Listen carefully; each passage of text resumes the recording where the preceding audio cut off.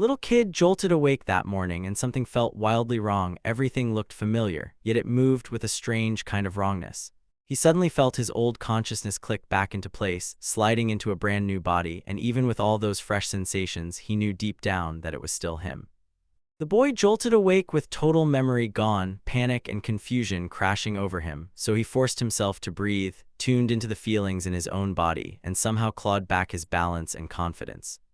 The boy snapped awake in a strange world, and his own body flat out wouldn't move. After he clawed together the scraps of his memories, he realized he'd lived a totally different life before, and when he scanned the kid's room around him, he knew with absolute certainty this wasn't his home. Then he tried to move again, froze in place, and panic kept rising. He spent his past life fighting to protect that girl, pushing through every nightmare and even giving up his own life to keep her safe. Then, after the final battle stole him away, fate hurled him into a second chance through reincarnation, waking up again with the same warm devotion and a heart overflowing with gratitude for one more shot to keep fighting. The young man fought tooth and nail against a wave of monsters so terrifying they even shook seasoned warriors, and Eric screamed Eileen's name, scrambling to catch her voice over the screams and the roar of battle, while the hero pushed forward, fending them off one after another, his stubborn heart driving him straight toward the moment he finally sees her again. He was unbelievably strong, but he fought like a man already touching death, all just to protect this girl, and the warriors couldn't wrap their heads around it. How one person could shove back an army of over 100 and still keep standing. These wars would never sink into the core of his soul, because every crushing loss piled up, shattering plans and stomping dreams, until pain gnawed at his heart and the future turned hazy and doubtful, leaving him only one thing to cling to. Guts to keep moving, even after he'd lost nearly everything. The moment he hit 16, his peaceful village got slammed by vicious monsters, massive beasts with razor claws and glowing, tooth-filled grins tearing everything apart, turning calm streets into chaos, and forcing the boy to finally stare down a real, terrifying threat head-on. When the monsters slammed into their world, the boy's family paid the ultimate price. His mom, his dad, and his closest friend who'd become family chose death on purpose, shielding him with their own bodies until their final breath. After a while, he finally ran into his best friend, and that's when it hit hard. The young man's terrible choice had thrown his friend straight into a deadly trap. When the hero was crushed by the death of someone he cared about, he understood the truth. His decision was what got his friend killed. Life felt pointless to him, emptiness swallowed every thought and killed his will to keep living, until the moment that same person burst in, hand flashing into view like it came out of nowhere, offering help and steady support. Turns out it was Eileen, the one girl who could finally plug the hole in his soul, and somehow her presence became the only reason to keep breathing in this mortal world, because she pulled forgotten joy out of him and made it the whole damn reason he chose to keep living. The hero swore he'd never let more loved ones be ripped away, and he wouldn't let the enemy snatch Eileen from his arms again, so he steeled himself, clenched his resolve, and promised to fight with everything he had, because life only felt real when she was beside him. The young man suddenly snapped into attack mode, smashing the army with nothing but nerve and raw power. Then he spun on his enemies and dared them. If anyone wants to meet his creator right now, come stop him. Enemy soldiers balked on the spot, still charging forward. Then the young man's words hit hard and they cranked out the last scraps of strength they had, sprinting away with everything they were left with. The boy realized his own stamina was nearly gone, and he could feel himself crashing toward his physical breaking point. Bursting with relief that the war was finally over and his enemies were wiped out, Eric called out for Eileen to show herself and tell him exactly where she'd been. He stared at the wreckage from the recent battle, kept shouting for the girl anyway, praying futilely to hear her voice, then memories slammed back in like a knife, tearing open every ounce of pain and regret.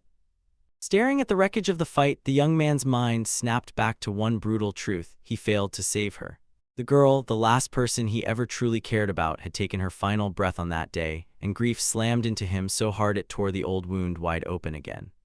He tore into himself for every ounce of weakness, convinced his guilt was the spark that fueled the whole tragedy, and his mind kept dragging him back to that helpless moment where he watched her die, burning self-rage crashing into raw grief and furious outrage at what happened. Blinded by his own thoughts, the boy totally missed a soldier's crushing crossbow shot. Then a warrior slipped in from behind, drew a bead, and fired before he could even blink. So ends the heartbreaking tale of Eric. Broken by bitterness, his guard slipped and the enemy seized the opening, unleashing a cold, pinpoint crossbow shot that sealed his fate. On this day, the young hero met his end. The whole scene hit like a gut punch, because death didn't come in a noble duel at all. It was delivered by a nameless soldier who cowardly bolted from the battlefield and seized the opening, turning a grim, unglamorous end into something painfully tragic and unfair. After a brutal streak of losses and pain, this man finally met death with a calm grin, almost like relief, and the hero felt his death spot was the ultimate sign that the journey had reached its final stop, closing the loop of fate. When it was over, he left this world feeling at peace with the ending no one could dodge. Eric finally escaped the mental torment and physical agony, and in death he found the peace he'd been chasing, because once he was gone, he'd finally reunite with the family he loved, the ones he'd missed for years and dreamed of meeting again. Eric stared at the people he loved most, his mom, his dad, his childhood friend, and sweet Eileen waiting right in front of him, and at last, freed from all the pain of this world, he reached out, stepped toward them, and felt that long-awaited peace finally crash into his soul. This is how he'd imagined fate would play out, so why was his spirit trapped inside a tiny child, and why did he land in a mess like this? Totally dazed, he had zero clue what was happening or why he was even there. He couldn't wrap his head around why he was trapped in a kid's body, and every old memory only dumped more disappointment and confusion on him, because this whole situation felt so wildly absurd and pointless that even the hero started calling it straight-up nonsense. The ritual of reincarnation is how a human soul gets its second shot at life, one wild, special ceremony where a person is reborn with a brand new body and the chance to start over and live again. At first, he laughed it off. Reincarnation felt like a stupid prank because the scraps of past life memories were fuzzy and tangled, and that whole idea looked like nothing more than a ridiculous fantasy he could toss aside as pure imagination. The kid felt like they were just laughing at him, like this was some cruel game, and if they wanted to bring him back, they'd have to wipe every last memory from his past lives first. Eric chose to end his own suffering, but no matter what he tried, it didn't work. His little childish hands turned out to be totally wrong for what he was trying to do, because this job demanded skills and real strength. He commanded his body to obey, but it flat-out refused to follow its master's orders. He figured that after a brutal birth, a mother deserves to celebrate the arrival of her son, so Eric had no right to ruin the family's peace just because old memories still haunted him. Still, the big question stayed hanging in the air. Why did he get to be reborn again in a brand new place? Even if he ends up meeting a ton of people, there's still no guarantee he'll connect with kids and his peers in his current life, because he's carrying an adult mindset, and that makes talking to children feel awkward and downright impossible.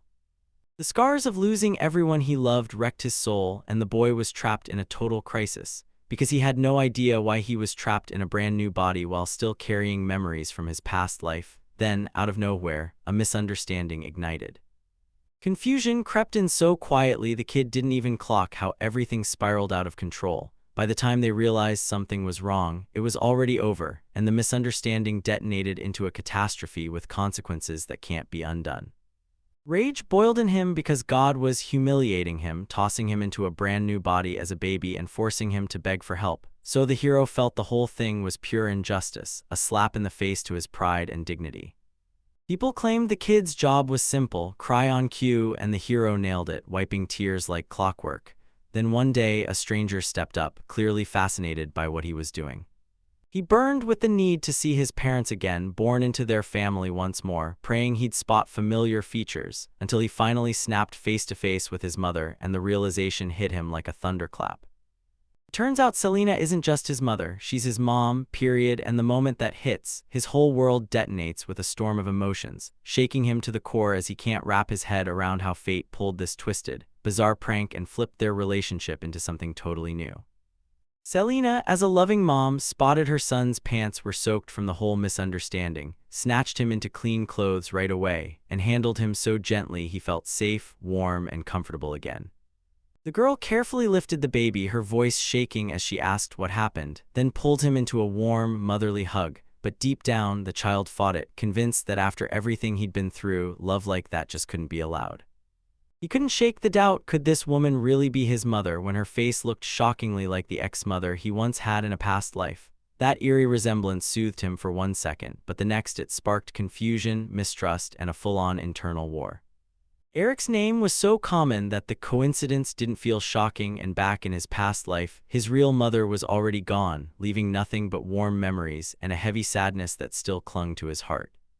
The kid clenched his feelings shut, hiding what was really churning inside. Then Dion showed up, still on the hunt, kicked the door in and came in grinning, greeting his son warmly like he'd finally made it home just to see him. His father welcomed him with open arms, pouring out real joy for finally meeting him, while his son stood there stunned, realizing that Diana was the very man who'd been his father in a past life. Eric stood there utterly lost, staring at how his new life was tangled up with his old past, and the coincidences felt way too mystical, way too dark, like something frightening was pulling the strings. A woman who looked exactly like his old mother, a man he'd always treated like his father, and even his own name all lined up like some supernatural hand had grabbed the world, so the hero scrambled for answers, convinced he must be dreaming. The father swore his son would grow up strong and brave like him, then told the baby to plant his feet, pointing out that he'd toppled over and needed help to stay up. It turned out this wasn't some dream or illusion at all, it was the real, brutal reality, and it hurt like hell, with the hero getting slammed by every awful sensation imaginable. The father stayed just as sharp and unshakable as in his past life, mentally calling himself a grown man, while Selena kept insisting over and over that he was nothing more than a regular 6-month-old baby. It hit him like a punch. This wasn't some random coincidence at all. In the way these people talked and carried themselves, he instantly recognized his real parents from his past life, and that truth locked in how rare and wildly important this moment was. He was 100% certain these had to be his real parents from his past life, no doubt about it, because the hero's gut told him the truth was burning in his heart. The girl kept her head down as she apologized to Eric, explaining that Diana snapped because his health was slipping, brain cells were dying off, and that's why his reactions turned wild, unpredictable, and sometimes downright inappropriate.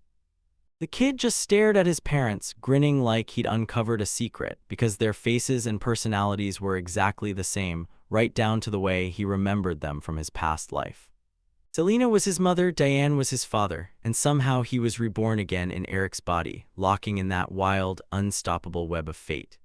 Once he finally adjusted to his new surroundings, the kid's breath caught, because this room looked eerily like the nursery from his past life, the one he'd lived in for his first years. The layout, the furniture, even the small household things, everything matched, snapping his present straight into his memories. Now, the hero had one worry that drowned everything else. Yesterday's memories didn't matter anymore. He had to adapt fast, learn the rules of this new life, and figure out how to use the second chance fate handed him. Turns out the baby didn't just grow up, he snapped back to his own past, hit restart on his life, and woke as a little kid again. He was hit with pure shock, and then his own memories swallowed him whole, playing back in his head with ruthless, exact detail until he was forced to relive events he thought he'd already buried. Eric pictured his death again, but then it hit him. Those old fears and past scars didn't control him anymore. He suddenly saw it, an opening big enough to rewrite his whole life, and he could finally craft the perfect version of it, using every scar, lesson, and piece of wisdom he'd gathered, because the young man he used to be kept screaming the same dream. I want to get stronger. Trekking back to his childhood, the little boy finally saw his chance, one shot to fix the disasters from his past and rewrite his future for the better. He thanked God for that second chance and plunged into building an ideal life, using every hard lesson he'd already survived. With that second chance burning in his hands, he vowed to save every soul he couldn't reach last time. No more failures. He had to move flawlessly, perfect down to the last breath, because if he slipped now, there wouldn't be a third try. Back in his first life, he kept swallowing compromises, and later that choice burned like acid in his chest. But now, with a second chance in his hands, he swore he'd live different. No deals with his conscience, no excuses, no cheap justifications. Everything would be honest, fair, and real. This time, he decides to live loud, act bold, and drag his destiny into the light, using what he knows from the past to dodge every old mistake, seize every opening, and carve out a life that screams success and peace. They were laughing as they chased each other, but Tina couldn't keep up with Eric's breakneck speed, so when she finally got worn out from always trailing behind, she begged him in a plaintive voice to stop and wait for her. Tina kept demanding a break, swearing she couldn't take the running anymore, and the boy shot back with a sly smirk, asking for a rest meant she was waving the white flag. The kids had already looped around the village 5 times, laughing their way through the games. Eric had been living like a free spirit for 3 whole years, soaking up a childhood with zero worries. The girl finally let herself rest, panting hard after that brutal race, while the child stared at the familiar village streets and swore this peaceful little corner couldn't possibly turn dangerous, because only one person, him, sensed trouble creeping toward the village. Before the monsters finally struck, the boy had years to prepare. Sure, at 3 there weren't many chances to train, but he was determined to use every single one as smart as he could. With time snarling in his face, he knew every day was priceless. Every minute could make or break everything, so he moved fast, deliberate, and ruthless about it, squeezing every second for all it was worth. Rebirth lit a fire in the hero's mind. Prep wasn't optional, strength wasn't a dream. Once he swore he'd become the strongest, he locked onto one crushing goal: grind his skills and power to the absolute limit, so he could keep his loved ones and friends safe no matter what. The boy grinned and said they'd sprinted for ages, then asked the girl, "Are you good?" And she nodded, panting, admitting she was wiped out and needed to crash for a bit. Tina couldn't wrap her head around it. This kid had been running nonstop, yet he looked totally fresh, so she snapped, "How are you still standing? I can barely walk." And somehow he just grinned like he'd hopped out of bed minutes ago. For 3 straight years, he trained every single day, hammering his body into shape and building up his health until he was truly solid. The girl yelped, stunned. He actually thought building muscle would magically turn him into an adult, because every time she saw him chasing sports and cranking out non-stop pull-ups on a tree branch, she couldn't shake the feeling his wild enthusiasm wouldn't push him into adulthood any faster than nature already planned.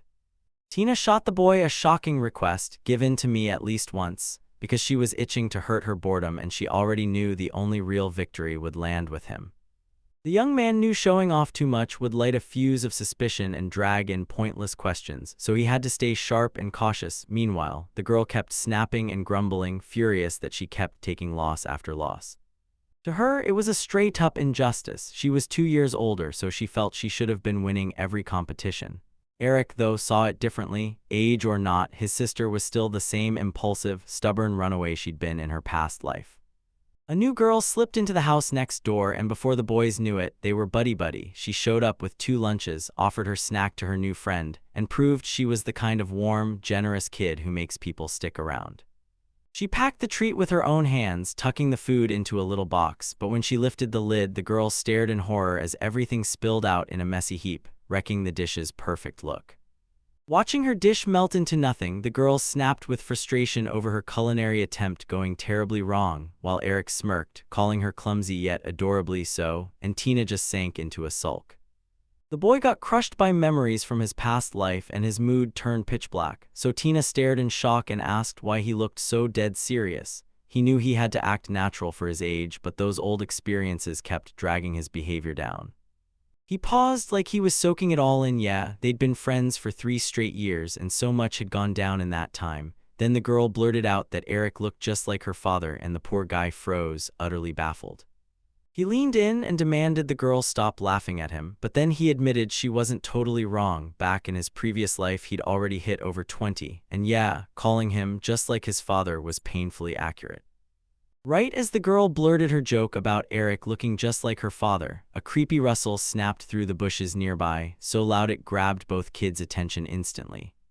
The young man snapped that she should stop trying to lure animals, because that scent of food had already proven the creature's plan was simple: eat the treat, not play along. Tina's hope crumpled since she'd poured her heart into those delicacies, and now it felt like every bit of her effort had gone straight to waste. A wild boar burst out of the thicket and tore into the girl, and the young man didn't even blink. He instantly clocked the danger and knew he had to move now, striking fast and hard to protect his little friend. Even with Tina in serious trouble, the young man didn't freeze. He sprinted in front of his friend, snapping that she shouldn't blame him for any damage or hassle. Then he raised his sword and slammed the boar hard enough to drive it back.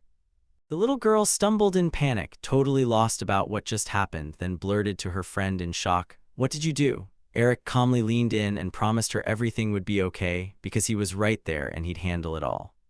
The girl hesitated for a split second, then bolted behind the closest tree, and the safety hit her like a wave, while the boy let out a relieved sigh, glad she'd listened and shielded herself like he said. The boar stayed frozen in place, and that told the young man the first strike didn't land right. No big win, no payoff. It looked like the combat skills he'd carried over from his past life had taken a serious hit, so now he'd have to lean on raw reaction speed and his own wits. A boar exploded forward and slammed into the young man in a blink, and the worst part was he only had the raw body of a 3-year-old. No speed, no reactions, no strength left to fight back, so he stood exposed and stuck with nothing he could do against that massive beast. The boar wouldn't back off. It charged and kept at the boy with ruthless force, and that 3-year-old had zero shot at defending himself. His body gave out fast, and the worst part was the boar aimed for his leg, setting him up for a serious injury. He dodged the boar's charge, but that sudden jerk yanked the ground out from under him, and the boy crumpled to the dirt, while Tina, right there in the seats, watched with bated breath, dread spiking in her chest and rescue already on her lips. The young man clutched the memory of every person he swore to protect, the same dream he'd trained for, day after grueling day, and he knew he couldn't afford to lose. One defeat would shatter his promise and erase all that brutal effort. With fists tightened to the bone, he summoned everything he had, determined to win even while the odds screamed in someone else's favor. After 3 relentless years of training, the boy declared to the boar, serious as stone, that he was finally ready to show him everything he'd earned. With the shadow sword coming alive, the young man blasted the boar's charge back so hard it rocketed into the sky, and the girl's eyes went wide as she gasped, realizing this was the first time she'd seen powers she never even knew her friend had.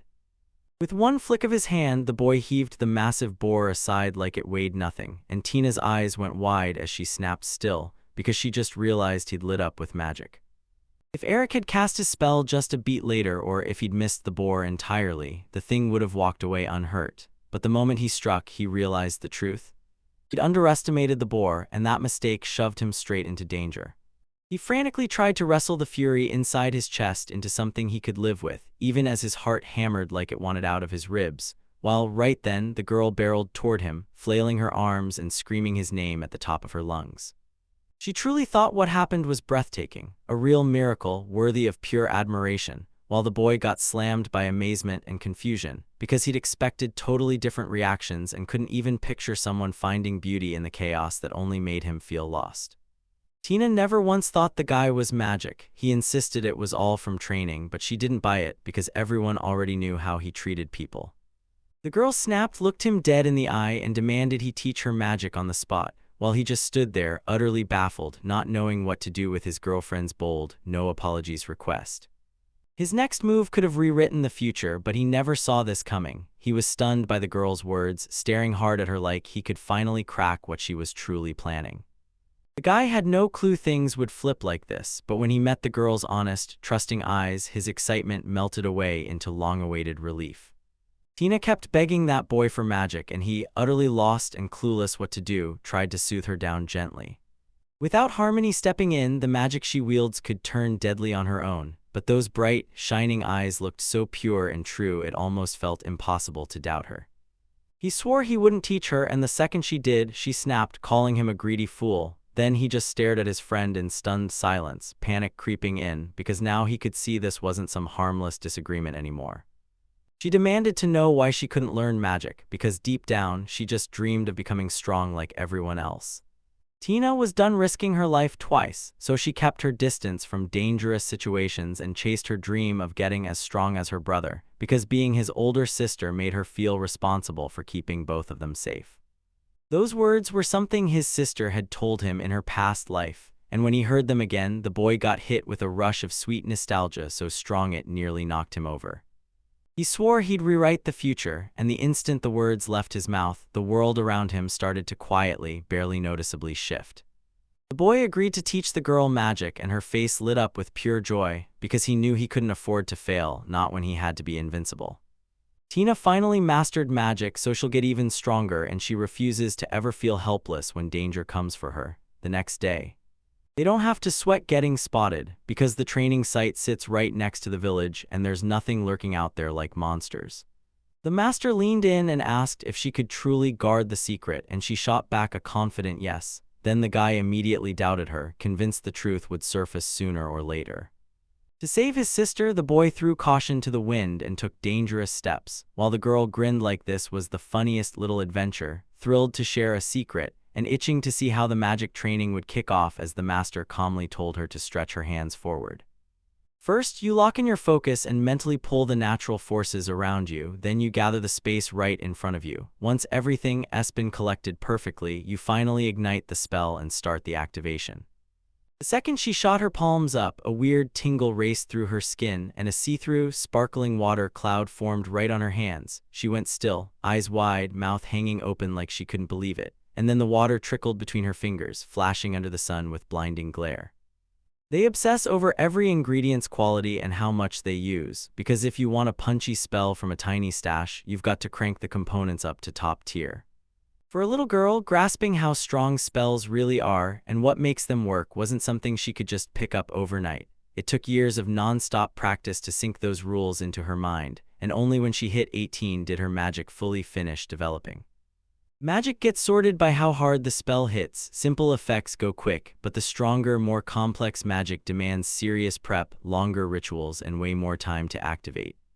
The girl leaned in and asked the teacher if that meant the high-level spells were stronger, only for him to pause, then admit she was both totally right and completely wrong all at once. Low-tier spells can absolutely crush high-tier ones if you cast them right and drop them at the perfect moment, because it all hinges on the exact activation, the right mix of conditions, and knowing the split second when that spell will hit hardest. Tina couldn't keep her excitement in check as the master decided to hand her everything he'd spent years perfecting, knowledge and skills that would help her master her magic safely and for real. He never saw it coming. One day that choice to shrug off the secrets of magic would hit him with a regret so bitter it almost hurt. Day after day slid by in non-stop grind. Tina was only 10 and her mentor had only just turned 8, yet the training paid off fast. After regular workouts, his body got stronger and his magical power surged. Still, it wasn't enough. His weapon skills were shaky, his sword play had only inched forward, and he had to slam the brakes on his lost technique and rebuild from scratch. Tina genuinely admired her brother's talent, and she backed him all the way as he chased his old fighting form. She never would have guessed a plain steel blade could bite that deep, cut so sharp, hit so hard, and wreck everything even her strongest spells couldn't match. These fresh spells demanded relentless practice and constant upgrades, because in his old life he'd been laser-focused on fencing, so he skipped most other combat magic and now he's paying for it.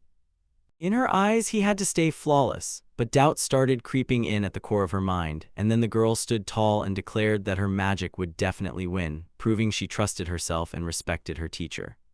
Tina's water magic turned out to be way stronger than his, and that brutal realization hit him hard, like the world was reminding him in the most painful way possible that it didn't play nice. That twisted his pride into a knot. He couldn't shake how awful it felt to realize a 10-year-old girl could control the water rings around him. Eric was badly behind in his magical studies because he only started training at 16, so no matter how hard he pushed, his progress and his magical potential stayed pretty modest. She flashed a carefree smile, pure, baffling confidence, and the moment it hit, the young man's pride snapped like a leash, forcing him to prove he was right and better, risking everything about his dignity and name. He failed again, and the moment it happened, she latched onto one demand: he call her sister. With nowhere else to go, he finally swallowed his pride and agreed to do exactly what she wanted. The girl clung to her brother like he'd shatter, whispering that if trouble came knocking now, she'd be the one to rush in and save him, while Eric flinched inside, thinking that was just crazy talk because he could never, ever land that kind of water magic talent. Tina shot him a cooling towel with her magic and Eric thanked her, then started rubbing it over himself because that chill felt downright amazing. The girl wore pride like armor over her magic and told the boy, if anything goes wrong, don't hold back, come find me, I can fix it. Right behind her, Diane stared on, stunned at what she was seeing. On the way here, the heat hit him hard and he wasted no time. He cracked a quick greeting to the guys. Eric fired a question at Diane. What was he doing here? Diane snapped back that it was plain rude to talk to his father like that, then told him he'd come just to watch the training. He'd been standing there for ages, but the boy didn't even clock him, like his senses were still half asleep and he had a lot to learn. When he frowned at his father's instructions, he almost dismissed them until he finally understood those wise words carried a real, deeper meaning. If his guard slips, then all those years of training will be wiped out in an instant. That simple rule should have been obvious, but the massive shadow of his father looming over Eric snapped everything into focus. Pay attention, because it matters. His dad greeted Tina, and Eric couldn't help but be grateful for all the ways he'd shown up for him. The father didn't press the boys for answers. He kept their magic locked up tight as a secret, and the young man didn't even blink because he'd seen the elder do the same, just like the father expected the son to teach that power to the girl. The young man pressed Diane again and demanded to know why he'd come, only to hear his father say he'd arrived just to invite him out hunting. The young man nodded, grabbed his chance, and said he'd love to go. Turns out Diane's son was exactly that kind of kid. The girl's eyes widened when she heard the men were heading out to hunt, and the older man leaned in to demand she keep it secret, because if his wife found out, her fury would explode. They hit the road right away, dumping the rest of the house on the girl's shoulders. She snapped her focus on them, fire in her eyes, and told them to hold up for a minute. She was coming with them. Diane shut that down hard. No way the girl was going with them. But Diane also knew just how serious the next event was, and that girl's dream of a real test wouldn't let her rest. So she dug in her heels, repeated her request again and again, and begged to be allowed into the hunt. Her father loved her words. He said they proved she had her older sister's backbone, and that news slammed Eric into pure shock until he leaned in and dropped one major condition.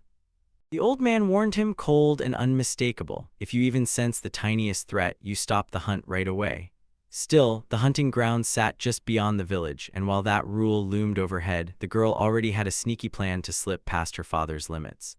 A bright, joyful smile lit up the girl's face, because a real adventure was about to hit, and the crew had nothing to fear with Dean, an experienced hunter, at the helm. With pros like him guiding the way, the mission was rock solid. The boy fought tooth and nail to make sense of the impossible, trying to accept what was happening, even as a wave of raw anxiety surged through him, filling his chest with shaky fear he couldn't even name. Eric and Deanne moved along the forest path with brisk steps, but their faces gave them away, sharp, focused, almost thoughtful, like they were bracing for whatever waited up ahead, and still both fought to keep their cool. Both travelers suddenly felt an eerie pressure pressing in from the wild around them, like the air turned thick with an invisible force that dug straight into their souls. They glanced at each other, and in the same beat, they both saw it. Same raw anxiety and cautious wariness staring back. The crushing weight in the air hit him right away. The deadly intent wasn't random. It was coming from a monstrous forest beast. When he pushed aside the tangled bushes, his breath caught as a terrifying brown bear stood there, its massive muscles flexing like a threat wrapped in thick fur. Right then, a vicious, rare beast crashed into view, a towering red bear tearing into the scraps of its last victim, and the girl went stone still with terror. The crash zone sat nowhere near the red bear's home turf, and the man's mind immediately flashed back to what happened before, 20 years since he moved into the village, and never once had he seen an animal like this. That red bear stands about 5 meters tall, and it moves like it's made of lightning, plus its iron-hard skin is so invincible that even a normal person can't land a single real hit. Even though Eric had faced creatures like these 1,000 times before, he wasn't some reckless newbie. He was battle-hardened, armed with hard-earned special knowledge, and to him those past sightings were just background noise, nothing more than ordinary little adventures. Dion ordered his son to race back to the village and rally the battle-ready hunters they'd need to face the threat, yet the girl couldn't shake the fear clawing at her as the adult man got closer to that deadly creature. He chose to stay close and keep a sharp eye on that giant beast, tracking every twitch and move, because if he went in with zero clue about the enemy's power or treachery, this could spiral into a full-blown tragedy. The man barked for everyone to move faster and shut their mouths, no sound at all, or the giant would zero in on them. Then he slammed the final rule into place. If that red bear found them, they had to drop dead and stay perfectly still. The kids drifted off one by one, and Diane was left standing alone, while her father sank into deep thought, scrambling for a smart, safe way to send that terrifying red bear packing without risking anyone nearby. The girl stumbled up to Eric, fighting tears with every breath, and in a voice soaked in regret, she confessed the truth. She'd overplayed her own strength and gone into the hunt totally unready. Out of the whole crew, only Eric messed up, because he'd already counted on bad luck, prepared for it ahead of time, and knew that disaster could strike just like that. In these savage backwoods, the monsters tore through with brutal strength and zero patience, and it all came down to the young man walking in unprepared to read auras, so he couldn't catch the forest shift fast enough before it turned dangerous. But as the boy's mind started to grasp what this strange phenomenon really meant, the girl, hanging on every word, lost her balance and skidded on the slick bark of a tree. The instant she hit the ground, Eric rushed over and demanded, "Are you okay?" Then, without warning, a giant red bear burst out behind the kids. A bone-chilling scream ripped through the air, and the man snapped around so fast it barely looked real. His gut dropped, his mind locked in, and before he even knew what was coming, his instincts screamed, "Move now," because whatever was causing those screams needed help immediately. That razor-sharp scream, it was Tina, no doubt, and Eric finally snapped into certainty that those weird energy spikes were blasting straight from the giant red bears hiding deep in the dark forest. Out of the dark forest shadows, two huge red bears burst into view, their heavy bodies throwing long, menacing shadows across the ground, and with not one but two of them, the danger spiked like a thunderstorm. Right as another bear lunged into view, Eric barked at Tina to back off now. The boy slammed into the attack with sheer desperation, instantly knowing it was a lost cause, because with his weak body all he could do was slow the bear down and never really take control, and even if he bolted, the bear would just chase them down anyway. No matter what the boy chose, the danger hanging over Tina didn't budge 1 inch. He'd basically accepted that he might die just to shield the people he loved, and even then the only thing that haunted him was this: if he falls here, all those sacrifices mean nothing. So yeah, there was only one option left in this brutal, one-sided fight: win. Dane lunged into the bear's rage, diving straight into mortal combat, then snapped around to his companions and roared a quick order: "Get out of here, run as far as you can." The boy shot the man a question about what he was going to do, and the second Tina screamed, the man bolted, and the bear charged right after him too, while Diane just stared, totally lost. Turns out the forest was crawling with not one but two vicious red bears, and the danger kept spiking, shifting, and getting worse by the second. The only way to survive was to buy time, so the boy snatched his older sister's hand and barked for her to run right now. She wouldn't budge. She dug in and flat-out refused to leave her spot.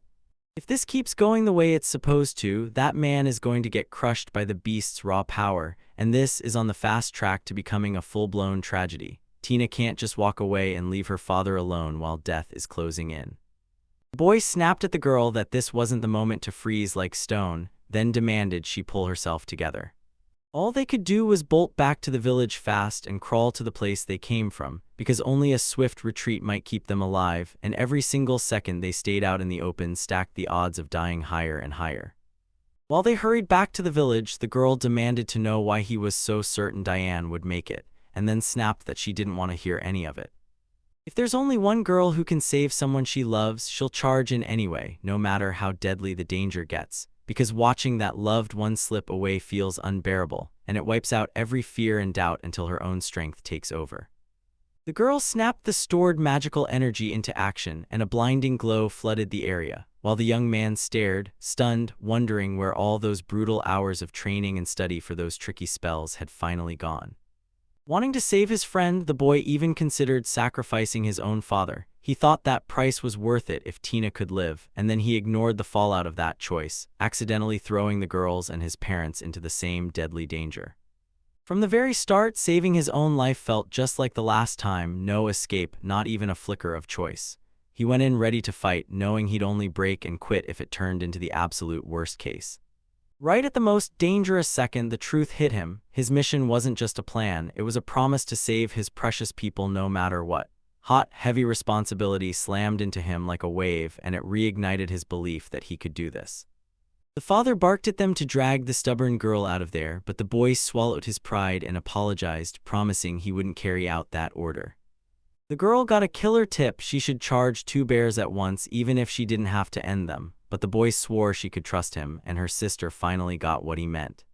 With their magic blazing, the crew stretches the gap between Diane and the charging bears, buying themselves precious seconds while the danger backs off, just long enough to cook up their next move. The whole idea was to bide their time, then hit back with perfect timing and raw power for a guaranteed win, until the father heard his son out and shut it down cold, calling the plan madness and too risky to pull off right now. Two confident young assistants snapped their magical powers awake, pouring out pure, serious intent to flip the battle's fate, and the man leaned on their support, thanking their father for trusting him, because the young man and the girl are finally ready to step into the decisive phase of the fight. The young assistants flipped the Shadow Blade into activation mode, and boom, their combined strike ignited. Meanwhile, the magicians huddled their power into one brutal stream of energy and drove it straight into the enemies. A surge of energy tore ahead, blasting the road with brutal flashes, slicing through the enemy ranks and leaving the bear and the man in its wake as it surged past and turned. The strike dropped like lightning, slicing the bear's massive bodies clean in half, one blinding split of light that carved through its flesh with horrifying precision. The man barreled toward the attack, spitting, "You can't outrun this, running won't save you." With a perfectly landed strike, the man severed the monster's head and ended the duel in one shot. Victory. He let out a shaky breath, then turned and saw the children sprinting toward him, grinning because they'd finally been saved from death's grip. The kids came sprinting to their dad, fretting that he might be hurt, and when his eyes swept over them, a gentle smile broke through as he reassured them, "You both did an amazing job." Pride lit up the father's face as his son crushed the mighty bear. Then the real shock hit, because the winner wasn't the boy at all, it was Tina, who somehow shut the bear down, and the man froze in pure disbelief, finally seeing the talent and huge potential hiding in that little girl. The man pulled them into a hug and shouted, "You're incredible, true heroes of the village." And that shadow sword, yeah, it was a mid-ranking air-type spell. Tina's stuck with only intermediate spells, but her magic power hits like a truck. Then the man pushed the idea of her becoming a hunter, and Tina flat-out refused. Tina's power poured out of her like it had a heartbeat, while Eric's fear for what came next gnawed at him, because protecting the people he loved would demand real suffering, and as he lifted his eyes to the sky, he couldn't stop asking himself what he was supposed to do. Back in the village, the boy already knew how everything was going to play out. Selena pressed the question, asking the man if he'd talk and spell out why he did what he did. She demanded to know why their father dragged the kids out to hunt, and the boy realized the bigger picture, how those ordinary moments in life had been slipping past him in his past life, and he swore he'd hold onto this happiness forever. The residents were thrown into trials that felt like straight-up hell, and when the boy realized time was running out, he cranked his training into overdrive, pushing himself every single day to hone the exact skills he'd need to smash through what came next. He refused to face that suffering again because he couldn't take another round of it mentally or morally. The wounds of the past, soaked in pain and loss, branded his soul so deep that repeating that tragedy felt utterly unbearable. To keep the people he loves safe, he has to forge himself into the strongest warrior, because only when he finally hits the peak of his mastery can he face any threat and lock in their safety for good. The holiday finally crashed into town, and the whole family solemnly toasted Eric as he hit his 16th birthday. Yesterday he was still a kid, and tomorrow he'd officially be an adult. Even the clink of those raised glasses felt like a warning flag, like the world was marking the moment of truth and closing in. Eric thanked every guest with a bright smile until the moment his mind snapped to tomorrow, because the holiday joy curdled fast when he realized the village was going to be brutally attacked by savage, ferocious monsters. Tina leaned in and asked Eric if he was okay, and when guilt hit him, he admitted quietly but honestly that he felt a little ashamed. He's got zero blame in what happened. Getting drunk wasn't his choice, but Diana is the one who should be held responsible, because it was his reckless, thoughtless actions that sparked the whole disaster. He was only 16, yet everyone treated him like a grown man. But no, forcing someone to drink alcohol is straight up unacceptable and wrong, and the girl stepped in with real care, showing up right when it mattered most. The boy swore this nightmare was temporary and no big deal, insisting that if he just got a good rest, everything would vanish on its own, while Tina stared back, unconvinced, because the parents' panic felt painfully real, like the danger her loved one sensed was something the teenager couldn't see. He didn't catch a single word she said because the girl clung to him all night, and Selena and Diane both knew it. Tina even told her parents that they'd stay up together, side by side, backing each other through the night. Eric felt something off and totally wrong in the air, but the girl just turned to him calmly and reminded him they'd fallen asleep together tons of times back when they were kids. But don't miss this, everything's flipped now. He's not a 3-year-old anymore and she's a teenager. Tina saw the young man freeze in confusion, felt his fury, and asked the question again, until the boy snapped, said those moves made him feel awkward, and begged her to stop pushing him into anything like that. The girl burst into laughter and told him she was just messing with him. Then she climbed into bed beside him and played it off like she was going to sleep, straight up testing how he'd react. The boy dashed to the bathroom for a refreshing shower, but the girl grabbed him mid-step, warning that washing while still under the influence was dangerous and stupid. He just smirked and said he'd already sobered up. Tina was left alone in that room, sank onto the bed in exhaustion and drifted off fast, but even in sleep, Ira wouldn't leave her mind. The room felt shattered by the girl's soft, steady breaths. She slept so deeply it was almost eerie, while across the way the young man lay on the next bed, crushed by exhaustion yet still wide awake inside, his thoughts buzzing around him like dragonflies that refused to let his eyes shut. Right as sleep finally dragged him under, the young man realized this wasn't just a dream, it was a nightmare. His home village getting torn apart by bloodthirsty monsters, house walls crumbling, people fleeing in pure panic, and the streets exploding with screams of terror and despair. His mom and girlfriend suddenly clamped onto his arms, squeezing hard as they blurted anxiously, "Why are you just standing there?" At the same time, his father was out there battling the enemy, and Selena was yelling that they had to run, pushing him to get out of the house right now. They sprinted ahead, desperate to escape mortal danger before it swallowed them whole, and when the boy spun around, he screamed for his father, terrified he'd be torn away in all this chaos. His heart hammered like a war drum, and every second dragged on forever. Selena snapped at Tina to watch Eric and sprint straight into the monster swarm, and when the creatures lunged for her, Selena, tears burning in her eyes, still fought tooth and nail, gripping on with everything she had to stall them as long as she could. A young man's terrified shriek shattered the silence, and the boys jolted to the truth. Right now, they were alone, deserted on the lip of a deadly cliff. Eric choked out a whisper like this can't be happening, and when he glanced at his parents in his mind, he scrambled to make sense of how everything spiraled so fast and so deadly, because if it kept collapsing, he knew the fallout would be catastrophic.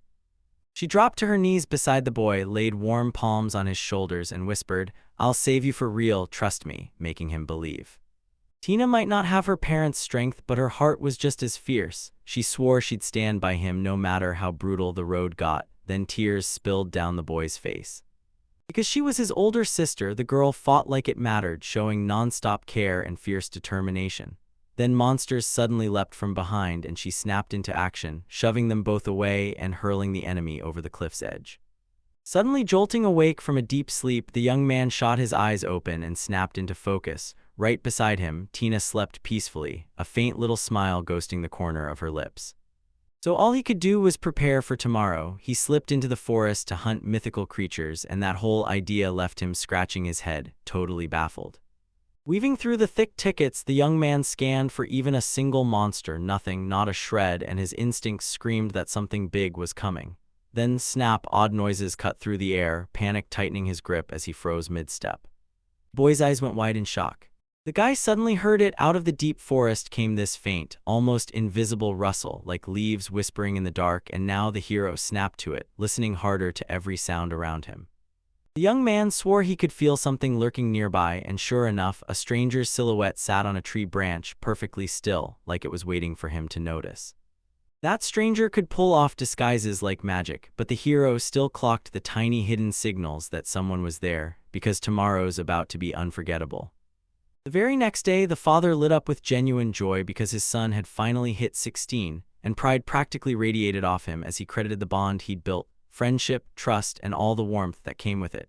Then he rounded up the relatives and guests and delivered heartfelt thanks to every single one. Every single thing that happened in this tiny village is burned into Eric's mind, still crystal clear like it just happened yesterday, and since there were barely any kids around, the adults spoiled him with extra love and attention, treating him like he was basically one of their own. Eric's birthday lit up the whole village with cheers, but he couldn't ignore the shiver in the air, because he knew that right in the middle of all that celebration, monsters were going to crash the party. How could he possibly forget the threat? Eric was about to tell Tina about the weird stuff happening in the forest, but his father beat him to it. An old villager had already spilled everything, because the guys had gone into the forest lately and found not a single animal, just a shadowy, chilling presence of something out there that wouldn't let them breathe. So Eric pushed the villagers hard. If something felt off, don't step into the forest. But the old man brushed his fears aside as way too dramatic and insisted there was nothing to worry about at all.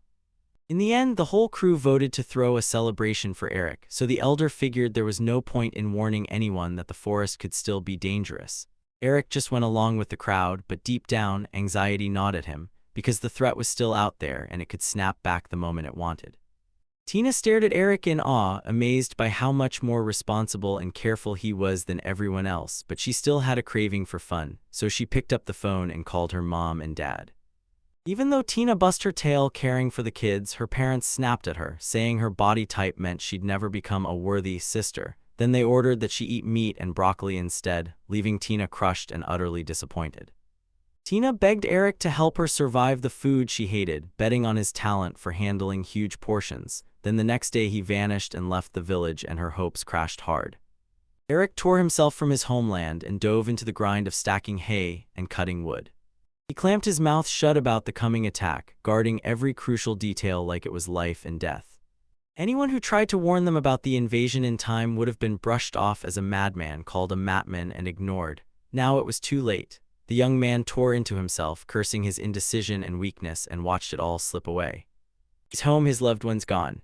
Reality brutally crushed the dream. Protection and salvation felt out of reach, and every plan slammed headfirst into the cold truth, proving just how small human power really is. Eric snapped his head toward his friends and finally confessed the truth. He'd been selfish for way too long. With his comrades watching, he swallowed his pride and begged for forgiveness, promising he'd stop chasing his own dreams and start putting the community first. Even after admitting he hadn't learned from his past mistakes, the young man still went all in to shield the village, using every bit of hard-earned experience to throw up rock-solid walls that kept outsiders out and locals safe. The villagers huddled together, whispering gossip, trading news, and sketching big dreams for tomorrow, while the day started bright and warm, soft, sunny calm that let everyone kick back and breathe. But then Diane spotted terrifying signs the earth was about to rip open. He sprinted up the tall tower by the village to check how bad the damage really was and figure out what to do next. And up there, the wise old man kept warning the young man to stay sharp, watch everything closely, and be careful. From the observation deck, you got jaw-dropping views of everything around you, so every tiny shift in the landscape didn't stand a chance of going unnoticed. Dion stood on the tower, staring like his eyes refused to work, because what he saw crushed him to the core. So shocked he erupted in a scream, yelling that unknown creatures had invaded and blasting everyone to run. The villagers shook with pure terror and bombarded the man with frantic questions about the attack, until he laid out every chilling detail. The monsters were massing near the village, and if they didn't act now, the invasion was coming for sure, so he shouted for everyone to scramble into safe shelter immediately. A man standing in the middle of the roaring crowd yelled that the attack was real, no drill, and right then Tina crashed through the people, sobbing and screaming that Eric was gone, leaving the man's gut twist with fresh, brutal dread. The man barked for Tina to jump into the evacuation group, handing her off to his companion, Selena, while Tina fought back, insisting she'd go with him instead. Yet he shut her down cold, saying the mission was too deadly and there was no way she could tag along. Dion promised the girl he'd be okay because Eric wasn't the kind of weak that dies at the first hit, and Selena yanked her away, telling her to trust her brother, that he'd handle it, while warning that things were getting deadly fast and they had to get out right now. The villagers rushed in to soothe the girl, promising her that Diane would track Eric down and bring him back. Then, out of nowhere, a monstrous stone wall surged into view, towering over the horizon like it had been waiting there all along. The villagers stared in stunned disbelief as a massive stone wall they swore hadn't been there that morning suddenly rose from the ground. Then terror hit hard because they feared the monsters would tear them apart as easy prey, until this new defense finally gave them solid, reliable cover. Selena jumped straight into the chaos, trying to calm the raging residents, telling them that the towering stone wall would hold firm against any predatory monsters, pushing hope into the air with every word. Tina's idea lit a spark. Locals loved it because that wall actually made sense, and as people watched, the aggressive creatures started acting weird, so Tina leaned in and told everyone that maybe, just maybe, some locals had slipped out of the encirclement unnoticed. The fresh wall blasted out a brutal surge of magic, Tina's childhood memory in pure light. She'd spent years training with Eric, drilling the basics and memorizing what made her magic tick. And building something like that didn't just take effort, it demanded an enormous dump of energy and every second of time she could spare. The wall erupted out of nowhere, like someone had foreseen the danger and sealed up the village before it even arrived, so the girl couldn't help but wonder if Eric truly built it with his own hands. And if he could vanish without a trace, what else was he hiding from them? Eric locked eyes on the far horizon, waiting with tight patience for the monsters to finally show up, and after what happened last time, he steeled himself to repeat the same battle-tested defenses. Eric declared he'd defend the village with his own hands, remembering every past loss and crushing defeat, and suddenly the fear got shoved aside. Fighting spirit roared in its place as confidence and grit surged through him. He could already see what waited ahead, and he started preparing himself, mind and body, for the brutal road toward victory. Eric roared that he'd protect the village with his own hands. The boy charged headfirst into battle, smashing back vicious wolf attacks and driving off massive red bears, refusing to let a single predator take his land. Eric kept swinging his sword, mowing through enemies one by one, wolves and red bears cracking under his brutal strikes, as fear never even got a foothold.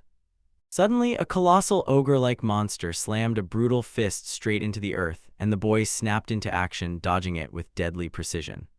The boy gripped the sword's hilt and snapped a lightning-fast strike into the monster's neck, shouting brutal, angry curses as his rage thundered through the air.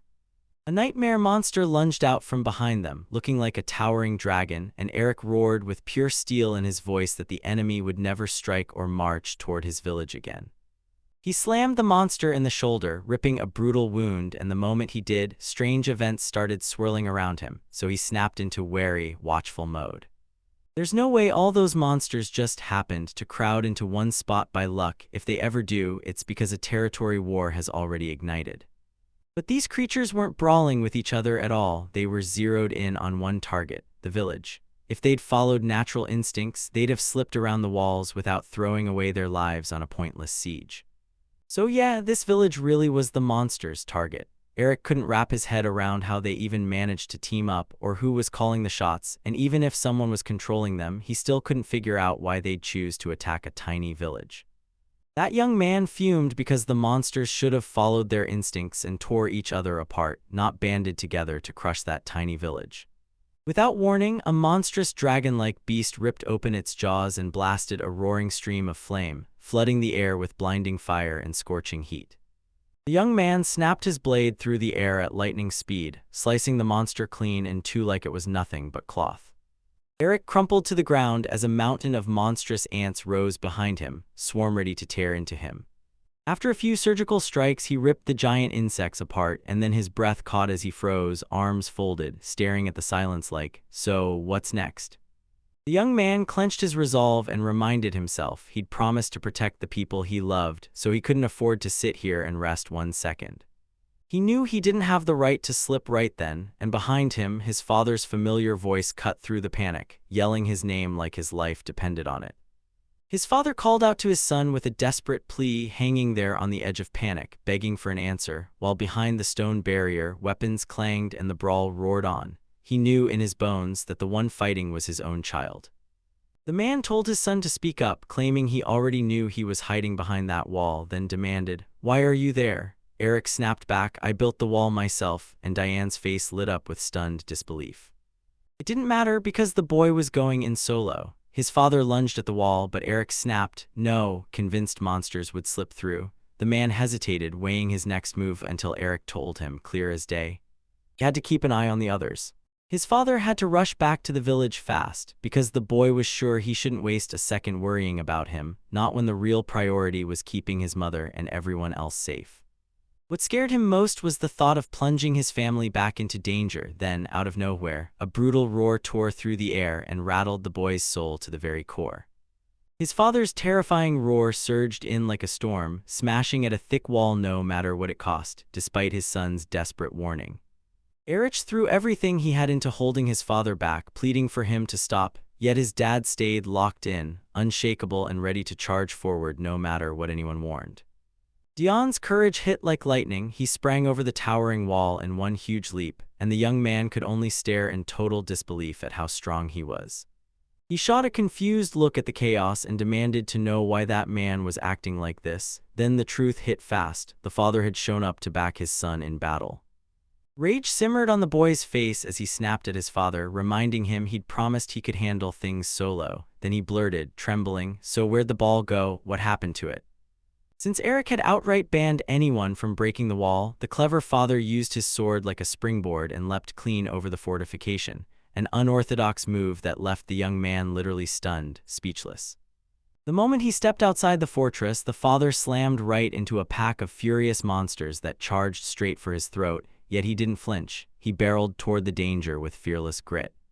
He froze his own son with a stunned look, then snapped toward the nearest enemy, dug deep for every last ounce of strength, and landed a brutal thunderclap punch, his massive fist sending the enemy flying away. The man snapped at his son, furious, asking if he really thought he was weak, and then slammed the truth home. A warrior's body is the real weapon, and for a real man, fighting without a sword is no big deal. The boy snapped at his father in pure rage, yelling that this wasn't the moment to show off, yet the father didn't even flinch, sweeping in to smash the oncoming enemy, then smirking like he had nothing to worry about and saying the kid was too slow. The father's daring speech blazed across his mind, and the son instantly thought, no man could possibly handle 5 red bears all by himself. Then, unable to hold back, the boy blurted the wild challenge out loud right then and there. Diane told his son to breathe and chill after he mopped up the first wave, but the boy couldn't shake the tension, because one win didn't mean it was over, and the monsters still out there were downright terrifying.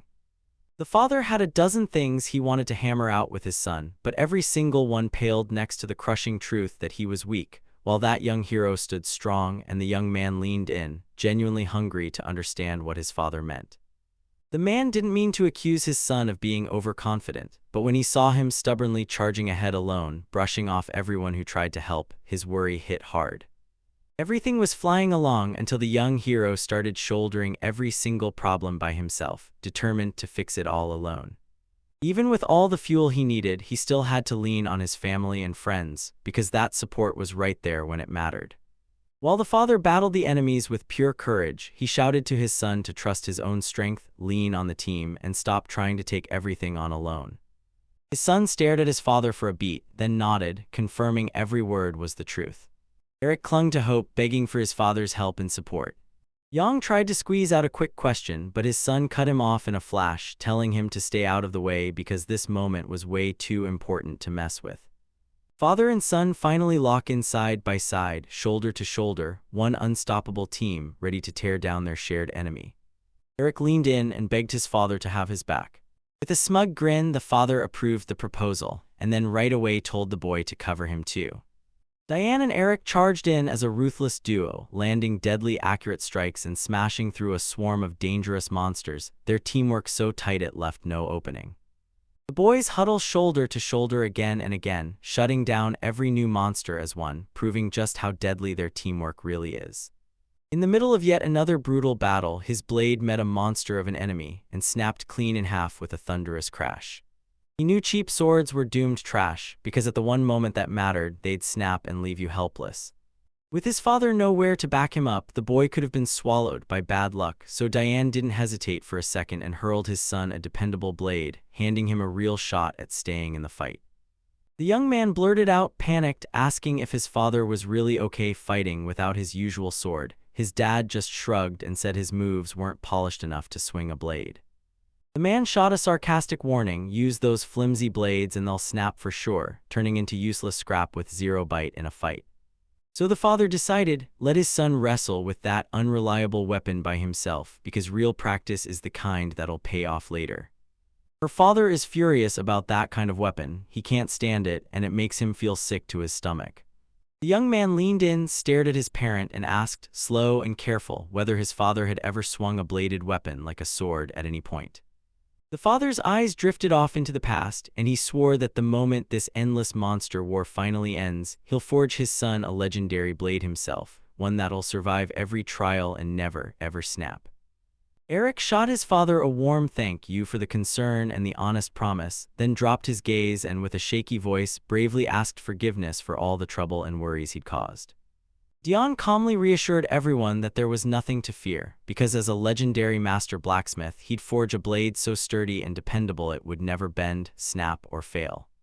The horde of demons had thinned out and the father shoved his son forward, yelling to keep fighting together. His son shot back an energized nod, and they both surged right back into their resistance, confidence and inspiration swelling with every step. Those words from his father hit him out of nowhere, and suddenly a flood of warm nostalgia swept over him, snatching him back to the happy days of his childhood and all the wild adventures he'd shared with his family. After years of fights and brutal trials, he slowly let his guard down, forgetting how deadly a sneak attack from behind can be, because he decided he'd handle everything alone and missed the truth.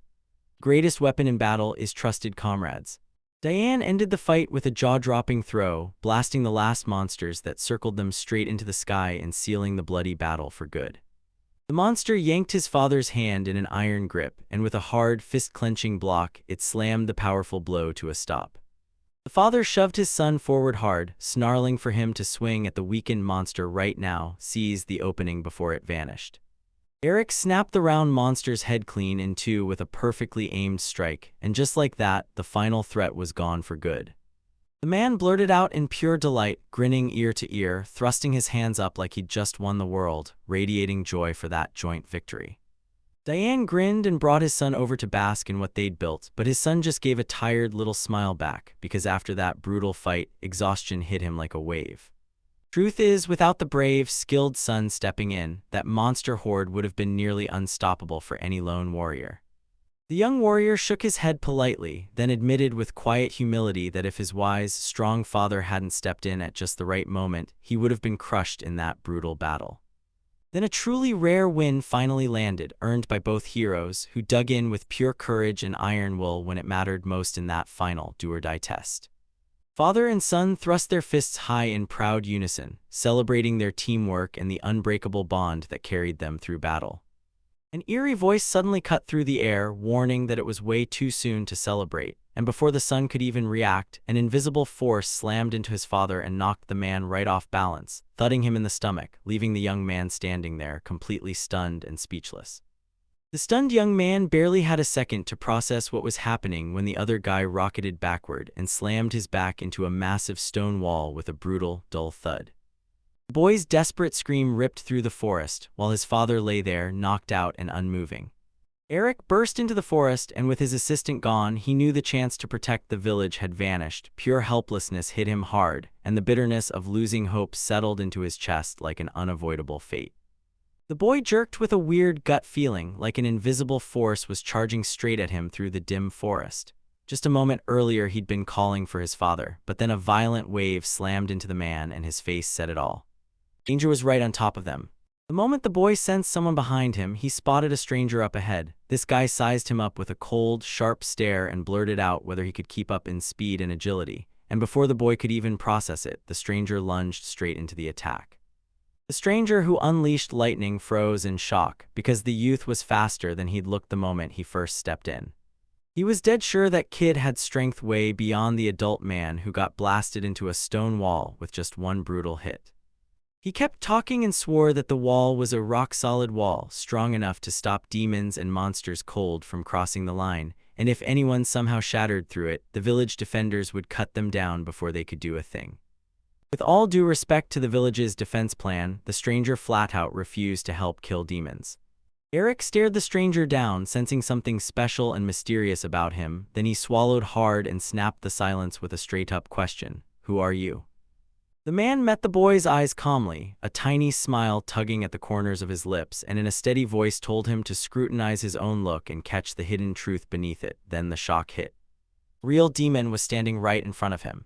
And it turns out this was the right call. The demons creeped out in slow, careful steps, probing the village's outskirts, then pushing deeper and deeper into the thick forest that ringed the settlement.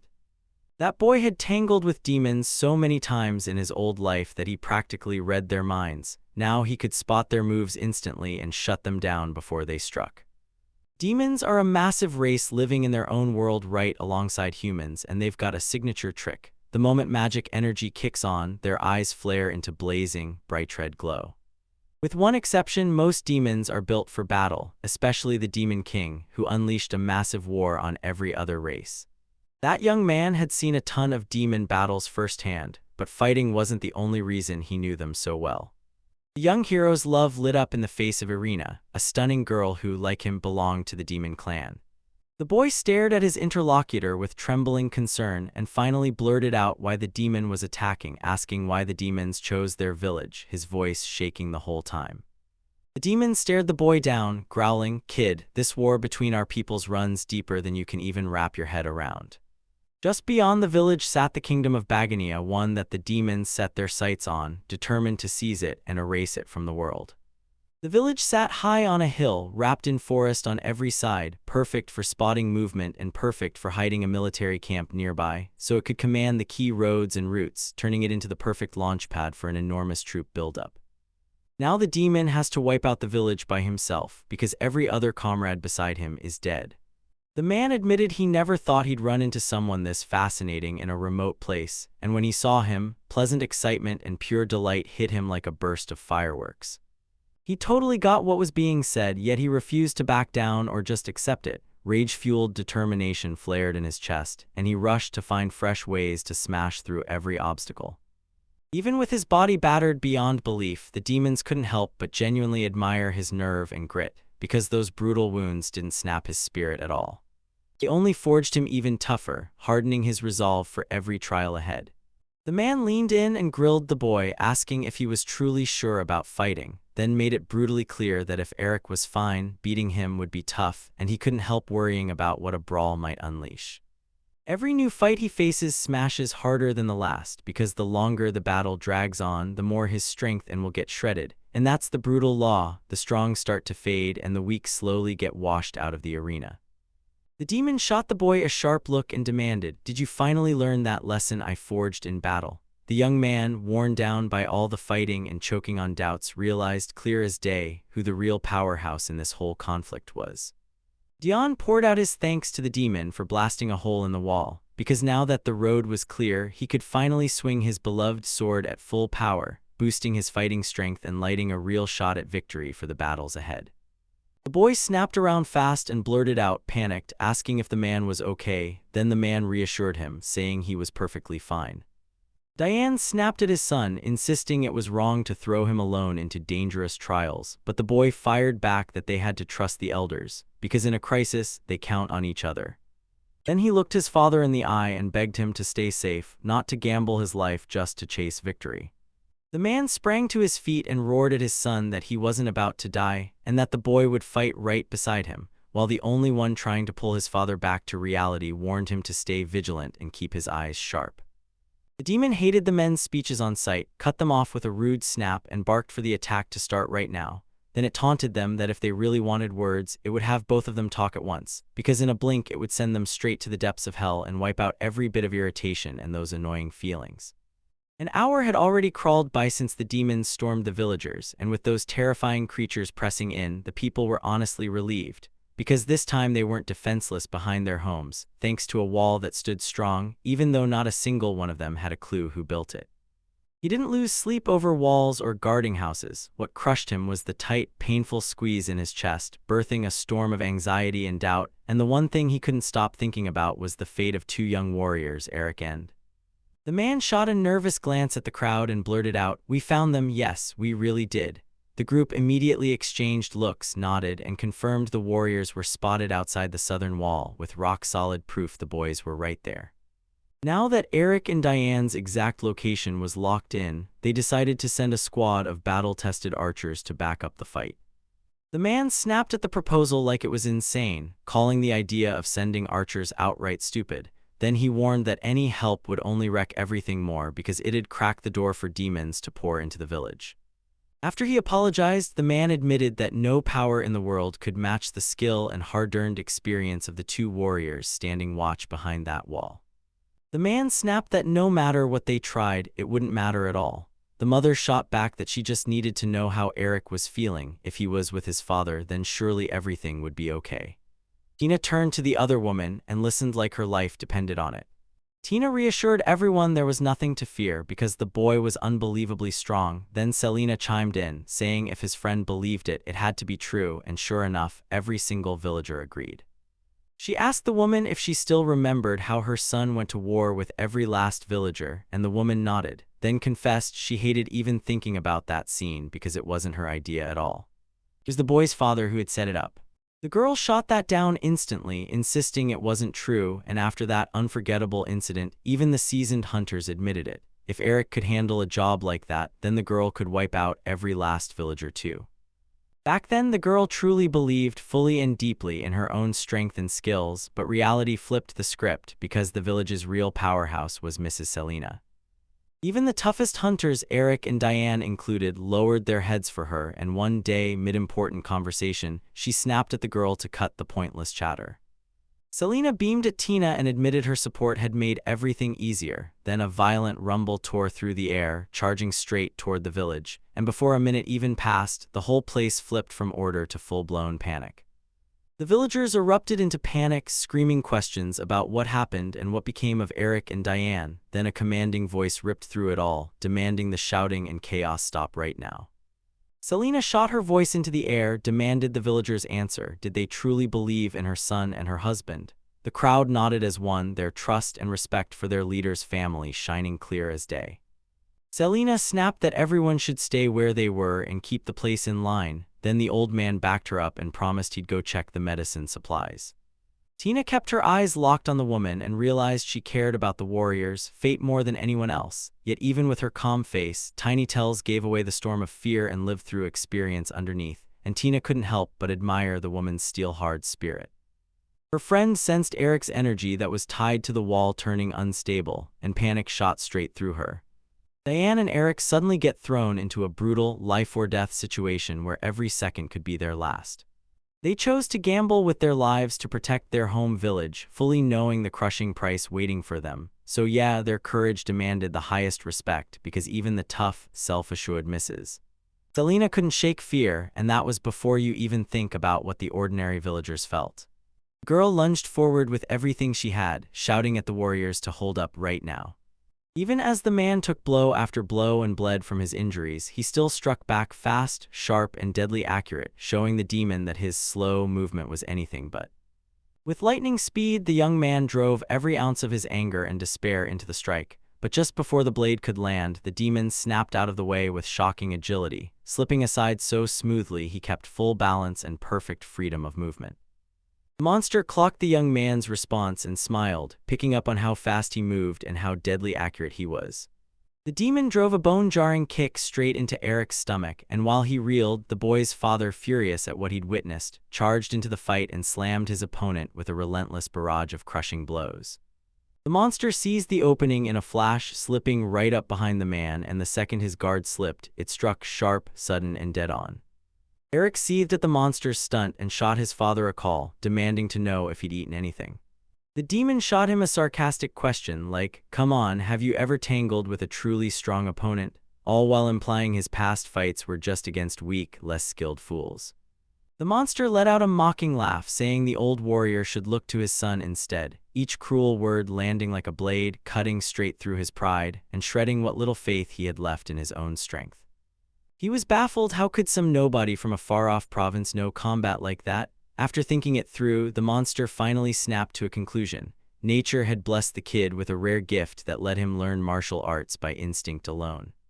The kid's courage and raw strength lit up the observer with real admiration, but his father tried to match him with brute agility and missed, turning it into a petty challenge instead. That hard, no-tenderness force completely disappointed the monster. The demon locked in his focus and unleashed streams of magic, and in an instant his eyes blazed a vicious red glow. Then he grinned like he just flipped the game into hard mode, taunting that this fight was about to jump to a whole new level of difficulty.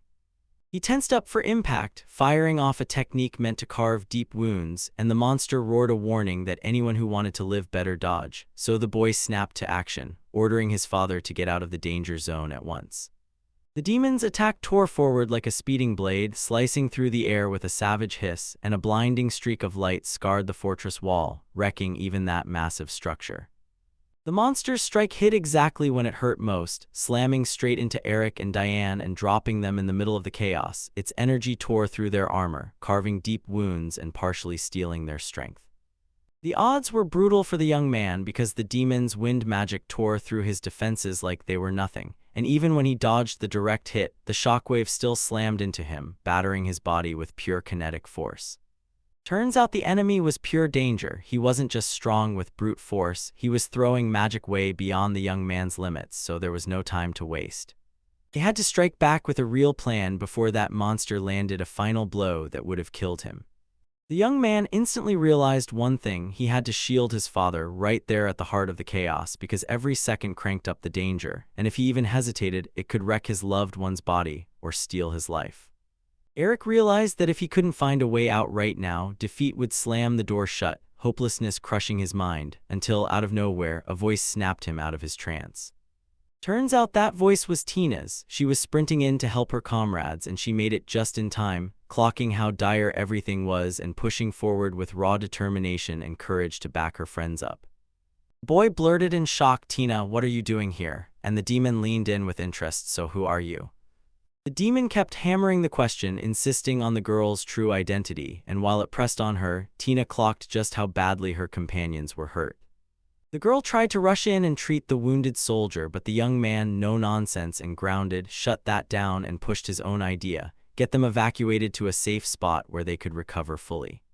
She stared at the young man with worry and demanded to know what would happen to him, and the brave defender tried to reassure her he'd be fine, until the demon snapped in without warning, glaring that they never even had the right to bargain. He sneered at the old man and barked for him to take off, warning that he'd ruin the fun for everyone else in the fight, his words dripping with cynicism, mocking him with zero empathy or heart. Eric choked out the news to his sister. His father's condition was crashing fast, and he needed urgent medical help right now, so Tina didn't hesitate. The moment she understood how bad it was, she agreed to evacuate her parent immediately and promised she'd get him to safety with her own hands. Her sister told her brother to keep himself alive and make it through, just survive. The demon, thrilled that the talk was over, grinned and said he wasn't ready to kill the woman yet, then demanded they clear the way so he could press on with the fight.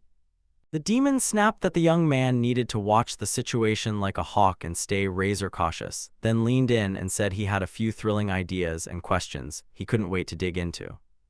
Tina hauled her uncle out beyond the wall, lungs burning from exhaustion. Then she finally steadied herself and turned to the young man, glad for what he'd learned. She was ready to push forward and start treating Deanne. The girl spent ages totally clueless about who the mysterious man in black really was. She shut her eyes, fighting to steady her pounding heart as tears spilled over, and she clung to her brother's training lessons, replaying his advice and every tip he'd drilled into her. The girl got yanked straight into childhood as her brother Eric calmly walked her through the basics of healing. Before all this, Tina only patched up small bruises and cuts, but now she had to heal deep, brutal wounds from a savage fight, and right as she braced herself, a boy beside her leaned in and demanded excitedly why his magic slipped and he lost control. Magic is brutally hard to control because the real problem isn't just the spell technique, it's the magician's heart, emotions, and state of mind which directly shape the power and precision of every spell.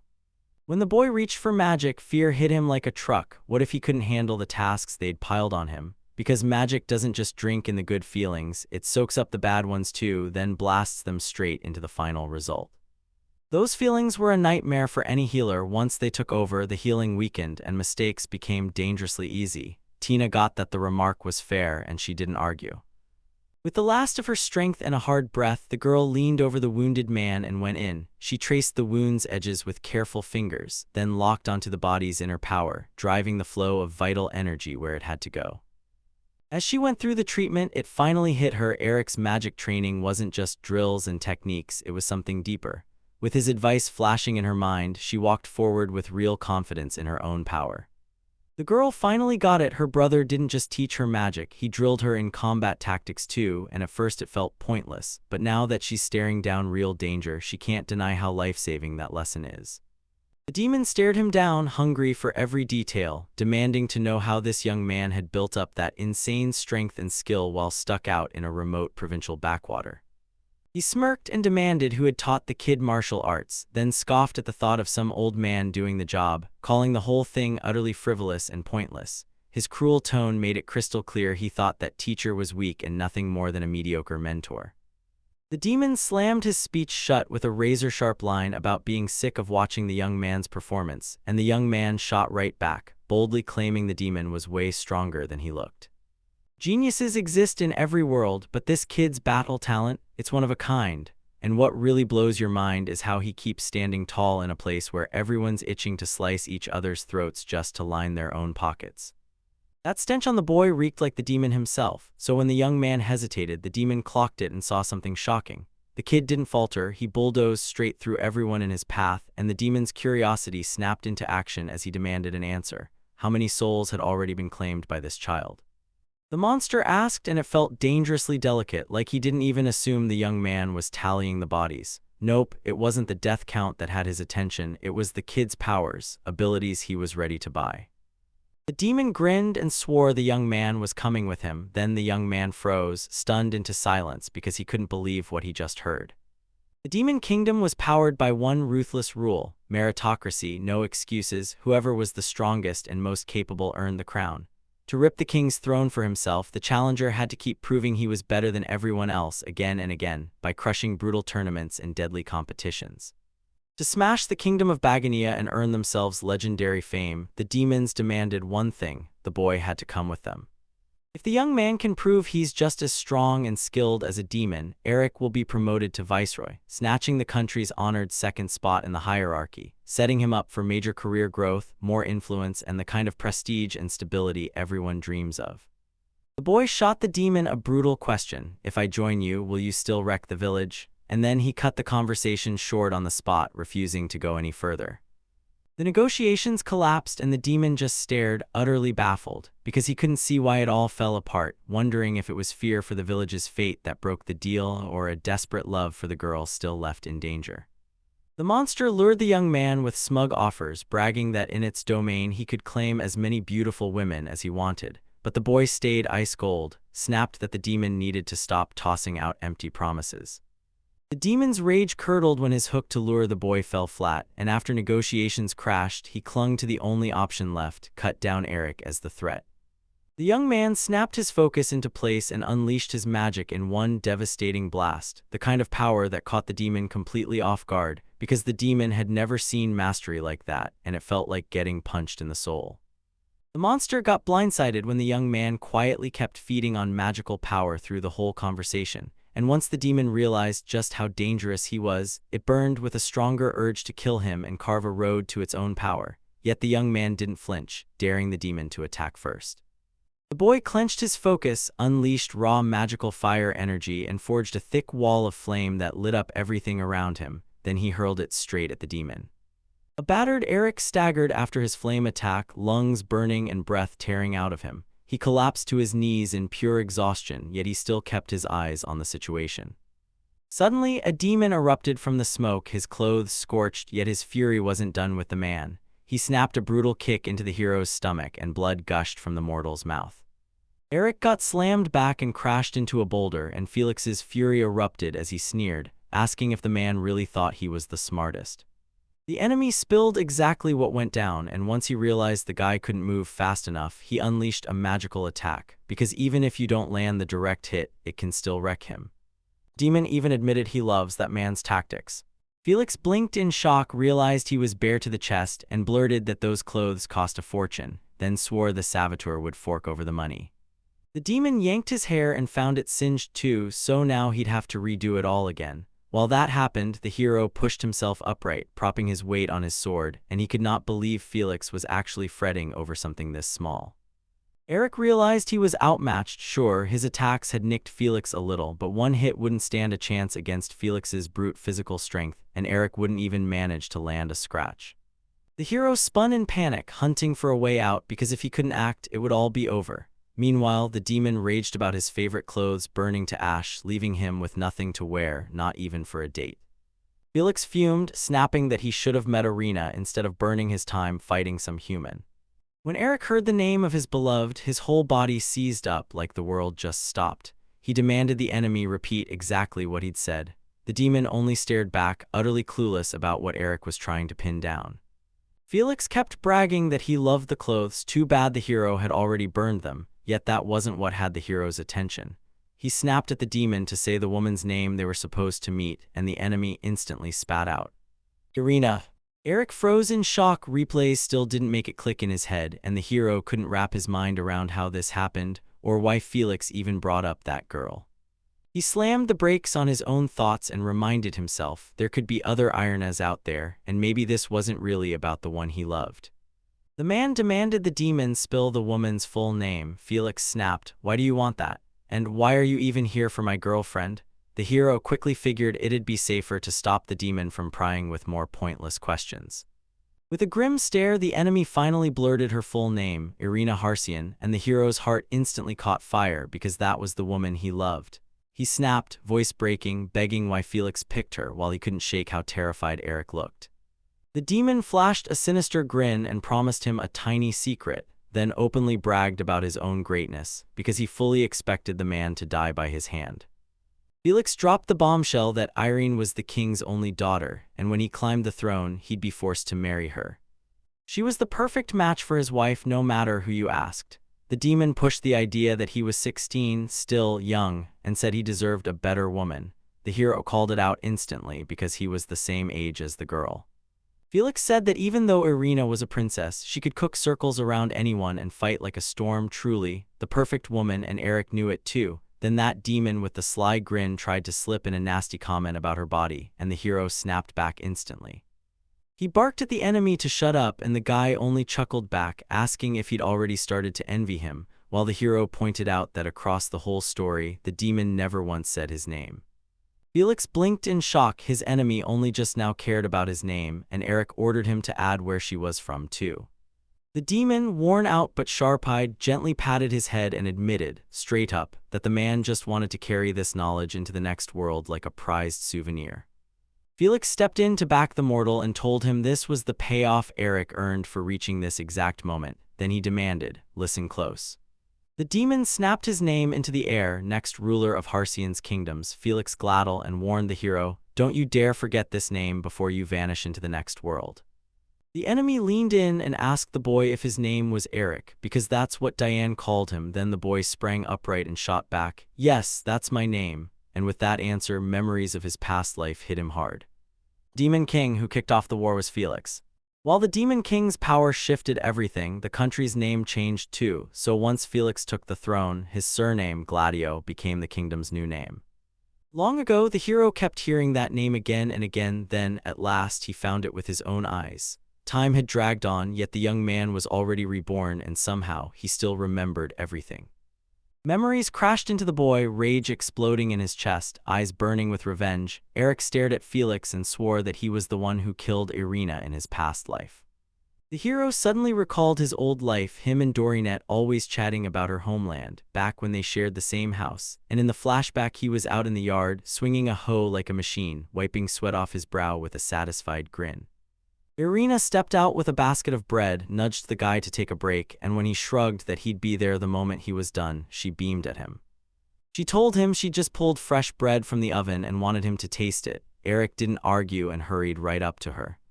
The hero leaned on the fence, and after he tore off a chunk of fresh, home-baked bread, the young man flashed a grin, praising it, then said once he finished the Irina's bread he'd finally rest. Girl lit up because he loved it, so she told him she'd gone a little heavier on the salt this time. Eric grinned and told her cooking skills were insanely useful, even saying that a former princess still managed to cook like a pro. Then Irina smiled, unsure, and asked if calling it fashionable was really how you meant that as a compliment. The girl murmured, almost like she couldn't believe it, that they were a free kingdom after all. Sure, she still had to represent her country and stick to every bit of etiquette, but she could keep calmly chasing her hobby. And then everything snapped into a brand new world, unrecognizable. Eric leaned in and asked, "So your homeland's the kingdom of Gladel now?" And the princess nodded, confirming it without hesitation. He paused, then finally remembered it. She'd never explained why she fled her country in the first place, and the girl stared at him like, "Wait, why are you bringing that up now?" Seeing the confusion on her face, the hero snapped, "You don't have to say a thing if you don't want to." Irina smiled and said it was fine, because she trusted him. Then the girl snapped the truth. Her father was murdered by the current king, and when the throne changed, the kingdom's very name changed too. The new king spared her life just so he could force her into marriage, and Irina couldn't wrap her head around it. How could anyone marry the man who killed her father? So she fled, and still between breaths, the former princess couldn't stop second-guessing herself, wondering if she'd truly made the right call. Eric leaned in and listened like it mattered, but he couldn't find the words or the strength to answer. Irina kept talking, spilling every detail, until the moment the king heard about her escape. Then he snapped and threw out every servant who'd helped her, and Irina just couldn't shake the feeling that she'd been way too careless to ever belong in royal life. It was obvious regret crushed her for what happened back then, so Irina laid it out. If she'd married the king, those courtiers wouldn't have died, and she could have kept the brutal ruler's dictatorship in check.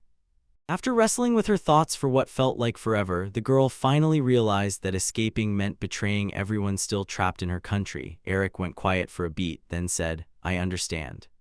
He didn't buy that a demon this terrifying would actually listen to Irina, because rulers like that never stuck around in their country for long. With a grave stare, the hero warned that if the kingdom crumbled and slipped into decline, the princess's life would be on the chopping block, so her father and the courtiers refused to let her linger. He told her, "Don't you dare think our sacrifice was for nothing," and when he said it, relief washed over the girl as she looked at him. She dropped into a seat and basically roasted herself, calling herself a pathetic princess who'd run from her own country. Then Irina snapped that if Mr. Eric hadn't stepped in, Gladio would have reached her already. Irina couldn't shake the fear that she'd always need someone to rescue her, and it hit her hard. The young man just let out a deep sigh and said, straight up, he didn't see it that way, and that answer completely stunned her. He leaned close and reminded her of the day they first met, and back then he'd already lost his purpose, until Irina pulled him out and gave him a reason to keep living. Eric locked eyes with the girl and told her she'd saved him once too, and that he's grateful for it even to this day.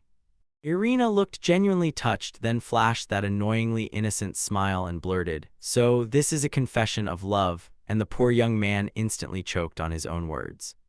He had to brace against the fence just to stand, then urged them to drop the topic, because he snapped that it was way too soon to let their guard down, they were still fugitives. Irina broke into a smile and thanked Mr. Eric for everything he'd done for her, then the poor guy went bright red with embarrassment. Back in his old life, he shielded that girl and felt pure happiness, because he swore he'd keep her safe from pain, even from the gut-wrenching heartbreak of losing the one she loved him. But he couldn't. Then one fateful day, the hero trudged back home and found pure chaos waiting for him, like a battle had exploded inside his walls, because the signs were everywhere, yet the girl was nowhere to be found.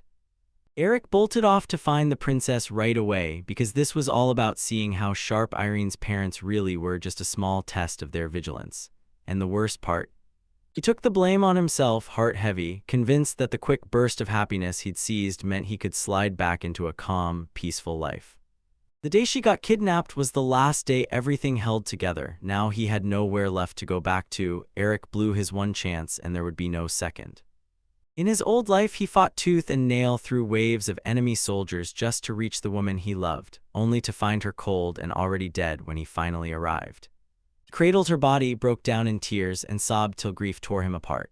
Right now, Felix stared down his worst enemy, Erica, who promised he'd kill him and save Irina, like that was some kind of plan, and the demon couldn't even fathom the madness this man was spitting.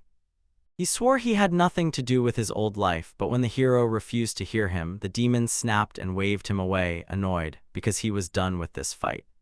Felix thrust his blade toward the sky, then a burning whirlwind swallowed him, surging louder and stronger by the second, whipping wind around them as his weapon ballooned into something massive. The demon thanked Eric for putting on a show, promised he wouldn't stay in Eric's debt, and then snapped at the enemy to appreciate his trick, right now. The hero shrugged off his pure flame magic as no big deal, but the sheer size of his magic power screamed trouble. While the boy clung to his promise to protect everyone, he couldn't shake the fear that he was about to find out how he'd awaken in this fight. Eric stared straight at Felix and said, "Dead serious? I need at least one hit on that demon, so I'll give you everything I've got."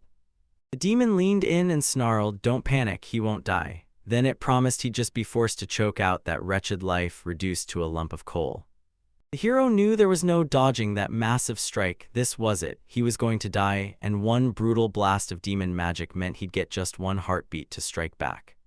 And the enemies flung up their blades and charged straight at each other. Even though Eric knew the second his hand touched Felix, the demon would turn him to ashes, he still forced himself to strike, because he had to hit him. The hero was charging headfirst into revenge, hell-bent on paying back every ounce of suffering his enemy had unleashed on him in his past life, and the moment it hit, the other guy shrieked, trembling with pure tension and adrenaline. But then Tina showed up out of nowhere, screaming at Eric to hold on. Felix and Eric's blades clashed in a heartbeat, and boom, a flashy explosion lit everything up. When the smoke finally cleared, the demon's blood ran cold. His enemy was still standing, shielded by a brutal wall of ice, unbroken and unstoppable. Felix looked furious, and the hero couldn't wrap his head around it. How in the world did he survive that? The demon couldn't make sense of the magic roaring before its eyes. Then Eric instantly realized Tina had saved him, spun around, and found her standing close by. He shot up and raced straight to her, throwing himself in front to shield her, then demanded answers: what happened to her father and why she'd come back. Tina told him not to panic and swore Uncle Diane was safe. Then he tried to rush back to the battlefield, but the villagers blocked his way. The young man practically burst with joy at the news, and the girl fired off. So what's happening right now? The hero snapped back that a whole army of demons had been summoned to wipe out their village, and the one calling the shots was a guy named Felix. He and his father crushed the demons, but now their leader wants to torch the settlement himself, and with his insane power, it's totally within his reach. The girl demanded why he needed their village, and Eric just shut it down. I'll explain later. Then he leaned in and warned her if Felix wasn't beaten right now, he'd erase their home from the map. That was all she needed to hear. The hero swallowed his pride and apologized to Tina, admitting he couldn't beat the enemy and begging for her power, when Felix snapped his focus back to himself, demanding to know if that woman was the one who wielded ice magic. The demon confessed he was thrown off, because the first time Felix met Tina, he felt nothing magical at all and even pressed her about whether she'd had to stash her powers away, so Felix circled the crater-sized lump she'd left behind. The enemy smirked, saying both of them were tough enough to fight anyone. Then he froze, totally lost, wondering what kind of ancient place this was where people this talented actually lived. Felix was convinced there had to be a real reason behind the chase for power, and he couldn't stop wondering, what were the hero's goals when they clearly didn't match his? A demon surged straight at the girl, and as it lunged forward and screamed, it demanded she teach it. Felix shot faster than Eric could react, and the hero only managed to swing his sword as the moment vanished. He swung his weapon trying to clock the demon on the head, but it slipped past, dodged out of the way, and burst straight toward the girl, and Eric screamed her name. Tina didn't panic. She snapped her magic into action and blasted Felix back with a bright flash just as he closed in, and that dazzling smokescreen swallowed her from the demon's sight. Smoke choked the air, daring anyone to strike back, taunting him like it wanted the heroes to prove they could actually kill him. And then, out of nowhere, vicious icicles burst through the haze and screamed toward him. They drove their blades into the earth and lunged for the demon, but it slipped away like a shadow, dodging every spot where those icicles slammed down. Felix clocked it right away. The girl would cast that new spell way faster than he could, and she didn't seem any worse off stamina-wise than the man, which felt flat-out impossible. He smashed the icicle with his blade, then shoved his question into the thick smoke. Was Tina even ready for a direct strike yet? Only to see her stall when it came to finishing someone off, and right then Eric burst out of the smoke with his sword. Felix clocked movement behind him and snapped aside just in time. The hero's blade skimmed near his skin, and the guy bragged that the demon was dead wrong about his girlfriend because she wasn't studying magic for killing. The young man promised he'd tell the real reason he keeps chasing power, and Eric jumped in fast. He said he trains to protect the people he loves. Even with everything, the blade still carved a line across Felix's chest, and he stared as his own blood stained his fingers. Then Felix's touch turned deliberate, like he was weighing what it meant, because those words set the demon off, and it loathed nothing more than someone daring to throw speeches like that around. Eric clutched the sword in both hands and vowed to Tina that they'd prove to him, right there, that every word he'd just spoken was the truth. The guy leaned in and asked if she could use the wind magic they'd trained for, so Tina snapped, "You mean the one I couldn't do?" And he just nodded. When he was a kid, he showed his friend that magic, but the very first time she used it, a brutal mistake left him badly injured. The young man told the girl he knew she was worried about him, reminded her that they had no choice but to beat the demon, and Tina couldn't quite shake the doubt about that whole plan. Eric told her, "You'll be fine, you've grown since then and you're stronger than ever." Then he pressed, "I believe in you, now believe in me too," and the girl nodded, fully determined, "I get it." Felix had been listening and watching them non-stop, and it only made everything feel cruelly mocking, like they were all playing a prank. He burst out laughing and shouted that it sounded like a joke, while the demon couldn't understand where their loud, fierce passion to protect each other even came from. Felix didn't even hesitate. He pounced on Eric as Eric snapped his sword up in time to block the demon's lightning-fast dagger, and the demon sneered that war isn't some picnic with friends, warning that people this naive won't live to see tomorrow. He didn't care a bit about the others. His only law was kill or die, and the demon kept slashing at the hero with that dagger, forcing the young man to barely scrape together a defense. The moment their blades met again, Eric's sword flared to life, blasted Felix backward in a blinding flash, and sent him crashing to the ground, where he was immediately struck. Wind magic whipped right in front of him, and he demanded, "Is that all you've got?" Ice shards shot through the air as the wind howled around the hero, and Tina stood nearby, watching. Felix caught on fast. She'd been pouring magic into Eric to boost him, and when it all came down to it, the more experienced one wasn't the threat, it was the kid who would try to end him. The demon then snapped to the girl, asking if she was really okay because she was forcing magic into her friend, and that kind of control is brutal to keep. Even with Tina fighting back, Felix kept pushing, snapping that if she was wrong, the guy would get ripped to pieces, and right in front of him, Eric vanished. He blew past the demon like a raging whirlwind, slashing his shoulder so hard it tore open. Blood erupted in hot streams, and the hero knew he'd landed exactly where he aimed. Felix blurted what's going on, and clocked that they were getting slaughtered in pure chaos. Then the demons grinned and admitted he was right. Their whole act about some power that would protect the others was nothing but a filthy lie. The air tightened around the enemy, then a brutal wind shell slammed into him, and the hero finally clocked it. The demon didn't just fight, it summoned wind magic too. Their swords collided, and the whole battlefield lit up like a glowing storm. Felix snapped that saving an ally can be a total headache mid-fight, then told Eric to check on Tina. She was terrified her magic would accidentally hurt someone, so she couldn't reign in her own raw power.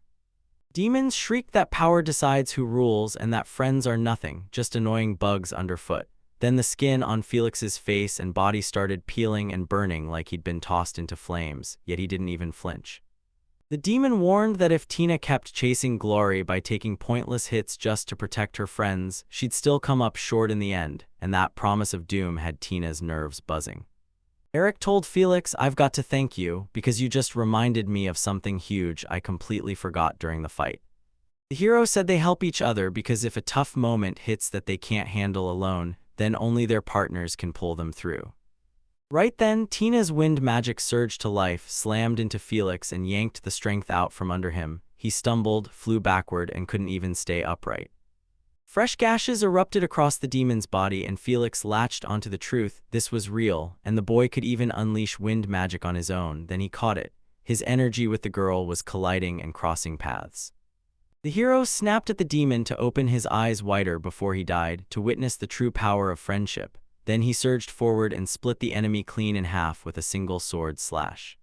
Eric hit the ground hard and would have collapsed in pure exhaustion until Tina shot in and grabbed him, saving his fall. She demanded to know if he was okay, but all he could do was stare at Felix, sprawled on the ground, and insist that something else mattered more right now. Demona was still breathing barely, and blood poured from his mouth as he coughed. Wounds scarred every inch of what was left, and Felix finally understood. He'd lost to the human after all. The hero surged toward the enemy, stunned he was still standing, and Felix said it plain. Demons were just stubborn as hell. The guy snapped, calling them cockroaches, and the defeated demon begged him to stop, swearing he'd be dead soon anyway. When Felix's body tore clean in half, Tina snapped. She threw up on the spot, eyes wide in horror. Eric immediately rubbed her back, but the demon only roared, laughing at her like it was the funniest thing in the world.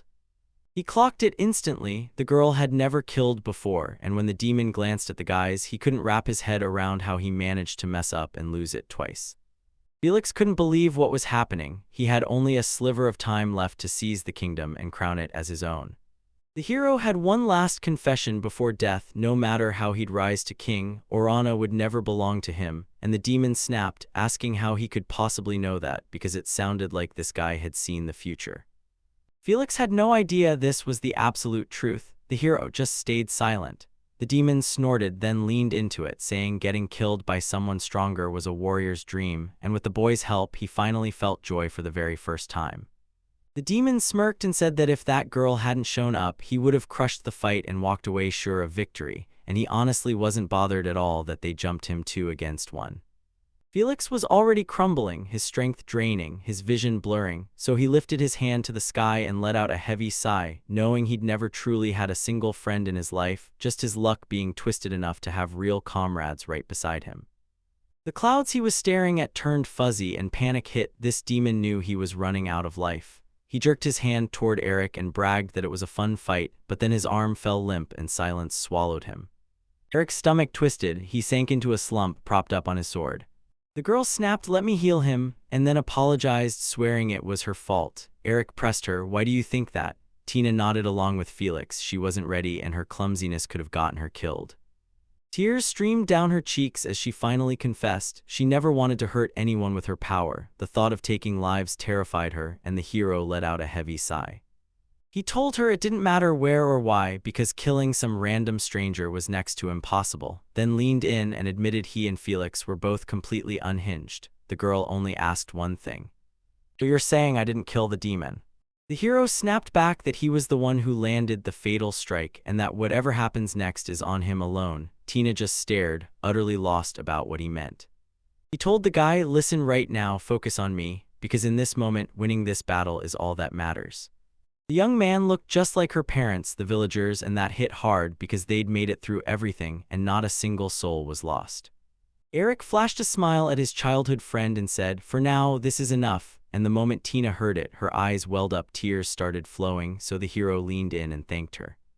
Irene lingered by the window as Eric wiped his sword clean with a rag, and when she finally blurted that she was a demon and begged him to forgive her for hiding it from her comrade, Eric just sat there, stunned, silent, and shook. The girl kept saying those thoughts terrified her, that the hero would hate her, and she couldn't stop herself from wanting to talk to him about them. After a while, the young man snapped his gaze to Irina and admitted he knew she wasn't human, she was a demon, and that sent the girl reeling. He told her that during the fight with the demonic beasts, he caught her eyes blazing red. Then Irina snapped her gaze away, admitting she finally understood. Eric shrugged it off because she'd always be the Irina to him. "Harsian," he blurted, "love is my whole life," and the princess instantly blushed at the confession. She let out a breath of relief, thanking fate for bringing him into her life, because meeting him didn't just change her story, it gave her purpose, and now she's genuinely happy. The young man admitted he was just as happy he'd finally met her, because he'd nearly lost his will to live, and he couldn't stand the thought of losing Irina, so he swore to protect her from anything and everything, no matter what it cost. And the girl slid in beside him and called his name. They closed the distance and kissed, then the hero snapped his eyes open, staring from a bed wrapped in bandages, and yeah, it was just a dream. In his dream, a flood of memories hit him, the day he first kissed Irina, and when he finally realized what he'd been seeing, he snapped awake right at that moment, furious. The second Eric tried to move, a sharp pain slammed into him, and that sting instantly threw him back to the recent fight with Felix. In his old life, Felix became king and Irina bolted from the wedding, then their paths finally collided, but now the demon conqueror is dead. Now she wouldn't have to flee her country, and the future he'd pictured when he met her had flipped. The young man stared out the window, frozen, unsure whether this was a blessing or a disaster. Right then, bam, someone knocked at his door, and it was Diane. He rushed to his son's bedside, leaned in, and asked how he felt. The hero winced and admitted a few wounds still ached, but then said overall he was fine. The boy leaned in and asked his father how he was feeling, and the old man lit up with a bright, cheerful mood. Then he grabbed a chair and sat right across from Eric, while the son added that Tina had helped them tremendously.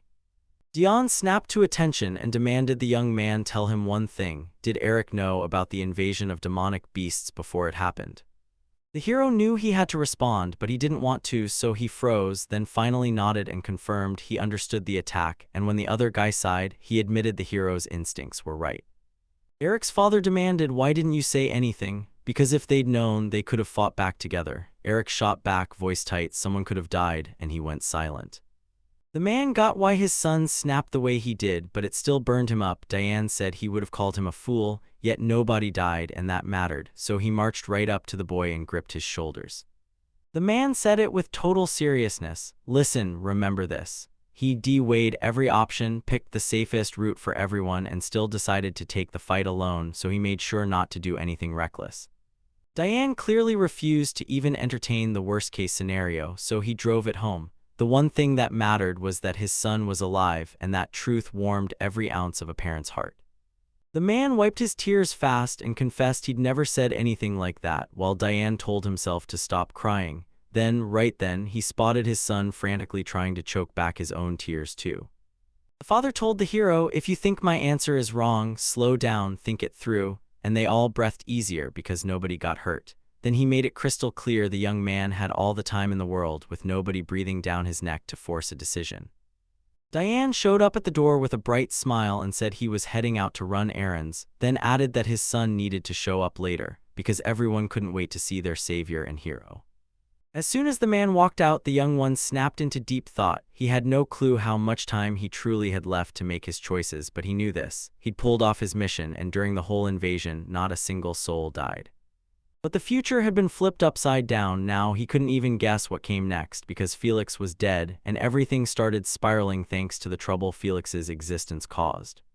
That demon was a massive player in the shadows, yet everyone despised him, and still, nobody could stop talking about the wild rumor that the future queen was killed by someone who'd crossed in from another state, and the hero finally realized things were spiraling, but he had no clue what to do next. Meanwhile, inside the kingdom of Harshen, Irina locked herself in her chambers, staring at the future, her mind racing with one terrifying thought: she had no idea what to do next.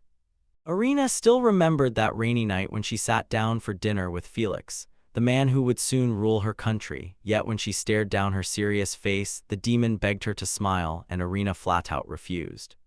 Felix leaned in and reminded her he was the one who ended her father, Saradonia, with a single strike, and then he added that he understood the customs of their kingdom, too. The demon only needed to rename the kingdoms and boom, he'd become the official king, but the final say belonged to Felix since he was the one on the throne. Irina leaned in and demanded to know what his goal was. The demon pushed himself up, strode to the window, and said this kingdom was forged by countless wars, so now he'd rebuild their homeland and drag it back to its former glory. Irina pushed back hard, swearing she'd never let Felix Gladio take the soldiers of this kingdom, and when he stared at her, it was like he was seeing a naive kid who didn't know what she was up against. The demon crept closer and told her the king of Saradonia's peaceful prosperity wasn't such a bad thing. Then he demanded she take a deeper, harder look. Everyone was fed up with how things stood right now, and the streets buzzed with non-stop whispers about the king's utter failure. People even spat that he was a beast without fangs, while Irina couldn't shake any of it. She said that even with all this chaos, her father's plan was the only real key for their country's future. Invading other kingdoms would just tear everything apart. Felix didn't buy it at all. He shrugged it off and told her to look around at the country's condition. The girl froze in shock, blurting that everything takes time, but the demon smirked, saying they don't need time to rise back into greatness. Then the boy declared this country only needs one thing: reason to start a war, and she snapped back that her father would never allow it. Felix let out a heavy sigh, saying her thoughts were painfully naive, then stared at the girl and told her if that's how she felt, he'd just kill the current king. The demon ordered her to stay silent and thank him for sparing them. After that, their talk with her future husband finally shut down, and the memories hit Irina like a punch. Rage surged, but she forced herself to breathe and steady her heartbeat. Right then, bam, someone hammered on her door, and a voice she knew all too well called from the other side, her father. The shock hit her like lightning. She yanked the door open and ushered the man inside, and Irina told him to come in. The father apologized for bothering him, and she waved it off, saying she was totally fine. She asked if something was wrong, and Saradonia finally cracked. He had shocking news for her. Then he stared at his daughter and said Felix Gladel had been found dead. Irina blinked in disbelief and demanded, "How did this happen?" The man leaned in and said that when the young demon was gearing up to invade a neighboring country, he smashed a village he planned to use as a base, only to get wiped out by the man who lived there. The girl blurted out whether the demon truly wanted to spark a war, and her father nodded without hesitation. She could barely process it, then demanded to know exactly who had killed Felix. Turns out even Saradonia, the kingdom's deadliest swordsman, still got cut down by that young demon, and the wild part is, there's someone stronger than Felix because that beast defeated her father. The man demanded forgiveness from his daughter, and the second she spoke, Irina panicked, tried to snatch the words back, and blurted that she hadn't meant it, that she never wanted to ask him. The father insisted it was all fine, but inside he knew the truth. He'd failed to shield the girl. He'd lost to Felix, fought the wedding with every ounce of will, and now all he could see in the mirror was a useless, pathetic man, fully realizing why his daughter would want nothing to do with him. Irina snapped back right away, insisting she had never hated him. Those words soothed Saradonia instantly, and he wrapped his arms around her tight, holding on like she was the only happiness he had. He blurted out that she was the future of their kingdom, the one thing he was desperate to say. Then her father snapped the door open and demanded she follow him. They trudged down the hallway when the king finally spilled the whole truth, and Irina's jaw dropped as she realized she'd never imagined anything like this could happen, because the man warned her that every person who'd known the plan was wiped out after it was carried out. The father snapped that if his daughter had known all this, she would have married Felix just to shield them. Then he leaned in and warned there was something else lurking in the plan.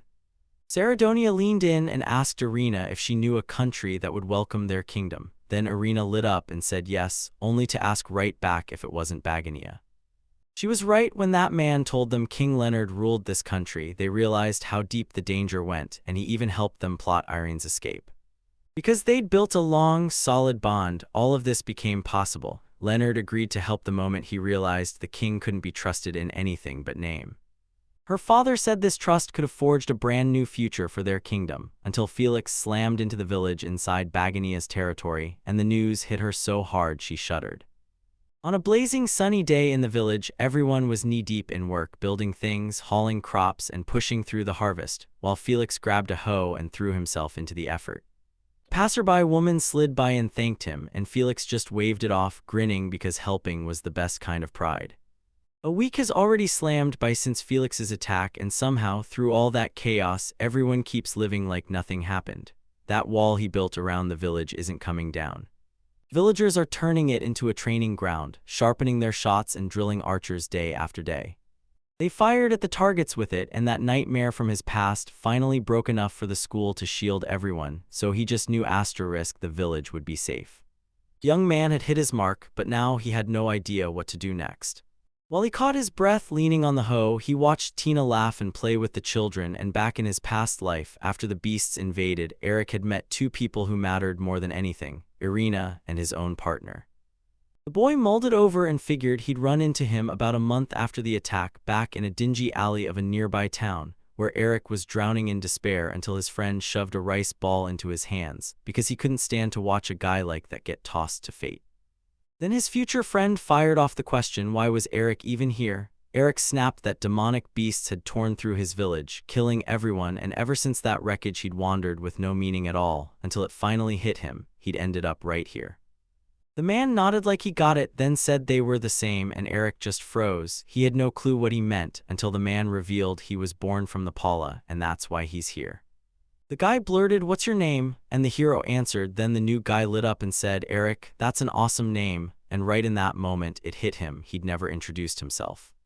The guy yanked off his hood and introduced himself as Christ, and right away he felt a surge of relief, like meeting a kind of brother he didn't know he needed. Their stories clicked instantly, the conversation flowed, and before long, that man became his only true friend. Eric let out a heavy sigh and stretched out, then stared deep into the distance, wondering what became of Christ's life. And when that young man was born, he vowed with his whole soul to protect everyone he'd left behind in his past life. Now that the village was finally safe, he refused to stand there and watch the two most important people in his life vanish from him again. The hero had zero clue what was going on or where he ended up, and he only guessed Irina might be nearby. All he truly knew about Christ was that he came from this kingdom. Then the realization hit him hard. It was time to launch into a journey and hunt down the answers. Tina's voice cut through his thoughts. She was calling him right then, so he asked what happened, and she shot back that his father was the one calling him. As the hero drew near the gate, he spotted a cart and his father standing beside it. The man asked Diane if he could really take it. Eric's father told him to quit being shy, and the woman thanked him for it. The son stepped up to his father, and the man's face lit up with joy. He told him how the magical beast fur and meat had sold for a huge price, all because of him. And Diane waved the boy in and told him to take whatever he wanted, no questions asked. Eric admitted he had no clue their village was doing business with Pagania, and his father snapped in that he never brought it up, only for Eric to finally realize their ties to the kingdom all along. The hero stared at his reflection in a mirror buried in piles of random goods, and in his head he admitted he'd known nothing about Begonia until Felix filled him in. In his past life, the kingdom got wiped out, and he never even had a chance to learn the basics about it, because he was basically clueless too, wasting his time on stuff that didn't excite him, and Eric finally snapped and told him he had to get way more educated. Right then, the father snapped back to it. Someone from the capital was asking for him, and the young man perked up at the thought, so he leaned forward and demanded, "Who could it be?" Diane strode up to one of the carriages and blurted out an apology for making him wait, and the man waved it off. His visit to the village had been a total surprise. The moment the hero laid eyes on the sword tucked among the guests' knives, he snapped to attention and figured a soldier was standing right in front of him. The captain stepped forward and introduced himself as Giriamus, then pointed at Astaram and demanded a private word with the young man, because the guest's visit was tied to Felix's death, and the hero instantly understood why. They finally crashed into the hero's house. Selena stood outside and chatted with the knights, while Eric stayed inside in the living room with Jeremiah's, and the man immediately pressed, asking if they could skip the small talk and get right to the point. When the young man tried to say the captain's name, the captain cut him off and ordered him to just call him James, because it's simpler for him, and the man snapped back that they'd come for one thing only, and that's exactly what started to eat at the hero. The captain leaned in and demanded to know what really went down a week ago, because something demonic had been prowling near this village and it didn't feel normal. Deep in the forest, they finally ran into Dean, who revealed he'd been living just a village away. Eric said he got it then. A week back, Felix had attacked the hero. The young man apologized for barging in on the captain and shot a straight question: what exactly was his job? Jeremiah shot back, dead serious, that he was the commander of the Knights of the Kingdom of Bagania, and the young man could barely stand the thought of facing someone like that. The man said the Knights are the kingdom's shield. Every life depends on them. If trouble strikes, they drop everything, hunt down the cause, and wipe out the threat. The boy leaned in for one more answer, asking why the captain of the Royal Knights had showed up personally in their tiny village, and the man hesitated before he finally spoke. Jeremiah clocked how abrupt the young man was and demanded he spill the whole story, because they'd come here to deal with the animals' invasion, and he couldn't wrap his head around why the creatures were acting so wildly.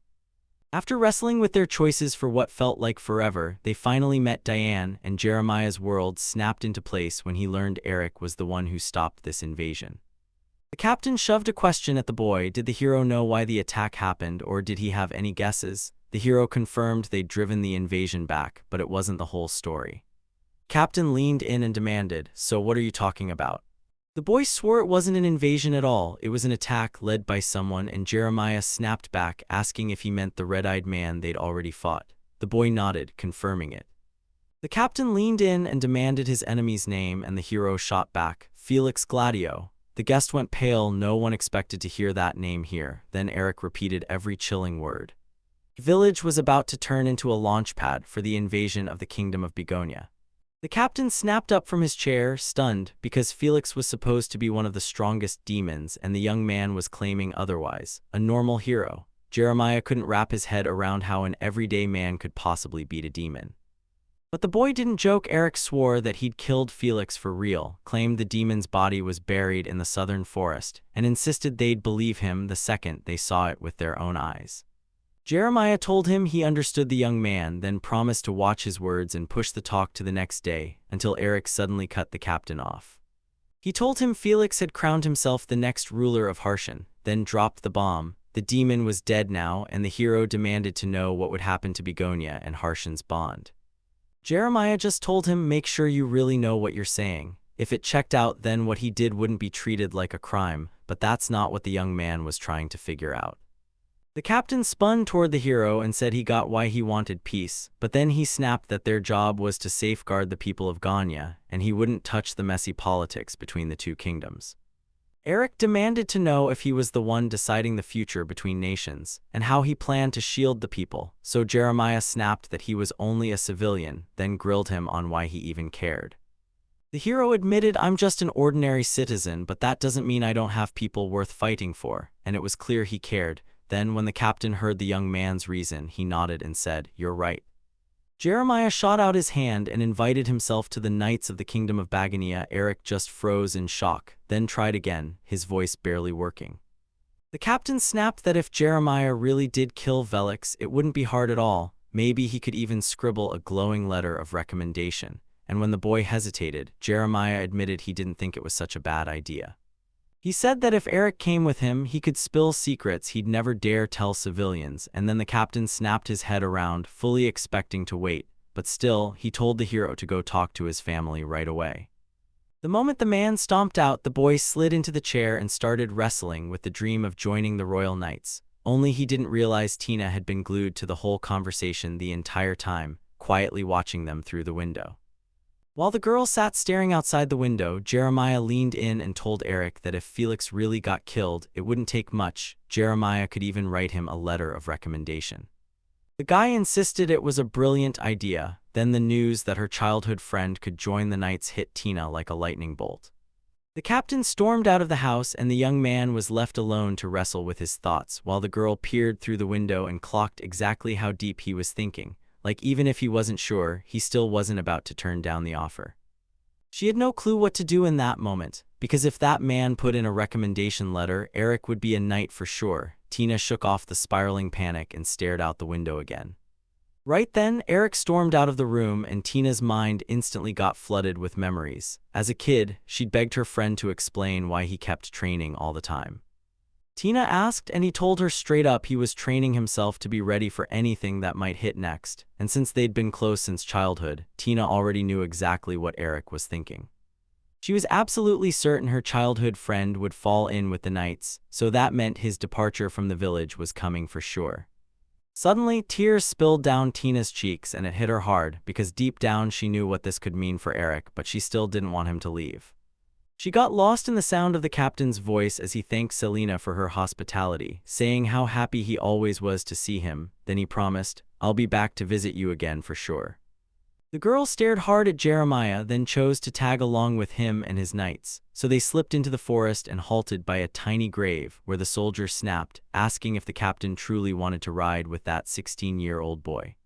The knight was baffled. Usually it took years just to earn a place in their ranks, and the captain even wanted to write a recommendation letter so Eric wouldn't have to train at all. Then the man snapped, asking if something was wrong with that plan. The captain snatched up the flower, told them he finally understood their pain, and vowed he'd uncover the truth. Then, handing the plant to the fighter, he grabbed the shovel from the knight and started digging a grave.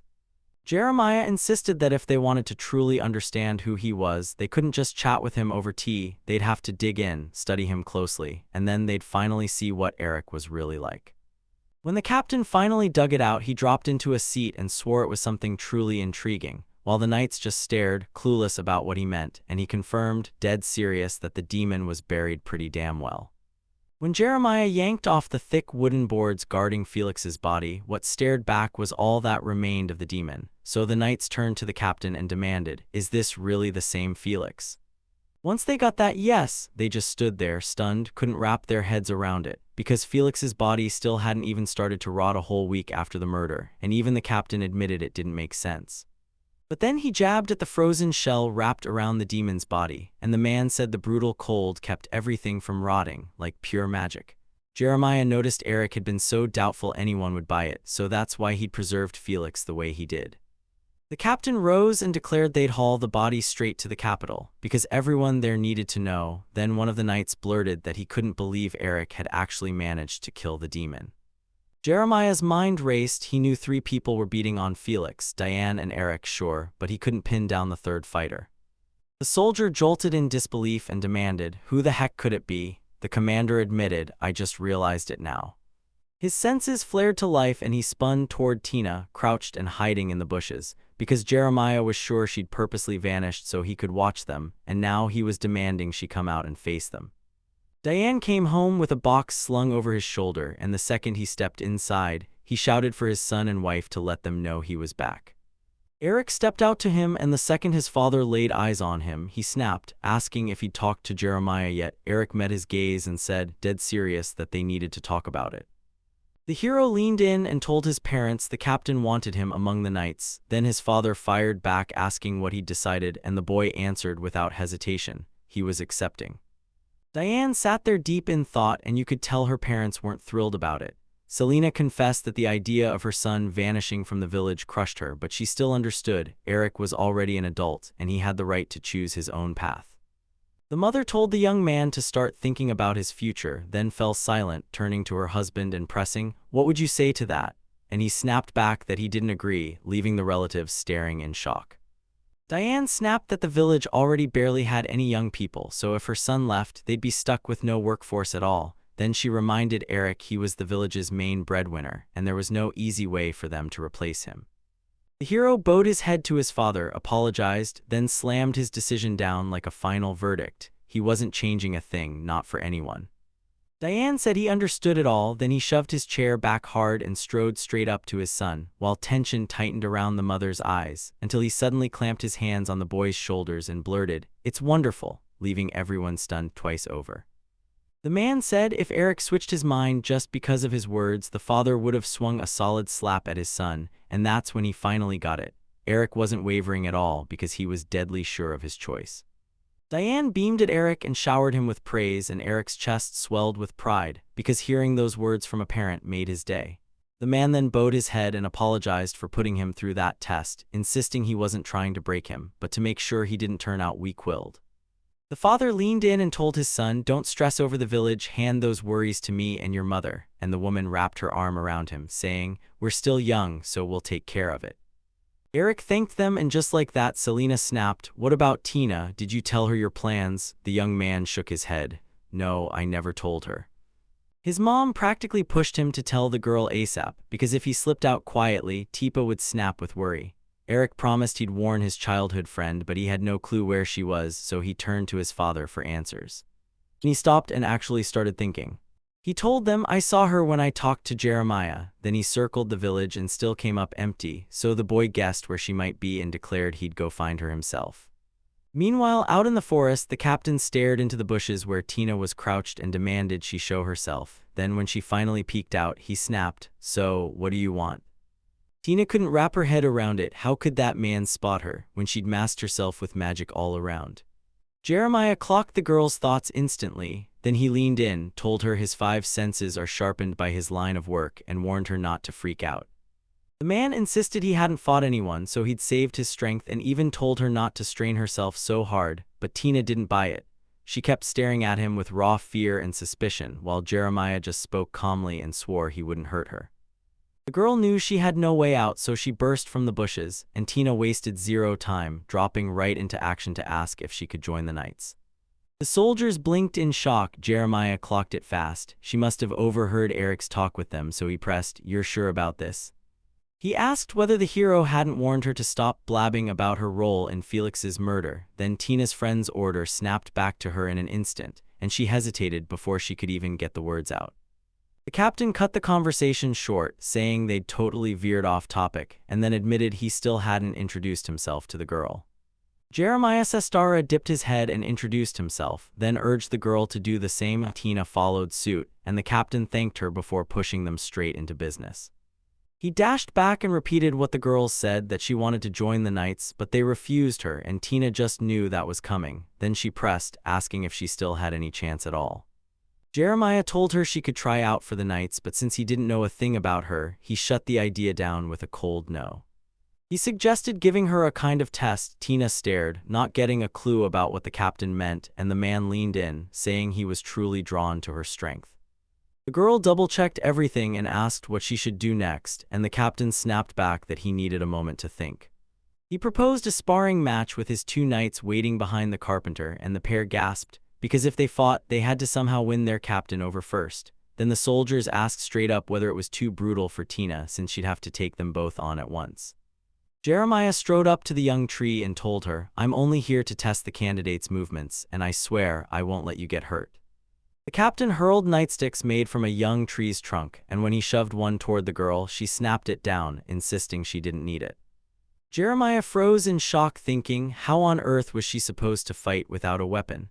The knights backed their captain and leaned in, demanding Miss Tina explain how she planned to handle the battle while completely unarmed. The girl didn't flinch. She said she'd bring a weapon, but not a steel one. It'd be magic, and the soldiers were stunned because they never thought Tina could pull off spells. The knight fixed his gaze on the captain, demanding to know how the mage could ride with them. Jeremiah perked up, then strode over to his soldiers and barked, "Start." The warrior snapped into obedience for his captain. Then the man bowed and thanked Tina for agreeing to the test, begging her to stay sharp and avoid getting hurt, while Tina stayed upbeat, though the knights looked doubtful and unsure. Right before it begins, Jeremiah pulls the knights aside and tells them, "I just want to watch her moves, so stay sharp and don't slip." Then he turns to Tina and smirks, "Use whatever you want, because the moment I see what I need, this fight is done." The captain yanked out a coin and swore the test would kick off the moment it hit the ground. Then he snapped, "You ready?" as the knights and the girl squared up in fighting stances. Jeremiah flicked a coin into the air and it spun like a blade while everyone leaned in, eyes locked on its flight. The moment the coin snapped onto the ground on its edge, the girl unleashed her magic, hands tightening as she focused, and a blazing flash erupted, flooding the soldiers in blinding light. They couldn't see a thing, so they clapped their hands over their eyes, while Tina snapped her hand up and spun a shackle of light that stretched across it. She hurled the rings at the knights before they could blink, and the shackles slammed onto the boys' bodies, pinning them so hard they couldn't move. The girl beamed, knowing she'd nailed it, while the knights crumpled to the ground and clawed at their chains, and Jeremiah watched with sharp, thoughtful eyes. Everything looked incredible to him. He clocked it instantly. Both spells were just weak, low-tier light magic, doing 0 damage, and that told him the enemy could be stopped by canceling them out. Jeremiah knew, no matter how low her rank was, that Tina had still threaded the spell into 2 knights, and he confirmed his hunch. She'd helped kill Felix, but one more thing kept gnawing at him. Meanwhile, the girl puffed up with pride and grilled the captain about joining the knights. Then Jeremiah's gloomy stare hit her like a cold splash of water. He lifted his heavy gaze to her, and before she could even get a word out, he slammed her to the ground. In the blink of an eye, Tina was slammed onto the ground, and the captain loomed over her, stick raised at her like a threat. He barked that she was still far too inexperienced, that the test wasn't finished, and that he couldn't figure out why she'd been celebrating too early. The captain admitted she only crushed his knights because she'd finally gathered enough mana, and she warned that spells needing time to charge are a gamble in real fights. Tina snapped it into his head that he only wanted to watch her move during the fight with the soldiers, and Jeremiah agreed. She was right, and the girl insisted that with an attack that sudden, she wouldn't have been able to react at all. The captain glared at the candidate and snapped that this was just more proof she was green. Then Tina realized she was done for the moment. Jeremiah slammed his stick to the ground and drew his sword. She braced for impact and shut her eyes in pure terror, but when nothing happened, she peeked them open, only to find the man right in front of her, aiming his weapons straight at her. The captain snapped at Tina, telling her she didn't get a thing, then made her picture it like a real battle, because if this were for real, she'd be dead in an instant, and he hammered home the truth. In a fight, nothing ever follows the plan. Jeremiah didn't plan to go this far, but the way she stared back made him pause, like he had to figure out exactly who she was, so Tina clenched her lips with pure determination. The captain kept his sword leveled at the girl and demanded to know if she'd actually fought in the battle with Felix. Tina didn't want to spill a word, but Jeremiah kept pushing, so she had to lay it all out right as she tried to start. Branches rustled and someone came charging straight at them at full speed. It was Eric. He lunged in from behind the captain and swung his sword, and Jeremiah's eyes went wide. "Move away from her," the hero barked, trying to smash the foe he thought he saw, only for Jeremiah to twist out of the blow at the last second. The guy thrust his hand over Tina like a shield, and Tina stared, stunned. She never expected to find her friend here. He snapped, asking if she was okay, and right then Jeremiah hit the ground, hearing the hero's name ring out loud. Eric froze in confusion, thrust his sword at the captain, and demanded to know why the blade was aimed at Tina. Jeremiah snapped at him to calm down and swore he didn't want to hurt her, and the moment the girl caught it, she told her friend the captain had a reason. Then Eric stared back at her, totally confused. Then Tina and the painting spilled everything about the test, telling how the man said the girl wanted to join the knights, so he decided to test her strength, and Jeremiah quickly apologized for the whole misunderstanding. The girl felt her chest twist and begged for forgiveness for keeping her childhood friend in the dark. Then he stared back at her, scrutinizing every word. Tina swallowed her fear, worked up the nerve, and confessed to Eric that she wanted to stay with him forever, becoming his steady, reliable partner, and right after, the hero gently called her name. Jeremiah said he finally understood how the girl felt, but she leaned on those emotions way too hard, and he warned that if she'd talked it all through with the boy first, things would have gone so much smoother. The captain snapped that if this kept going, no matter what she wanted, she'd end up spilling trouble on everyone else, and then he clocked what Eric's side really needed: support from his friend. He stepped up and took the hit, because he was the one who told her to stay quiet about her role in Felix's death, and the hero figured her silence wasn't courage at all, it was fear of his judgment. Now Jeremiah finally got what had happened, but he still demanded clarity. If the captain did something, it had nothing to do with Felix. The captain said he wanted to test one thing. Since Tina had begged to join the knights, he couldn't risk a future fighter freezing up and dooming everyone, and the soldiers paled instantly at what he meant. But yeah, Jeremiah's crew really did come to make sure Felix never breathed again, and he even admitted the truth. At first, he only wanted Eric to team up with the knights.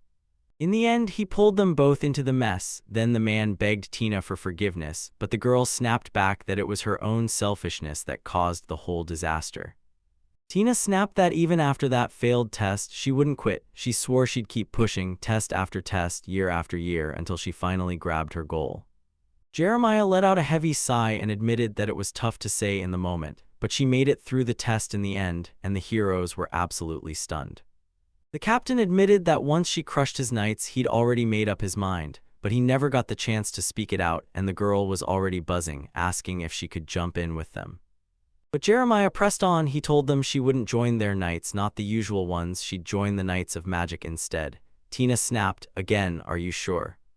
Jeremiah Sestara laid it out. Magic knights trained on their own in a tight little band of mages, and if Tina stepped into their ranks, she'd barely cross paths with Eric. With a grim stare, he demanded to know if that girl was still joining the knights. Right after everything he just said, Tina shut her eyes and scrambled for the right words. The next moment, with pure confidence, she said she was ready for whatever trouble came, and Eric shot his friend a worried look, while Jeremiah's whole face lit up with relief. He bowed and swept her into the Knights of Magic, and the captain's welcome felt like a spark. Tina thanked him, grinning because she was finally happy. The girl snatched Eric's hands in pure joy and announced she'd done it. Now she was heading for the capital too. The hero cheered her on, and then the man stepped right up, turning his attention to the young one at last. Jeremiah still hadn't heard back from that guy, so he fired off his question again, asking whether Eric was truly joining the knights, and Tina stared at him, dying to know, while the hero nodded and confirmed it. The girl let out a huge breath of relief, and the captain's face lit up. He leaned in and asked Tina if she'd already said goodbye to her family, only for her to realize she'd totally forgotten. Tina sprinted to her family and begged them to hold on. She'd be back in a flash, and when it was all said and done, she yelled that she'd absolutely convince them to let her go to the capital. Jeremiah let out a heavy sigh, saying the girl's wild spirit felt like a storm about to break. Eric stared at her as she went, jaw hanging wide. The captain then snapped his attention to the silent boy. He asked if the hero was worried about his girlfriend, and the hero nodded in agreement. Then Eric snapped into it, saying Tina always charges in without thinking, and he feared she'd land herself in serious trouble the moment she joined the Knights of Magic.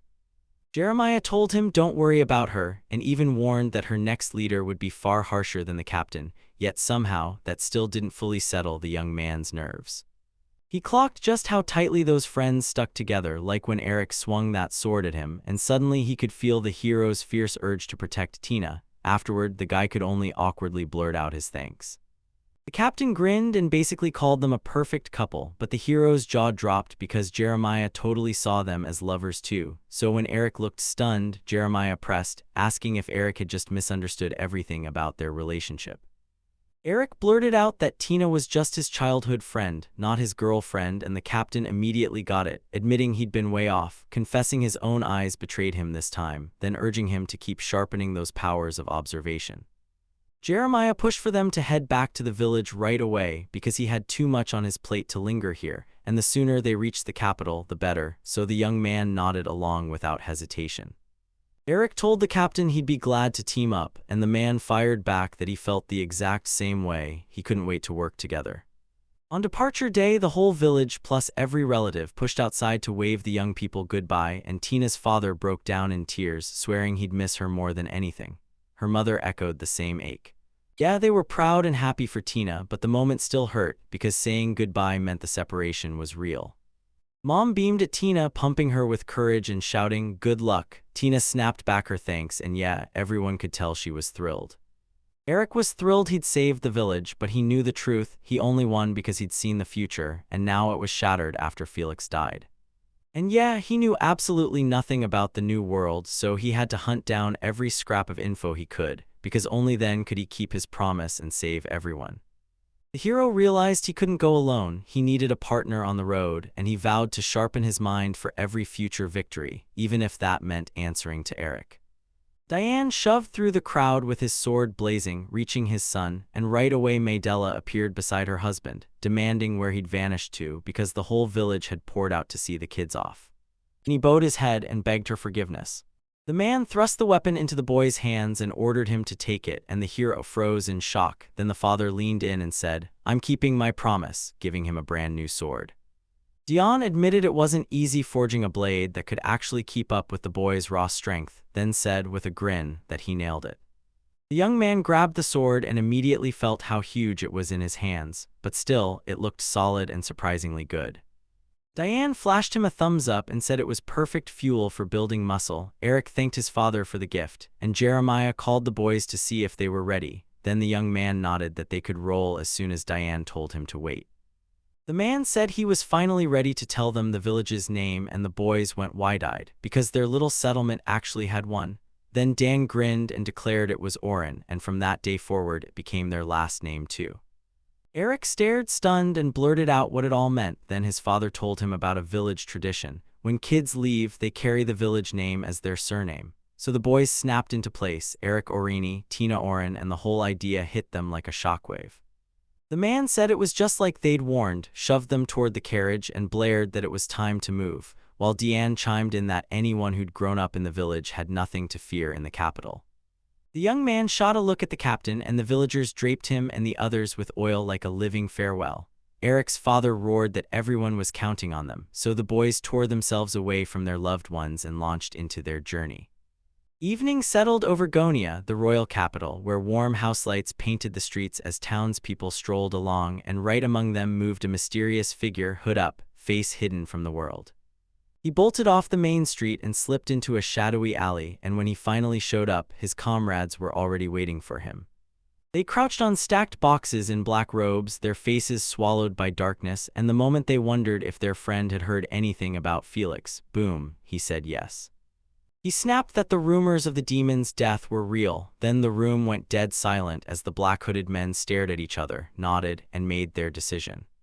They were stunned by the news and fired back. "Did your informer really double-check?" He swore he'd verified every last detail, then said a merchant from their village showed up the other day and told him some guy had defended the whole place from a demon invasion.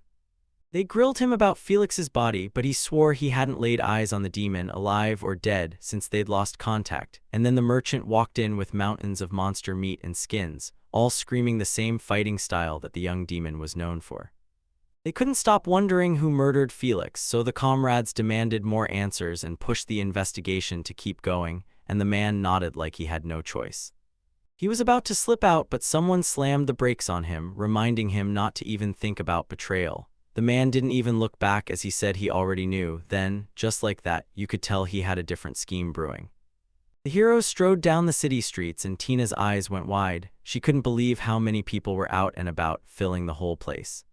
Eric suddenly felt awkward and blurted at his friend to keep it down, or they'd get mistaken for rednecks.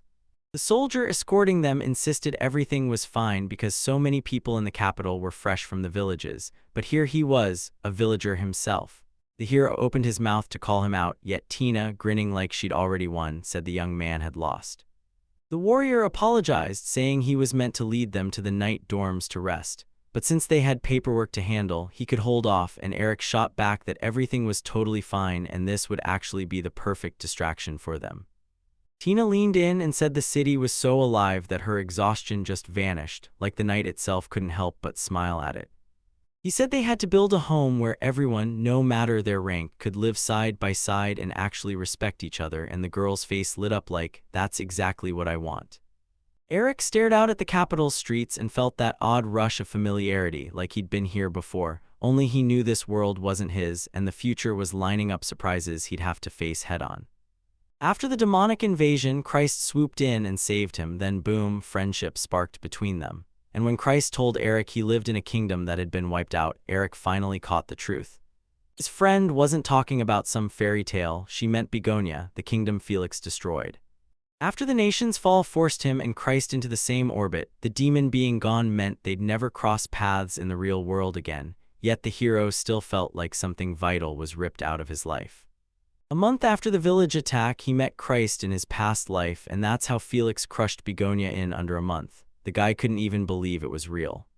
Tina stared in shock at the endless shops crowding every side, and when the knight said the capital had 500,000 people, Eric couldn't help but think, if the city was that big, this kingdom had to be packing serious military muscle. Staring at the citizens, the hero finally got it. This kingdom had a government that actually delivered, and there was no way a weak king could survive here. Eric even concluded Felix couldn't possibly tear down a place like this in just a month. So the knight snapped his attention. He couldn't piece together what happened in his past life, couldn't even remember the details, and right then, the knight spoke up to him. He figured the dorm had already cleared all the paperwork and pushed to meet the captain, and the young man nodded right along. He asked if the royal palace was close, and the warrior nodded, saying he'd lead them there, while Tina practically fizzed with excitement and her friend hurried to calm her down. Eric wasn't sure they'd even get inside the palace, but when they finally arrived, massive gates towered ahead, so huge the girl could only stare in stunned awe. A captain loomed nearby, and the knight itself seemed to greet him as he announced they were back. He promised they'd arrived right on schedule, then thanked the soldier for every hard day of service. The commander even praised Tina and Eric because thanks to them they finished transporting the body and wrapped up the settlement business. Then he leaned in and admitted they had one tiny problem with the dormitory. When Jeremiah realized the guy still didn't get it, he told him to stop stressing, promised they'd sort it out, and insisted everything would be okay, but the hero had to know what truly happened. He told them, "We'll go over everything once we're back at the dorms," because right now, he had something else he needed to talk about. The captain marched straight for the palace, and right as he said he'd called the boys for a totally different reason, he spun on them and barked, "Come in." But even the heroes weren't sure they'd be allowed through the royal doors. Jeremiah told them they were about to meet His Majesty, Leonard, and the young men got shoved away because nobody had even warned them beforehand. Jeremiah shoved them through the ornate royal palace hallways, and they couldn't stop staring, because in just moments they'd be face to face with His Majesty, and the question burned in their minds. Did they ditch what they're wearing and dress up to look proper? The commander tried to calm them down, saying their king didn't care a single bit what the guests wore, and Eric took him at his word. After that, they demanded to know why they were being marched into the king's audience out of nowhere, and Jeremiah snapped back that the moment the king heard they'd beaten Felix, he couldn't wait to meet them. His Majesty doesn't just steer domestic and foreign policy, he dives into military affairs too, so he makes sure to hear these stories firsthand. Then he adds that they came. He darted up to the door, flashed his name, and asked if they could come in. Then a voice snapped from the other side, the door swung open, and Tina practically buzzed with excitement as the commander hurriedly apologized. At the entrance, he announced he'd brought them, and a tall man in a uniform with a dead serious face stood by the window. Then he leaned in and asked if they truly meant to throw their lot in with the knights. The main character stepped up, introduced himself with a grin, and said it was an absolute honor to meet him, while the frightened girl finally swallowed her fear and offered her own name. The king thrust out his hand and declared, "I'm Leonard Calrobagania." Then he groaned that the name was way too long and demanded they call him Leo. Eric hurried up to the king, and the king told him to calm down, grinning that he was thrilled to meet him. Then when Eric shook his hand, that grip hit him with pure strength. From that handshake alone, he knew this hand had once clenched a sword for years, carving out calluses like scars. The king even called it strong, and he could feel it. This kid had been training his body hard for a long, long time. No shock there, he could feel how insanely strong he was, and it fit. Then he seized the girl's hand, leaned in, and asked if she used magic. The knight commander filled him in on her gift too, and that just proved she had way more magic in her than he ever did. He clapped them on the shoulders, said it made perfect sense. After all, the two of them had crushed Felix together, and then lit up about how proud he was to have men like that as his knights.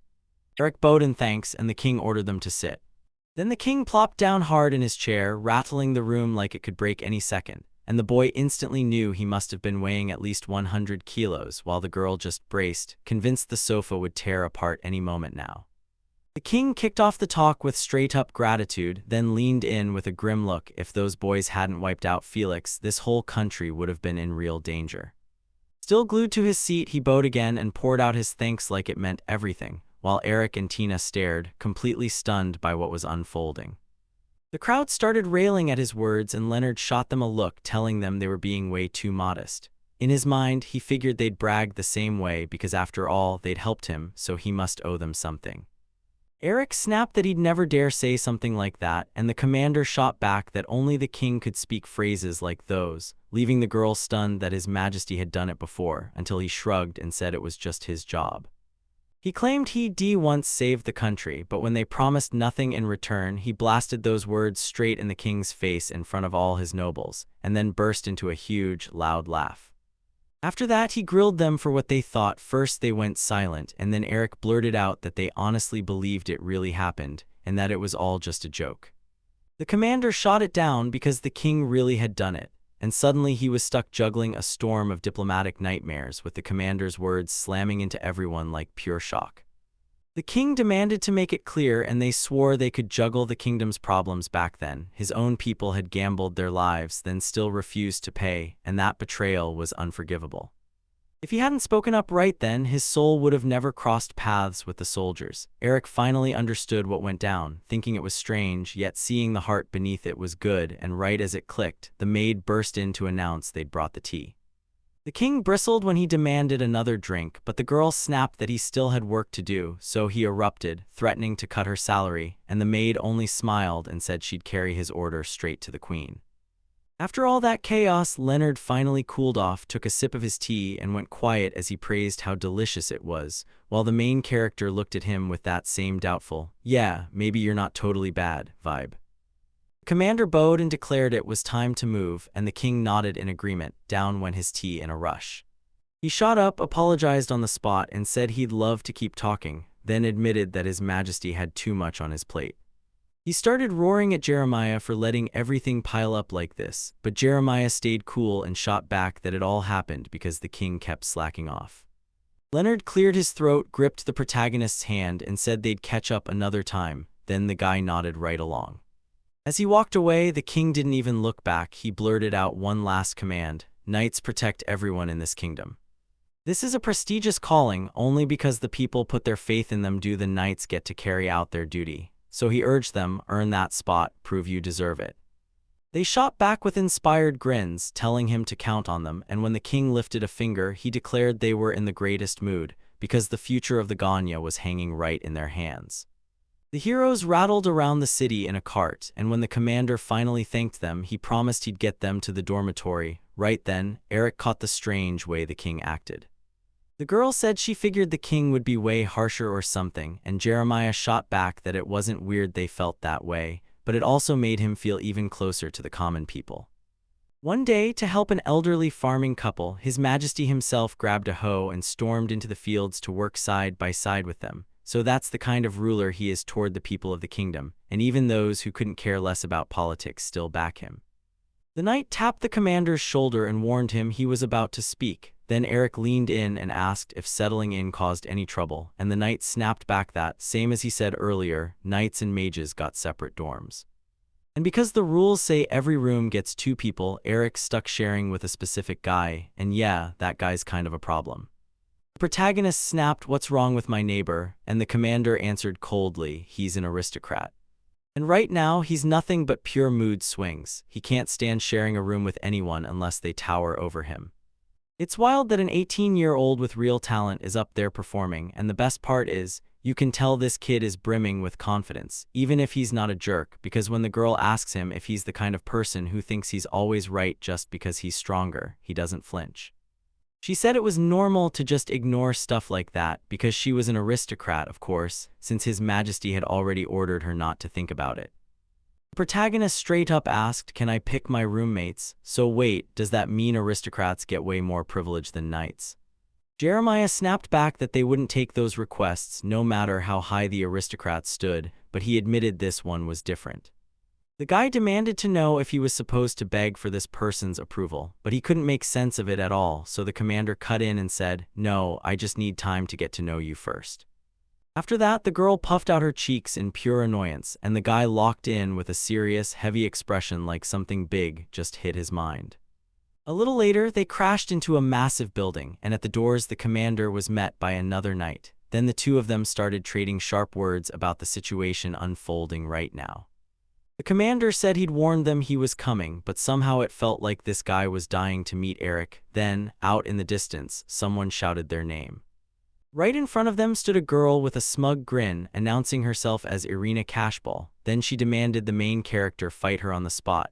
Tina froze in disbelief at what she just saw, and the guy couldn't believe his own eyes. Tina fumed, demanding who gave her permission to suddenly challenge Eric to a fight, and she snapped back that she never called any strangers. Then the girl snapped back that she wasn't some outsider, and Irina's heart skipped when she realized she was Eric's younger sister. She told her to chill, claiming she had the commander's permission, and both of them just stared in shock at what they'd been told.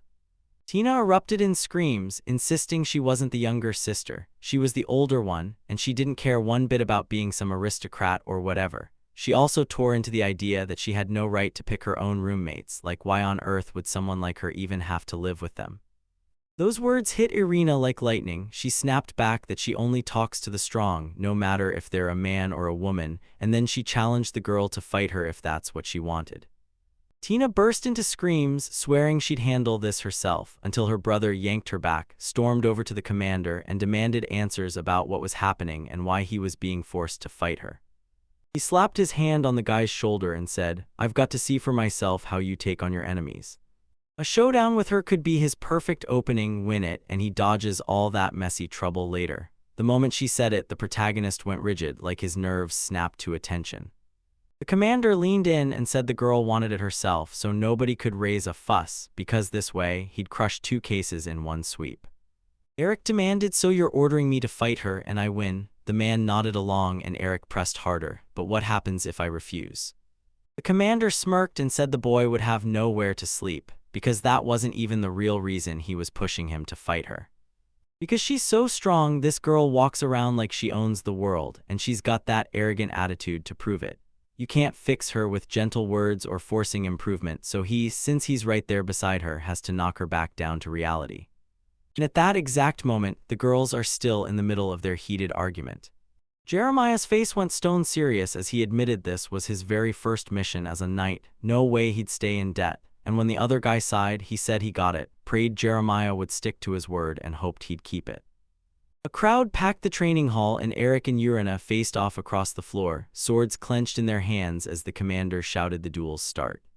The girl snapped into a ready stance and shoved her sword forward, and the guy instantly knew her skills screamed trained, not self-taught.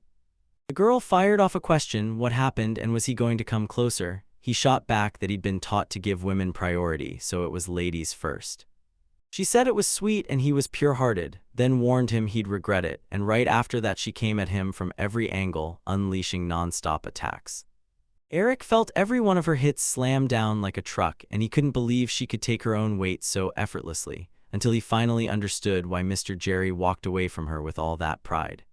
She moved in, flashed a grin like she'd just been praised, then asked how much longer he was going to keep defending himself, right as he parried her hit again.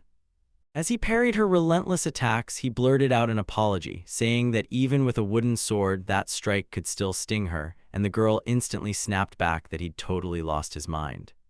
She said it didn't matter because he was nothing like the guys she'd fought before, and she genuinely liked that, and meanwhile the commander and Tina just sat there, watching the duel in total silence. Tina leaned in to Mr. Jerry and told him she thought it was strange for 2 people of different sexes to share a room, then asked straight up if he agreed.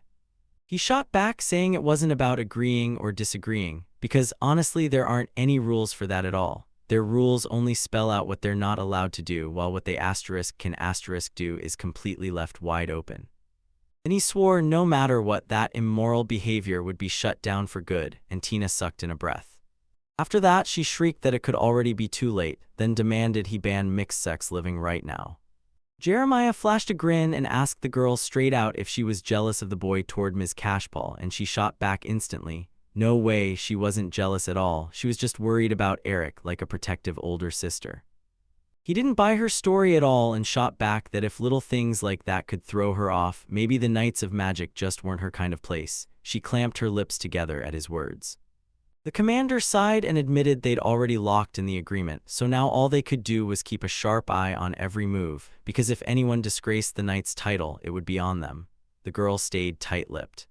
And while the tension crawled in the air, the duel kept raging on. Irina kept slamming attacks one after another, but the guy swatted each one aside with clean parries. Furious, she watched him keep spinning through it all, refusing to strike her back even once. She charged forward with another sharp lunge, but just then the guy slid up behind her and landed a perfectly placed blow. her face immediately contorted with raw, searing pain. She grabbed his shoulder and screamed insults at him, convinced he was holding back just because she was a woman, then her face poured with sweat from the strain. He shot her down, no softness, just his fighting style. Then she hurled the ball at him, yelled that he was lying, and insisted she could feel it whenever others pulled the same move. Finally, she told him to stop acting scared and lock in for a real fight. Eric kept noticing it. She was always wound up tight, like she couldn't ever truly let go, and every hit screamed the truth. She drove her power with her lower body, planting her weight into the sword every single time. If the duel kept going like this, her pace would start to sag. He kept landing blows, and she refused to let this be the moment she slowed down. He's convinced it has to be this way. She keeps racking up win after win, and those battles forge her style, even as they lock her in place and stop her from growing any further. Eric lunged forward and smashed the sword clean out of the girl's hands. She crumpled as her legs gave out, and the commander slammed in, shouting that it was over.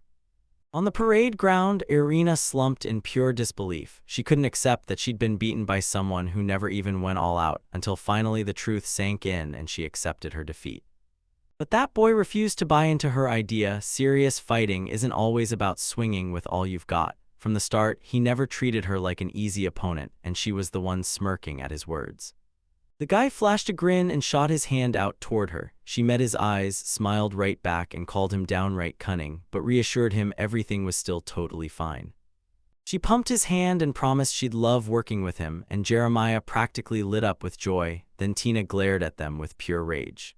Irina shot Eric an apology and admitted, "Our room's kind of strange. It sat all the way at the back of the dorm's top floor." Right then, they tore down the corridor, and the guy warned her it was going to be a long haul. Then he shot her a question, "Are we really waking up early?" The girl shot back that it wasn't too early. Then she gestured toward the door, beckoned him in, and swung it open. Inside, Eric admitted the place felt way nicer than any tavern room, and when he leaned against the wall, the girl casually said, "Yeah, it even has its own bathroom." He blinked in shock, thinking knights and magicians only used ordinary ones. Then the girl smirked and said this room was picked by Commander Jerry. Suddenly, fear flickered across their faces. Eric's sister stood right behind the threshold, glaring at them with raw tension, and Irina couldn't even tell how long she'd been there. The guy immediately demanded if she'd checked her room. Tina shot back that the mages and knights shared a bunch of rooms, so the guy should charm the miss into giving him a full dorm tour. Then Irina caught on and realized the commander was probably buried in work, so she decided this was her moment to handle it.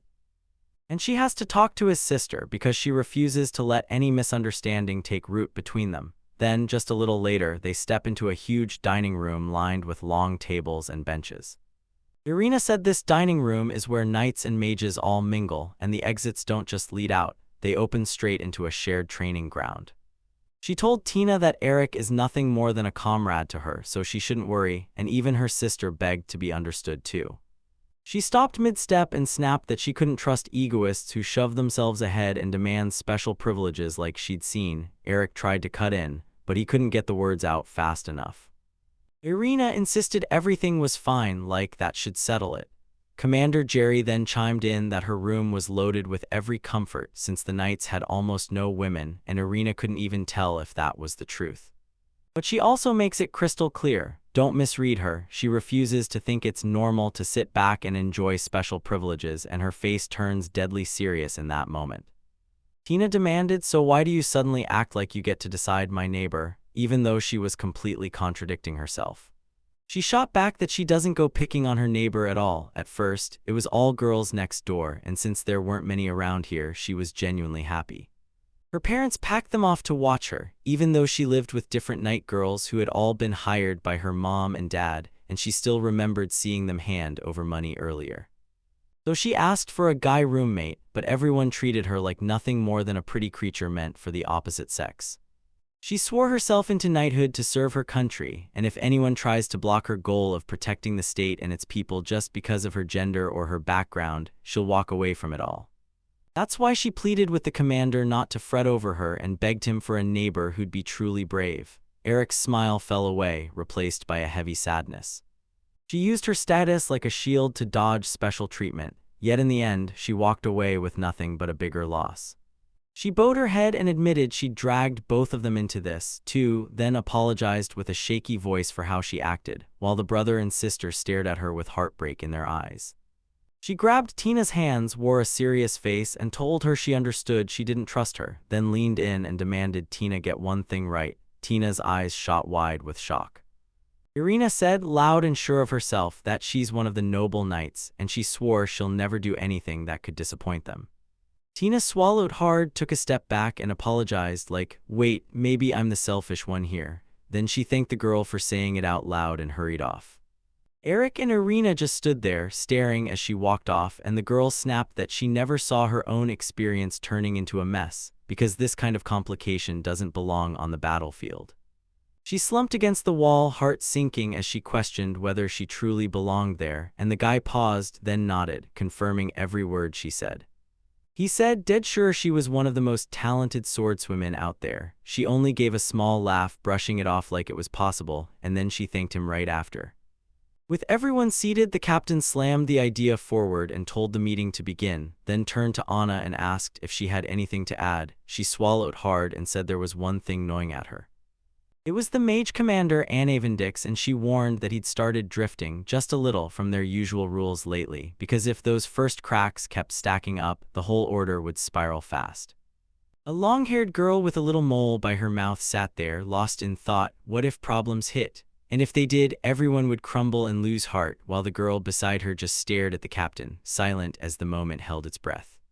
Mage Vice Commander Vivienne Spano can't ignore it anymore. More and more people are grumbling lately, and now there are whispers that the bond between knights and mages is cracking. Anna said tons of magicians copy her lead, then pushed for her deputy to take the job seriously, and the girl nodded and accepted the order. Then Anna shot to her feet and snapped at Liberto with a threatening glare, furious that he'd gotten drunk again, because she couldn't make sense of what his work was even for anymore. Right then, Liberto Corrales, the knight's vice commander, was knocked out at the table, snoring like a storm, with one hand still clamped over his flask.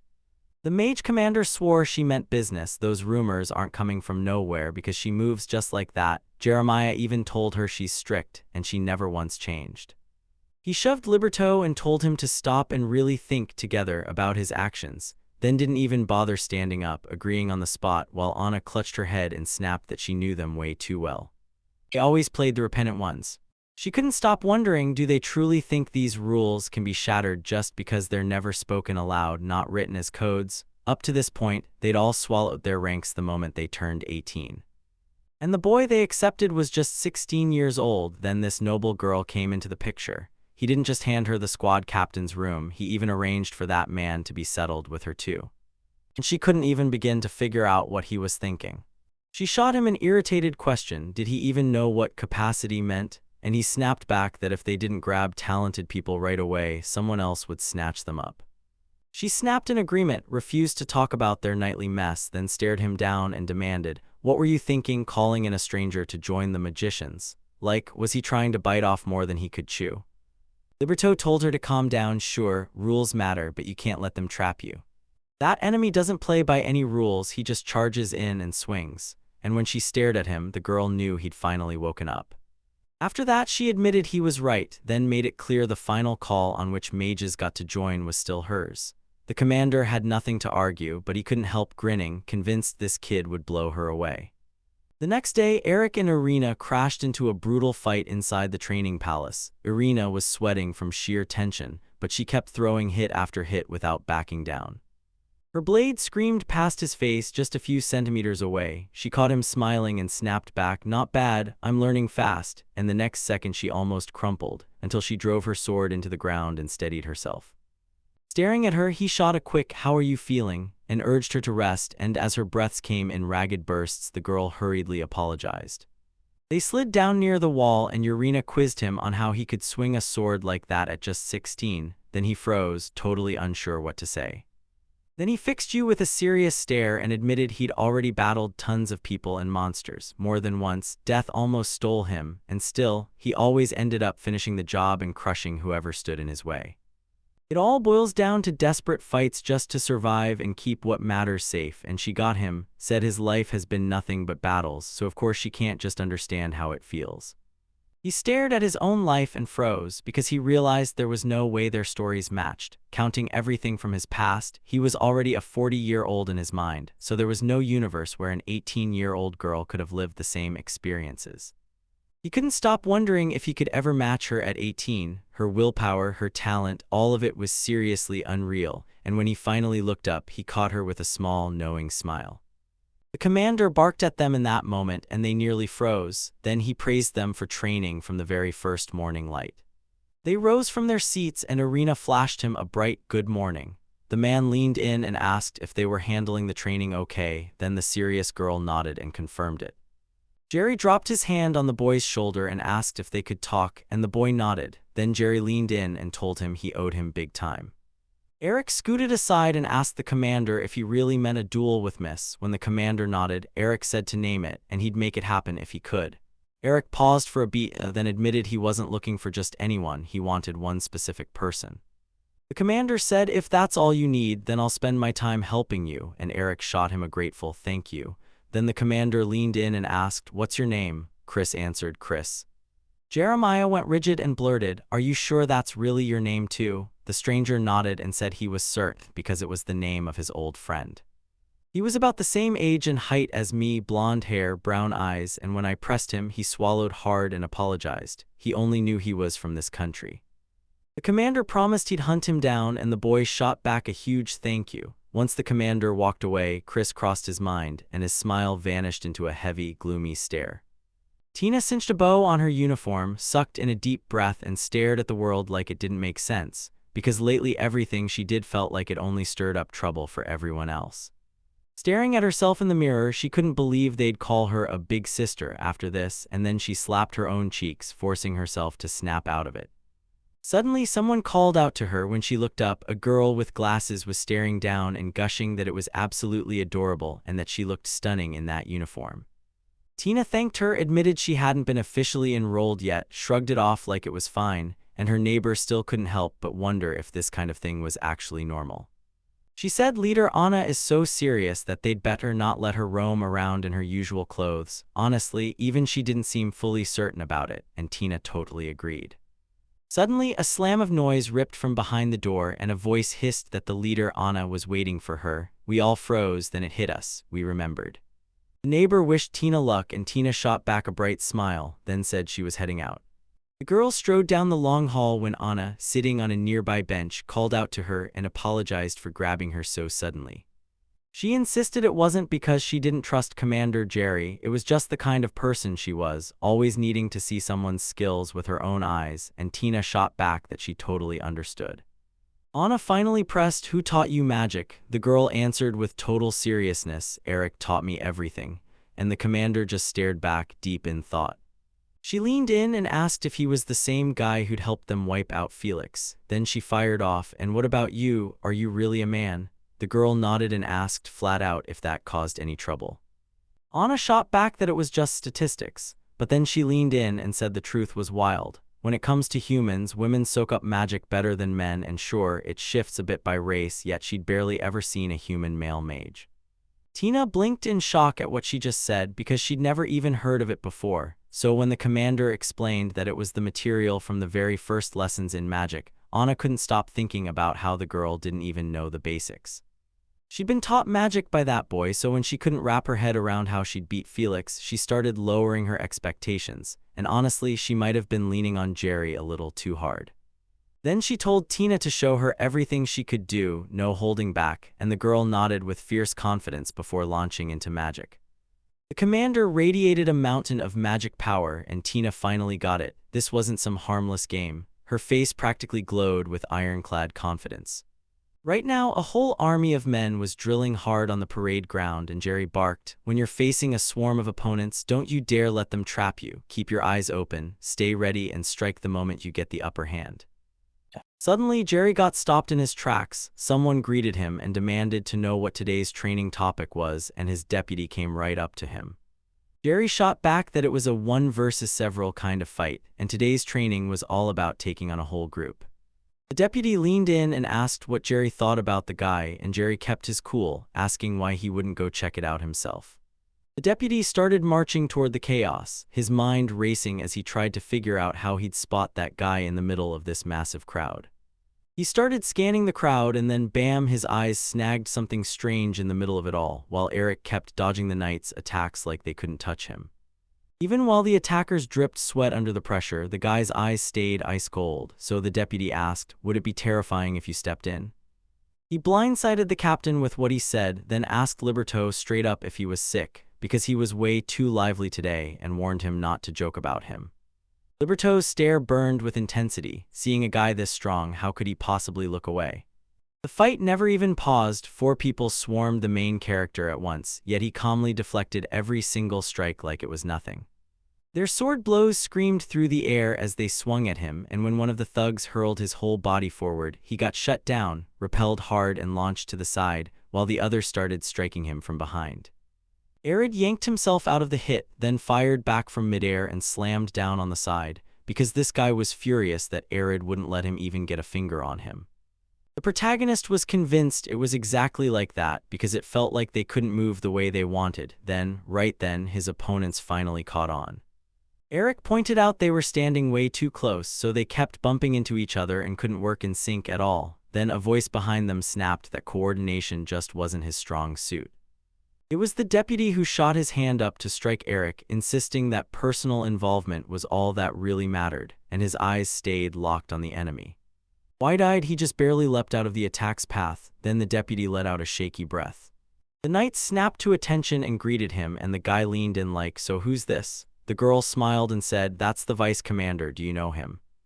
Dead ahead, Vice Commander Liberto Corrales crouched like a threat. People in the order say he's one of the strongest men around, and he snapped at them to stop humiliating him. He leaned in and asked Eric to spar with him, then bragged that you don't get a shot like this every day, facing the vice commander of the Knights. Eric answered, "Nah, it's not that."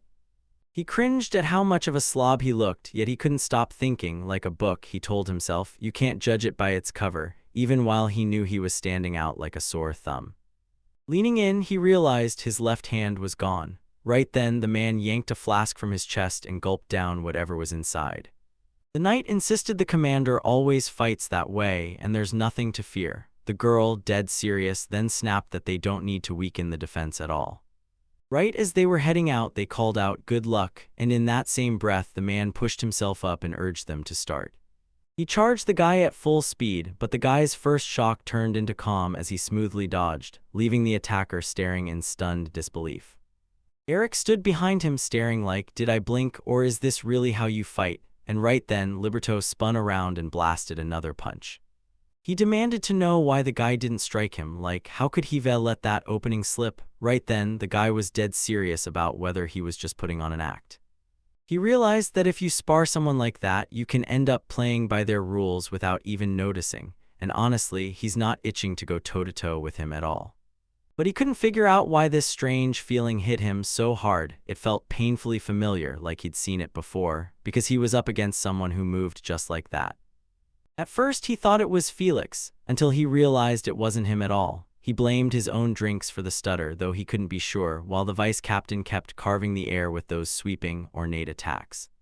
Eric realized this was his moment, so he took the bait. He shot forward and struck the man who'd landed on the side. Sweat dripped down his face as his mind raced, plotting the next move.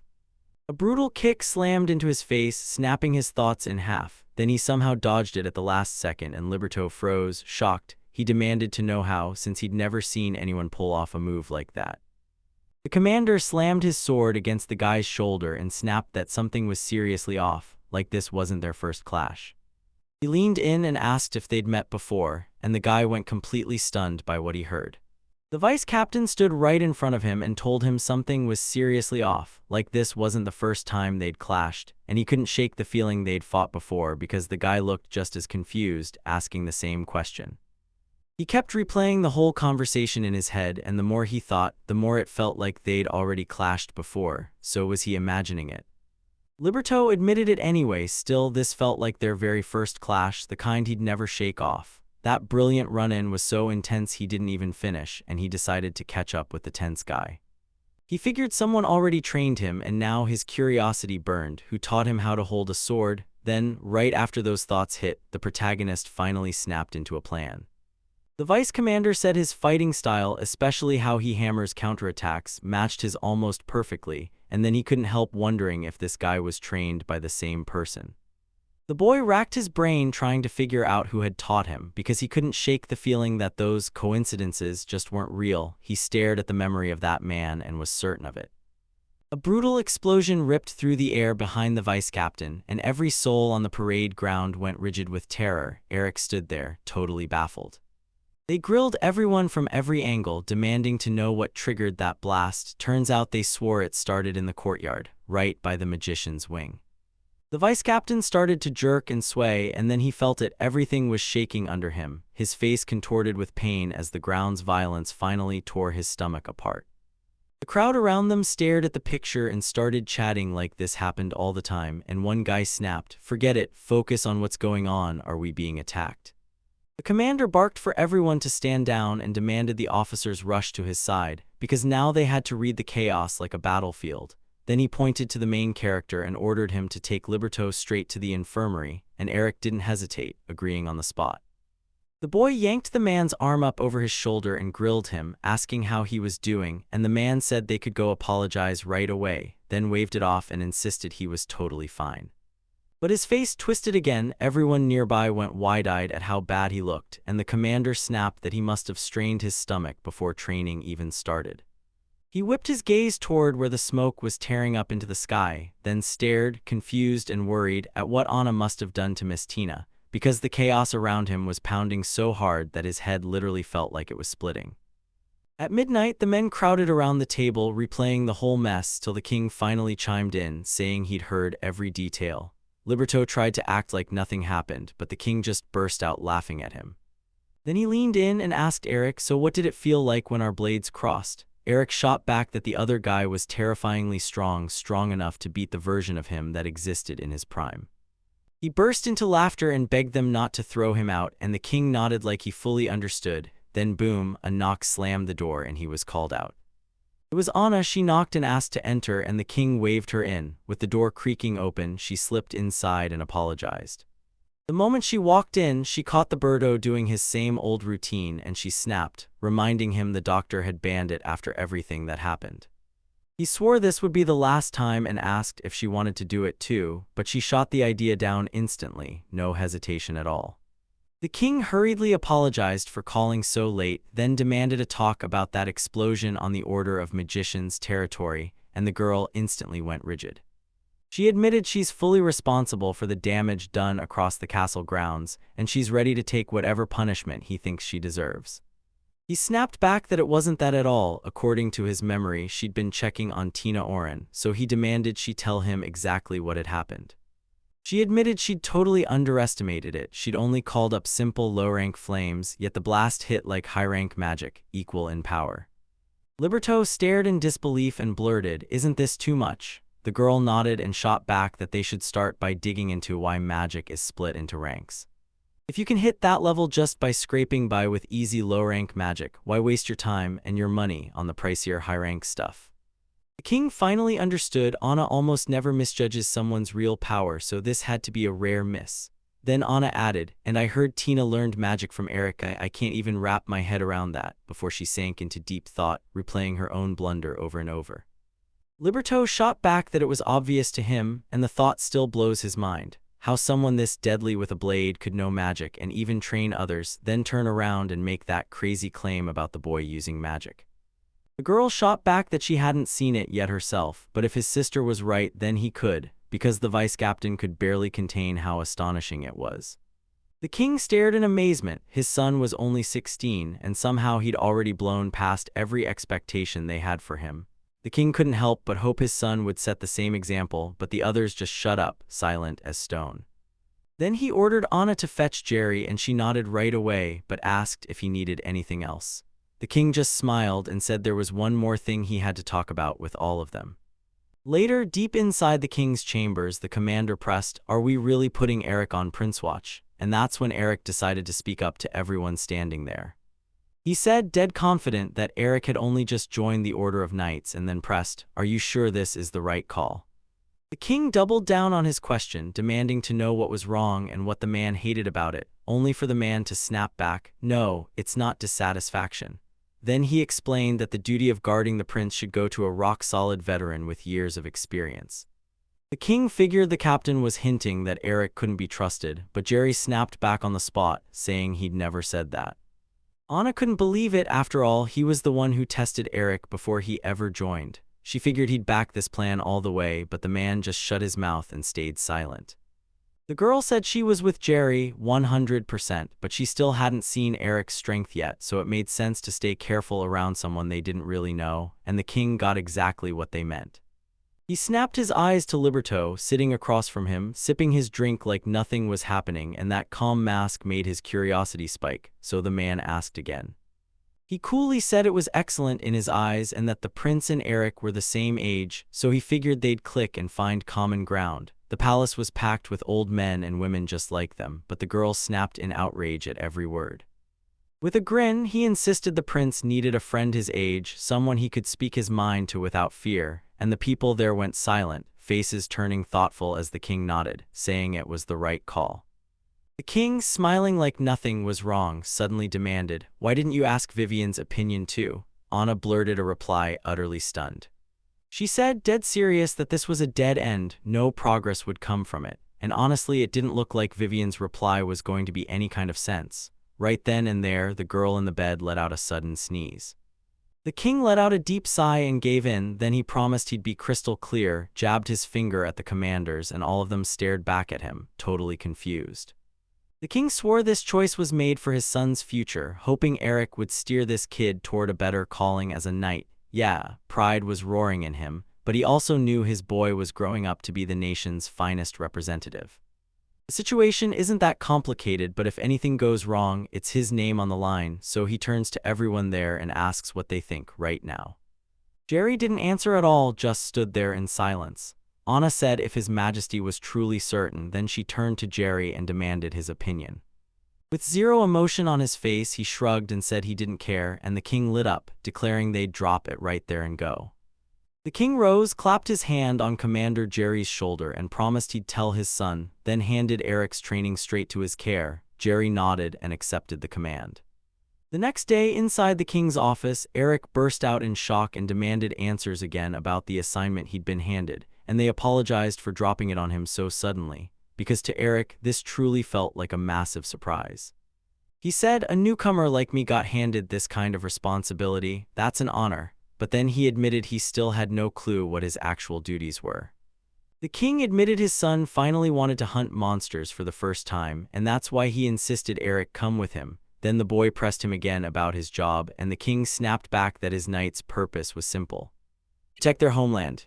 The royal family will never forget what they did. Every single one of them is raised to worship and respect knights, right up to the day Eric's son starts drifting off the script a little. Since Eric is the same age as the king's son, the king secretly hopes Eric will look at him up close and see all his good qualities. He shot back that he had it all figured out, and inside he smirked, thinking the emperor's son was nothing but childish. Then he asked, "Will you guard the prince alone?" Jerry shot him a grin. The king demanded, "Is there some issue with that? Didn't he say it would be an honor?" With all due respect, he shot back that betting the prince's safety on one guard felt sketchy as hell, so he planned to add a few more people to make the protection rock solid.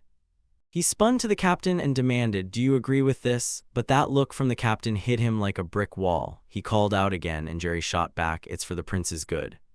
The king doubled down on his words, saying this was exactly what he needed right now. Only Eric could handle it, and the boy couldn't wrap his head around why they were even talking like that. So, yeah, he figured he and the prince were the same age, but that couldn't be the whole reason they picked him. If both His Majesty and Commander Jerry pushed so hard for it, then something else had to be going on, and that left him staring at one terrifying thought. What was truly wrong with the prince? At that moment, the king exploded with rage, roaring that he had no clue where his son was headed, and he couldn't stand the fact they were being forced to wait this long. Earlier, he demanded that he show up on time, so he stormed out himself to drag him in, and the fact that this guy still didn't get his place made rage boil over his skin. Everyone there went dead silent, shocked by the fury blasting out of him. As he lunged for the door handle, a voice from down the corridor snapped, "You're being heard." and the king just snorted, raging that it all happened because he was late.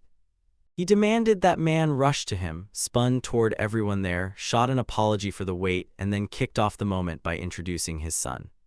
A young man with a mole under his eye stepped into the room. Christopher Leo Bagania, and Eric's jaw dropped because he knew that guy, it was his friend. The protagonist literally went rigid on the spot from shock because the prince looked exactly like his best friend who saved him in his past life. Could it really be him? But he was hunting for some plain traveler, dirty hair, ragged clothes, while the young man right in front of him rocked a flawless hairstyle and wore full-on aristocrat gear.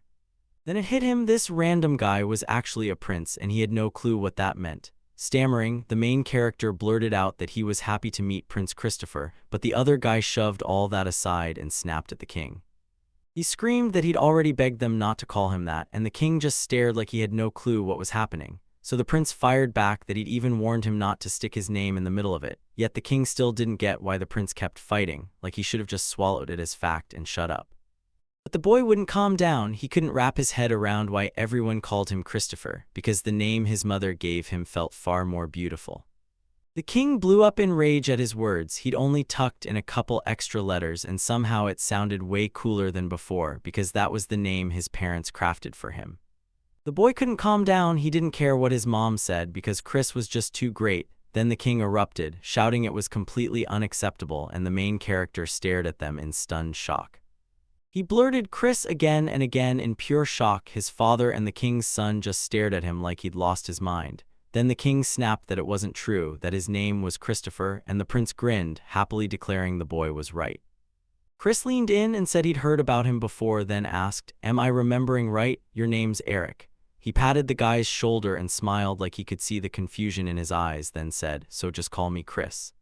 The protagonist's shock hit like a thunderclap because he recognized him instantly. His face, his voice, even his name. No doubt at all it was him. Back in his past life when the village got obliterated, he had nowhere to run until he changed everything. He taught him everything, drilled him until he got strong, and they spent ages together with his only friend, and the boy finally realized he'd found his place at last. But deep down, sadness gnawed at him. Why couldn't he feel real joy? Still, when fate finally gave him a second life, he got to meet the people he loved from his past life again. Parents, Tina, the villagers, every single one of them felt like his memory made flesh. He nearly broke, tears of pure joy spilling out, but the Chris standing in front of him, that was someone else entirely. King kept hammering the same thing. He'd forbidden it. The name had to be spoken. Right then, a maid burst in to report that people were complaining about the noise, so the prince stopped everything and fired questions back at her. What did she think, and should kids really be allowed to choose their own name? Alice snapped back that she wasn't doing any part of it, but the prince roared that it was his idea, so let him watch it unfold. Then he seized the main character by the neck. He jabbed his finger at his father and declared that Eric finally gets his voice, like, if he didn't like something, tough luck, it'd be a disaster, because he was only doing what he was told. His face was drenched in sadness, and when the king right then called his son a cowardly swindler, he just couldn't wrap his head around what kind of prince that even sounded like, but the boy didn't care about the king's words. He always felt what it would become, but he couldn't bring himself to face the truth, because somewhere deep in his soul, he still prayed Chris would be like his friend, the kind of person he could trust and worship. The king snarled at his son, and the son snapped that since he'd stayed quiet, he needed to be introduced again. Then he thrust his hand out toward the stunned Eric and announced, "I'm the Prince of Bagania, Chris Bagania."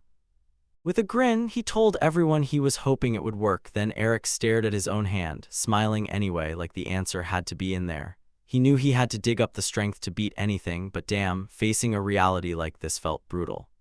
They shook hands, and in that moment, the protagonist knew he couldn't stall anymore, no matter what. The friend who saved him in his past life stood right there in front of him, Chris. Even if he doesn't have a clue who this guy is, he'll throw everything he's got into protecting him. That calm guy finally felt it, like he'd just found his missing best friend again, the one he swore he lost in his past life. But the prince grinning in front of him, that's Chris, someone he's never known, and it hits him hard because this is the first time he's really seeing him. He was ready for it because he'd been clawing at the future like it could be measured, and still, that whole chase left a heavy ache sitting in his chest. It didn't matter anymore. He'd sworn to protect Chris no matter what, and now his mind raced, hunting for a way to make it happen. Smashing Felix wasn't going to be the whole answer, and he knew that for sure. Something bigger is hiding out there and he has zero idea yet, so he's doing everything he can to claw back memories of his past life because right now he needs one solid clue to unlock it. They pushed deeper into a dark forest and Eric kept glancing around like, where are we even going? He was only following his lead while the two of them slipped way past the city limits. Night monsters got vicious and they'd better make it back fast.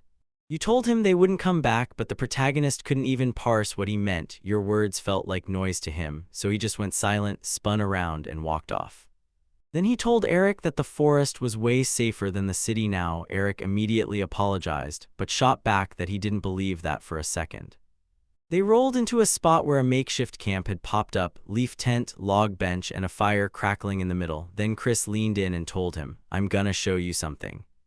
He spotted the main character scanning the room and tried to shrug it off like, "I'm just sleeping here," but that wasn't the point. He waved him over and demanded he come to him. He shoved a telescope into his hands and told him it was the perfect view of the whole city, then warned, "Mind your step and don't miss a thing, look all around." Eric spun side to side, scanning every corner while Chris angled the pipe just right, forcing the guy to stare straight at the central square, and when Eric finally saw it, shock hit him hard. A huge crowd packed the square. Right in the middle, a platform stood with a towering structure built on it, and the military was handing down sentences at that very moment, and Eric couldn't believe what he was seeing. He started spilling everything he saw with his own eyes, sweat pouring down his face, and Chris backed him up, then admitted he had no idea what any of it meant. War ripped these lands to shreds and this city was already on the losing end, so anyone who fought back got crushed, turned into a warning, and still they weren't safe for long. Eric had nothing to say. Chris told him he'd be gone at dawn, then turned to Eric and asked what he planned to do next. Eric stared in silence at first, then finally snapped back and demanded what would happen to the townspeople. With his back turned, Chris told him he would have tried to help if there was even a shot, then he admitted it was way too late now. They're clinging to life, begging the soldiers for mercy, because the only way to survive is to surrender their friends. So does Eric get what'll happen if they try to help them? He warned that rescuing Eric could drag everyone, both them and the people they were trying to help, into serious danger, grimacing as he said he could only get Eric out since nobody there even knew him, calling it the best move he could think of, and then telling the boy to understand him. Chris said he'd hunt for food for tomorrow, then told Eric to start a fire while he was gone, right away. He even asked if that guy knew how to make one, and the protagonist shot back, "Yeah, I've got it," then demanded, "So why do you have nothing to eat?" He snapped back, saying he must have messed up while drying the meat, because flies had swarmed it by the dozen and the stink was downright unbearable. Chris added that he'd circle back to check the traps he'd set nearby, then if he lit a fire, it'd send the monsters running. Eric snapped that he needed him to wait because he wouldn't leave him here by himself. Chris stared back and studied him closely. Chris leaned in and asked, "You really survived that monster attack on your village and then you endured it alone for a whole month?" The answer hit like disbelief. He wasn't just lucky, he was way stronger than he'd ever realized, and Chris urged him, "Trust yourself more." The guy asked him again, stunned, and then the man clenched his fist so hard it started to shake. He had no idea what any of it meant, because all this time he'd been rushing around, terrified, trembling in pure fear. Chris stared at him with raw heartbreak, then forced out an apology, swearing he was right. It wasn't easy for him to say, but he promised one thing: if trouble came, he'd shield him no matter what. So he didn't have to fear it. He leaned in and asked the guy if they'd actually agreed, but Eric stared back blankly at first, then dropped his eyes to the ground. As he stormed off, the prince snapped that time was already running out. Out here, they could get spotted by tomorrow, so they had to team up right now. He told Eric to get ready, and Eric nodded, totally buying it. After a while, the boy sank onto a log beside the crackling fire, staring into the flames as the war gnawed at his thoughts. His problems felt tiny compared to this, and he couldn't stop asking himself when he'd finally quit living on everyone else's help. He had nowhere to go, nowhere at all, and he couldn't even figure out what he was meant to do or why he was still alive in the first place. Honestly, he had no reason left to keep living. He tossed more wood onto the flames, and right then his stomach growled like thunder. He spun around, stared at the meat hanging behind him, and as he closed in, panic hit him. That was exactly what Chris had warned him about earlier, the part he never managed to dry. He stared at it and disgust hit like a punch. How the heck could Chris build a camp and still not know how to dry meat? No matter what, he refused to give up and decided he could still save it by boiling it. Eric blinked in shock at his own words because he couldn't even eat. What was he even doing? Then, out of nowhere, a sharp rustle snapped from the side and Eric jerked back hard. Deep in the forest shadows, he spotted a silhouette. Someone was there. When he squinted closer, it clicked, a real person. Then he snapped his gaze to Chris, warning him, "Don't jump out at me like that." He demanded to know if he'd found anything in the traps. Then when they finally got close, he froze, realizing the friend standing there wasn't his friend at all. Rage boiled in those soldiers as they cornered him, growling what he was doing there, eyes black as midnight while they kept their weapons up and ready. And yeah, the guy's fear hit him like a truck. The man strode up and yanked out his sword, and Eric stumbled back, mind blank, no words coming out. Then the soldier sneered, yanked him by the hair, and Eric erupted into a brutal scream. He leaned his evil grin right up to the terrified Eric and demanded, "Can you hear me?" Then he barked for Eric to start talking before he could even register a word. He heard him and fired off the same question again, "What the hell are you doing here?" The protagonist admitted he'd only just arrived today, but the sky was already turning dark, so he quickly pitched his camp. The second the man heard those words, he slammed his head as hard as he could into his knee. Then the scream ripped out of him from the agony, and finally he released his head. He demanded to know why he'd pitched camp in the forest when the city sat right there, because from that spot the whole city was staring back at them, crystal clear. He kicked the main character and snapped that he'd been lying, then slammed his foot onto his face and demanded to know why he was even there. A second guy lurked right beside him, arms crossed tight, and snapped at him to stop, because how was he even supposed to answer if he wouldn't give him a chance to talk? If he was really going to torture him, he couldn't rush, he had to drag it out, squeeze every last answer from him before he finally blacked out, and then he started throwing out specific examples of different ways to break the truth loose. He folded himself into a tight, trembling ball, yanking his legs in and throwing his hands over his head in pure horror. Then the man muttered that he was probably lurking around, grilling them with questions.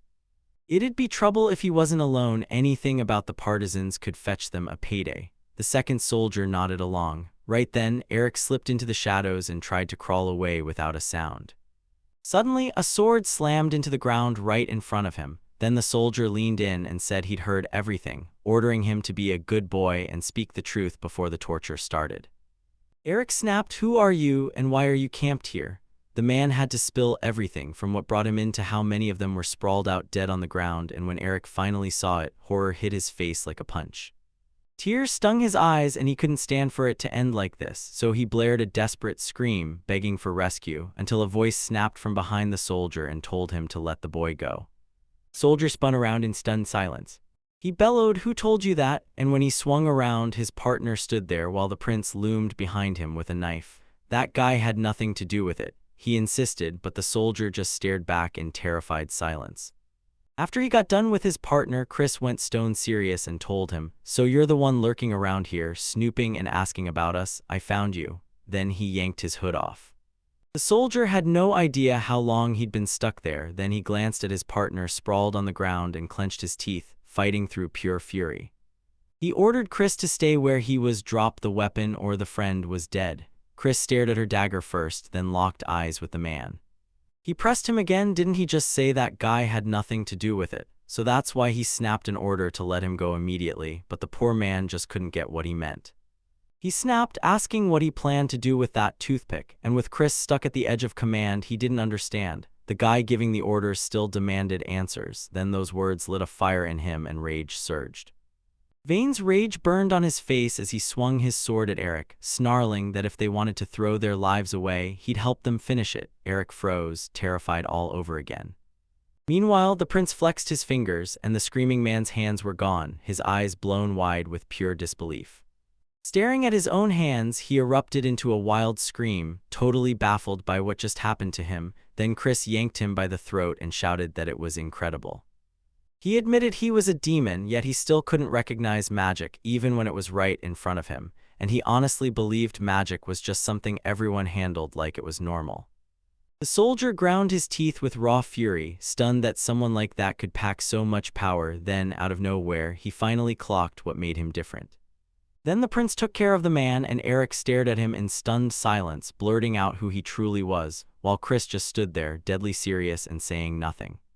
Eric stumbled back in pure horror and blurted for his friend, demanding to know who he was. Then Chris refused to even look over, saying he'd found the horses nearby and they had to get out of here fast, asking if Eric knew how to ride.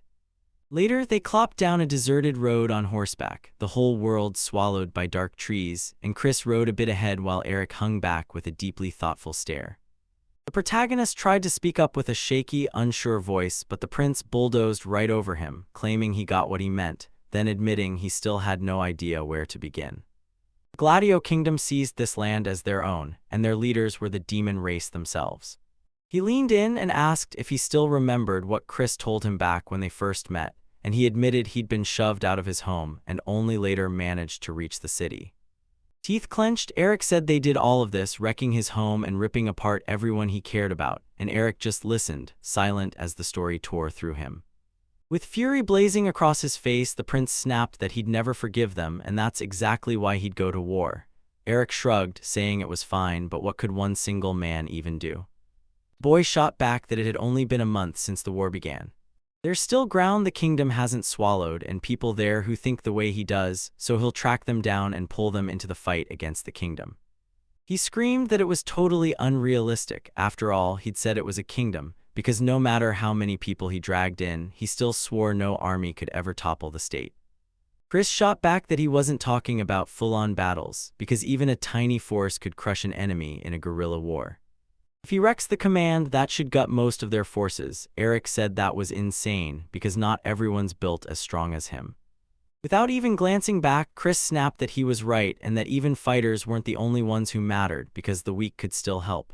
We can bait them, he said, luring a couple of soldiers out into the open like live decoys, and those words hit the protagonist like a punch to the gut. He snapped in horror, realizing he was standing there to get ambushed. Then he burst into screams and vicious name-calling, because the helper was the one who tricked him and dragged him out of the city. He shot back that he didn't want to trick him, he just needed his help, but the shocked guy fired the question again. Did he even know what help really meant? He wheeled his horse around and stormed back, refusing to stay with him one more second. Then he rode off and said goodbye, and Chris called out, begging him to stop and tell him something. He snapped, asking how he was supposed to survive with that demon lurking everywhere. Monsters burned his village to the ground, and with it, his whole life shattered. Now he had to figure out how to survive, where to even find food, how to cook it, and what he'd do when winter finally hit. Now he can't survive on his own, he knows it. Sooner or later, he'll pair up with life. That's what the guy keeps thinking, word by word. Chris snapped that while they talked, the whole country was shifting under their feet, and if Eric wanted to live, he'd have to get stronger fast. Eric stared back, totally lost for words. Chris clenched his teeth, frustration burning, and then the tears spilled over his eyes, while Chris just watched him with this heartbreaking sadness. Later, they pitched their camp inside a cave, and the horses munched and grazed nearby. They sat across from each other, a lantern burning between them, and Chris told him those soldiers had the food, so if he was going to eat at all, he'd need to owe it, and that's why he took half. Eric demanded to know why the country got taken over in the first place, because if that never happened, none of this would exist. Chris dropped his gaze and admitted with a heavy breath that it was a brutal question to face. Everything hit so fast he can't piece together the full story, but people told him the kingdom was saved by a mysterious helper. Now those survivors are gone and nobody can reach them anymore. The prince had zero clue who they were partnering with, but he swore he'd dig up the mastermind behind all of it. Rage ignited in his eyes, and he promised he'd hunt them down and deliver justice for every one of the people he'd lost. Eric stared at him with a heavy heart, the people he'd lost crashing into his mind, old memories flashing like lightning, and he couldn't wait to ask Chris something. Staring the prince dead in the eyes, Eric demanded, "If I ask you to train me in swordsmanship and magic, will you help me?" The prince blinked in shock, then immediately lit up and agreed with pleasure. He laid it out: if Chris agreed, then every bit of cooking would be his to own.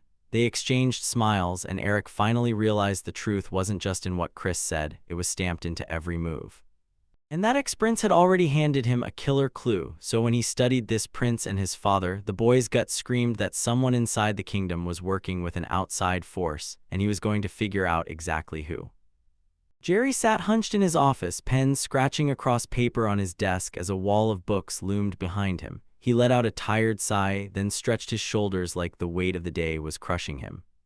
He realized Eric was hunting for his best friend, Chris, so he tore through every corner, but all he could find was one person who matched the description. And it was Prince Christopher, yeah, the guy who insisted everyone call him Chris. He looked just like Eric had described, same age too, and those thoughts kept clawing at the commander's mind as the memory of what happened earlier came roaring back. The prince blasted his fury at his father today, demanding why they couldn't hunt right now. Then the king cut in fast, saying those meetings were a must to stop misunderstandings because you don't just charge into the hunt without prepping. Jerry couldn't shake the feeling that Prince Christopher and Eric had never crossed paths before, because if Eric was hunting the prince, he was straight up lying when he called him his best friend. Jerry just couldn't figure out why Eric was so fixated on finding him. Could it be his plan to destroy the prince? A ton of people meddle in kings' and princes' lives, but this time it was him who pushed Eric to join in. And if Eric had realized the prince was the prince, he wouldn't have spent all this time hunting him. So tell me, why chase a prince when you don't even know who he really is? Jerry let out a heavy sigh, convinced he was overthinking everything, until a sudden knock on the door ripped him out of his thoughts. Right at the door, they demanded permission to step out, and the commander shot back with a stern look. He'd been waiting for him all along. Then he told Millwood to go inside, and by that moment the common dining room was packed with a ton of people. Plopped into their seats, they dug in and chatted while Tina strode in with a food basket and announced, "I made lunch for all of you." Eric admitted he never thought being a knight would let him actually taste her cooking, and the girl shot back that Vivian's deputy had lined it all up so she could use the kitchen. Then Vivian burst out laughing. She pressed a hand to her chest and beamed, saying that hearing those adorable newbie kids was just part of what the Order of Naja's deputy leader was supposed to do. Irina beamed, insisting her attitude had earned respect, but the girl snapped back. She'd told her again and again to ditch the formalities, only for the knight to shoot it down. Dropping them was out of the question. Eric admitted he was shocked. The commander warned him the Order of Magicians leader was brutally strict, so Eric figured the deputy would be just as harsh. Then Vivienne let out a heavy sigh, and all she could do was think about Anna. Leaning back in her chair, she said she was just trying to take it easy, because hey, a smile could fix everything. Then she winked and asked Tina if that was the truth, and Tina awkwardly nodded along. Spinning back to Ms. Cashball, Tina begged for forgiveness for what happened that day, only for Irina to stare in shock at the words coming out of her mouth. Tina said she really hoped she could apologize, and if the girl was okay with it, she'd even treat her to lunch. Then the girl asked, "So you really can?" Tina nodded and admitted she wanted to get to know her better because she genuinely hoped they could become friends. Then Irina stared in shock, and right after that, tears burst from her eyes. Wiping her tears with her sleeve, she apologized to them. Then she admitted she'd never been asked to be anyone's friend before. That joy hit so hard you could barely stop yourself from crying too. Taking Tina's hands, she promised, "I'd really love to be your friend," then told her to call her just Yorina, no formal stuff at all. Tina's face lit up and she happily agreed. Vivienne lit up and called it wonderful, so no one should ignore the deputy, and the whole table burst into laughter while Irina happily dug into her sandwich just as Eric's name rang out. Jerry charged up to them, begged the guy to take a quick break, and while he did, Yorina kept grading the commander. Jerry couldn't help but smile. She was really there too. A dorm room had just opened up and he wasted no time apologizing for the interruption because he had to pull Eric out of it. Vivienne shrieked that he'd blown it all up because Yuri finally landed a roommate she actually liked. Then the commander shot back that he understood her anger perfectly. He snapped his gaze away and said they had their reasons. Eric and Cashball's closeness was just a stopgap, not something they needed anymore, so it was time to strip those privileges. The girl immediately pouted, clearly not buying it. Yuri leaned in and told Deputy Vivian, "I'm totally fine," because she wasn't some kid and she wasn't even an aristocrat in this place. Tina watched the girl with worried eyes. Stared at her, eyes blazing with a whole storm of feelings. She asked Commander Jerry straight up if Eric's new neighbor was right behind him, and when he spun around, the man confirmed she was exactly right. The guy who walked in grinned and said they were having a blast here. Then he pushed the moment and said it was time to introduce himself, and suddenly every eye locked onto the newcomer. He locked eyes with Eric, beamed, and said it was awesome to finally meet him. Elian Millwood, that was his name, and the whole room stared in stunned disbelief. Tina shrieked in pure horror, "Another girl again?" And Irina snapped, "Wait, breathe." The commander cut in, saying he was one of the most battle-tested knights around. With a grin, he bragged that his grades were top-notch too and swore they'd click instantly. But Elian's sister went rigid the moment she realized he was a guy, and Elian just smiled awkwardly, mortified by how they reacted. A few hours earlier, one of his subordinates marched up to the commander. He demanded to know what Eric meant when he told him to follow, because the commander had ordered it, saying he wanted to see what Eric usually does. He told his subordinate, like always, that he was still razor sharp, and that this was exactly what he'd been waiting for. Mill would corner Tim and demand to know why he wanted it, then press whether he was hiding something. The commander snapped back, "No, that's not it, this isn't the problem," then admitted he was only asking because he was genuinely curious. He insisted, "I'm only 16, then admitted he'd been born and raised in a tiny town, and he couldn't stop wondering how he got this strong in the first place, but he was always swamped, showing up only for group training, so he asked Millwood to let him move in as her new roommate. The guy told the commander, "If you want it that badly, I'll do everything you ask." Noah asked if that really was the only reason, then he blurted an apology, admitting it was a selfish motive, and the commander snapped back, asking if he'd still do it in the end. He swore he'd do everything, then straight up admitted he was personally interested in Eric. The commander leaned in, thanked him, and made it clear he truly valued his support. Millwood shot him a deep bow, then spun on his heel and hurried out of the office. He slammed the door shut, shot out a shaky breath, and called the hero's name straight out loud. Millwood marched Eric to the room and told him, point blank, that he'd be staying here from now on. He said this place was way smaller than his last one, and he just hoped Eric wouldn't freak out. Eric shot back that it was totally fine and that he felt right at home in rooms like that. One of the heroes leaned in and asked if this place was a normal room for the Knight's Order, and the girl shot back that it was way smaller than the Magician's room. Millwood shot back that this was a special case. Joining the Order of Magicians was brutal, so way fewer of them existed than knights. The hero nodded and said, "Yeah, magic is the reason every mage stands out," and the girl immediately agreed. Eric asked to borrow the table, and the guy said, "Sure, you can even use the closet too," and Eric thanked him. Eric thanked the heroes and told them he couldn't thank them enough for tracking down books for him in the library, then he offered to treat them someday. They laughed it off and insisted he'd help them way more, so they didn't feel right about it. Millwood couldn't believe it. Jelena had gotten way softer ever since Eric showed up, and it blew him away how one person could shift another so fast. The boy figured Eric could be a role model for everyone, because even though he looks down on nobody, he carries himself with pure dignity, acting way too mature for his age, and Millwood can't believe he's only 16.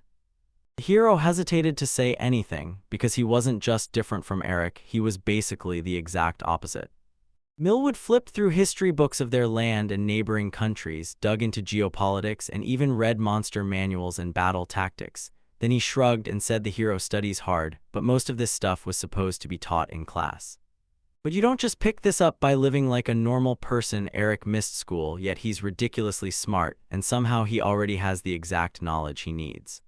The girl spun toward him and said the vice commander had already okayed her to use the kitchen every day, so if he wanted, he could join them for lunch tomorrow, and she'd even bring her own food. He asked for the go-ahead, they said yes, and then she stepped in and asked if all of them would come too. Eric shot out an apology and promised, "I'll be slammed tomorrow." The girl blinked stunned and demanded to know why. He grinned and told her he was heading out on a mission tomorrow. She demanded to know the mission, and Eric snapped that he couldn't tell her. Jelena leaned in and told the girl she couldn't pry into anyone's mission, because not every mission was meant to be spoken about. Then she quickly apologized. He was blown away by the mission, because nobody had warned him it even existed. If Commander Jer truly wanted Eric under his watch, he'd have signed him for the same mission, so the fact he didn't screams one thing: Jer doesn't fully trust him. He felt it cross the line, but he pushed through, clocking in and grinding until he finally earned his full trust. The hero burst out, "This is amazing, let's go hunt." Everyone started hissing at him to shut it. This was mission time, so they told him to hold his tongue for a second. Chris nodded, then introduced himself. "I'm Chris." He cleared his throat and blurted out, "Can I say something?" Eric is the only one who's tasked to ride with the prince, but for extra security the rest of them will escort him through the city, because they can't let word spread that the prince slipped out of the palace, so they all dress up and act like merchants. The boy fired off, "Is everything clear?" and the prince shot back, "Yes." Then he insisted he couldn't act like a prince, shrugged it off like it was nothing, and the commander snapped his head back as he called out to Eric. He said he was handing Prince Christopher over to his care, and the boy nodded back like, "Got it, I understand." Chris burst in with urgency, shouting that they had to go right now, and demanding everyone follow him. Everyone froze in shock. No one could allow the prince to ride in front.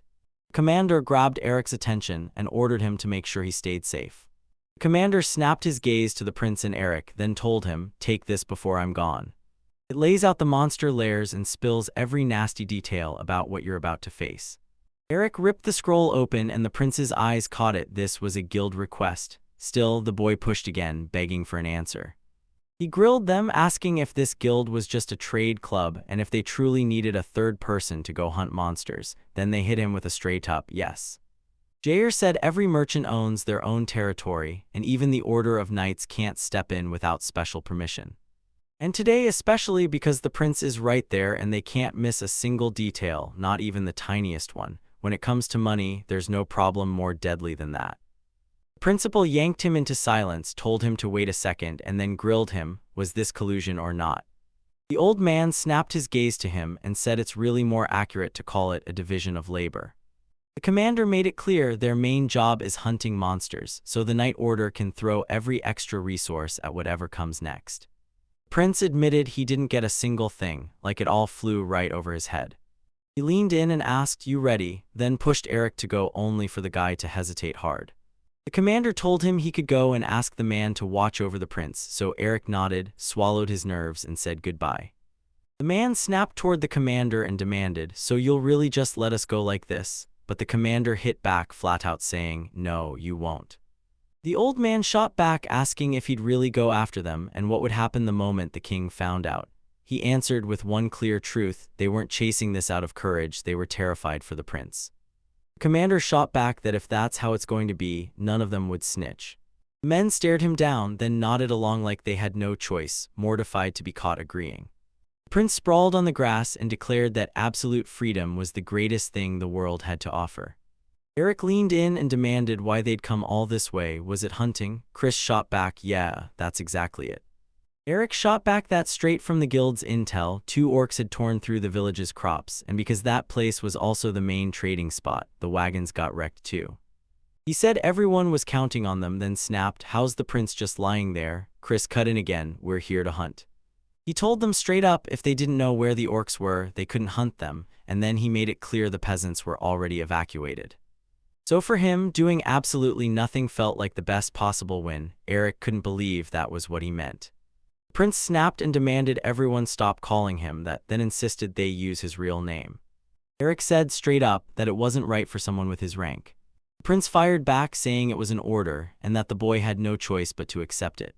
Eric said he came here to get things done, but Chris barreled in and cut him off mid-sentence. The prince started whirling around him and Eric blurted, "Why are you doing that?" Chris snapped that the guy was just way too wound up and told him to calm down.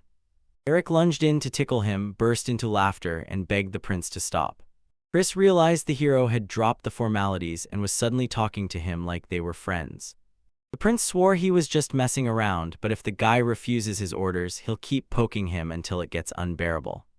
The guy said he understood, then greeted the prince by name. Chris lit up and said that was awesome, while Eric thought he was a decent guy, even if his actions sometimes made him squirm with embarrassment. The prince spotted the orcs closing in, then snapped at his comrade to look. He told Eric there was one more, then leaned in and asked if he was ready, and Eric shot back, "Yeah, I'm ready." The guy said he'd take his position, then claimed the prince would show up and finish them off once they were down, only for Chris to snap back that Eric's job was to stick with him, not play babysitter. He swore he'd stop anything from happening to him because he was a prince, and he couldn't stand being watched and guarded every single second. Chris hated it. Eric lunged to stop the prince, but the prince cut him off, claiming he didn't need any guardianship at all. Chris snapped that the resemblance to his old man drove him crazy, but he wouldn't let a single person tag along because he always needed someone there to keep him safe. Eric leaned in and demanded to know what he meant, and the prince admitted, almost against his will, that he felt a little ashamed to say it out loud. He promised he'd deal with those monsters first, and told the other guy he could finally breathe easy for now. Eric couldn't shake the feeling that the prince was mocking him. A pack of orcs charged straight for the prince, and Eric blared, "Prince," as panic erupted. Chris cut through the monsters with ease, and the guy's jaw dropped at what he just witnessed. Eric nodded in his head like, "Yeah, that actually makes perfect sense." Chris was insanely strong the moment he met him in his past life, and the future didn't really start shifting until the village got attacked. So yeah, the prince is proving he's strong in this life too. He totally blanked it out, but somehow Chris was still 100% Chris. The prince spun to Eric and told him he didn't need some nanny hovering around. He straight up asked, "Are you sure?" and pointed out, "Didn't your teacher drill it into you? Never let your guard drop until the fight is completely over." Chris snapped back that he never lets up. Then, right behind him, the orcs burst into view. Eric leaned in and asked Chris, "Do you mind if I follow you?" The prince snapped back that he'd dodge it, but the boy shook his head and said, "It's not that simple. Work in pairs, you fight as one." That's what he meant when he warned them not to let their guard down. Chris shrugged it off, told him to quit talking and just keep up, and the guy fired back that it scared him too, so the prince snapped, "Then show me what you can do." They teamed up and tore through the orcs, wiping them out together. Chris shot him a thumbs up, then they met fists with a loud bump. The prince swore that Eric wasn't bad at all, he'd heard nothing but good things, then thanked him with real warmth and added that he'd been impressed by Eric's incredible strength too. Chris told me he picked up those skills from his old man and Liberto. The boy blurted the vice commander's name and it all snapped into focus for him. The prince had asked, so he answered, "Now I finally get it, that's why he's insanely strong." Chris smirked and said, "Yeah, he doesn't look like it, but Liberto is built different. Nobody, not even him, has ever managed to beat him in a fight," and Eric admitted his fighting style is a nightmare to read. The prince said it felt strange, because it was the first time they'd ever fought side by side, yet somehow he was easy to read and effortless to work with. Eric flashed a grin and told them he just knew they'd click, then he smiled right back. The prince tossed out the idea of grabbing a couple drinks. Eric blurted that he was sorry and couldn't make it, then Chris grinned and said they'd still have a blast. He said his only job was to drag him back to the castle safe and sound, because a couple of bottles wouldn't matter if he was alive and healthy. Eric refused. The prince kept pushing, locking eyes with him and insisting, "It's just the two of us, no one will ever know why we came back late." Chris begged him not to bring up the fact that he didn't want to drink, and Eric shot back that it had nothing to do with that. The man bowed to the kingdom's honorable gentlemen and hit them with a heartfelt thank you for showing up. Today he called them all here to plot the country's future, because once he sat on the throne, he carved out a peaceful road for their state to grow, not to clash with the neighbors, and they built warm, friendly ties with Begonia. Felix's brutal attack on Begonia's territory left this relationship shattered, and the damage still haunts them. They dodged the absolute worst fate, because if they'd cut ties with the Begonia, their kingdom would have been sealed off from the entire world. Trust is a nightmare to build and a joke to destroy, so they've got to claw their way back on track with that country. The man snapped his gaze to the king and said, just like he'd warned, they weren't stuck with only the Begonia, other allies existed too, and if the king rushed to grovel for the Begonia, he'd risk shattering their power and trust with every other country. Another guy confirmed it, then warned that Felix's attack could unleash even bigger consequences. He leaned in and asked whether the king knew of some country that was totally furious with their deal with the Begonia. The girl leaned in and asked, "Are you talking about the Lindo Empire?" He shot back that it was totally plausible. Somehow, Felix and Wendo might have managed to reach each other. There's no point chasing any good from people like that anymore, so the only move left is for them to team up with the Begonia. The man pushed the question again and swore the king was only joking. He started yelling that pushing this would only sink them deeper with Lindo, just a perfect excuse for them to declare war. The man snapped that they didn't need allies, stay neutral, hold their military and reserves for self-defense only, or they'd get dragged into wars with other nations and come out with nothing to show. The girl spun toward the old man and said he never listened, because when Felix teamed up with Lindo, they'd already been dragged into an interstate brawl, so the old man pushed the question again. The girl pressed on, asking if he really thought staying neutral would fix everything, and the man snapped back that he hadn't said that, because they had to stay sharp, keep their military strength up, and be damn careful. He demanded to know if she understood how much their country had sacrificed for unification, and warned they'd be wiped out in a war with another nation, but the girl snapped back that he wasn't even listening. She snapped that it was already too late, and sure enough, they were at war. The king thundered, demanding absolute silence. He basically said that brawling and arguing is exactly what Lindo wants. They're all chasing the same heartbeat, protect their homeland's people, so they lock arms and stand shoulder to shoulder. He swore this was the only way to make it work. The guy demanded to know why they didn't just keep Felix under control, so none of this would have ever happened.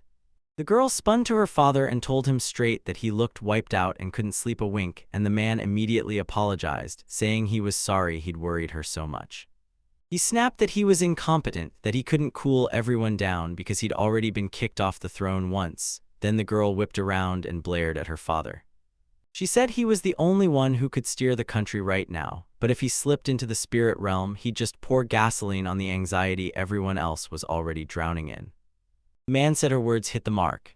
The girl snapped that her father was getting torn apart from carrying every burden alone. She was the princess of the kingdom, his own daughter, and she swore she'd help him any way she possibly could.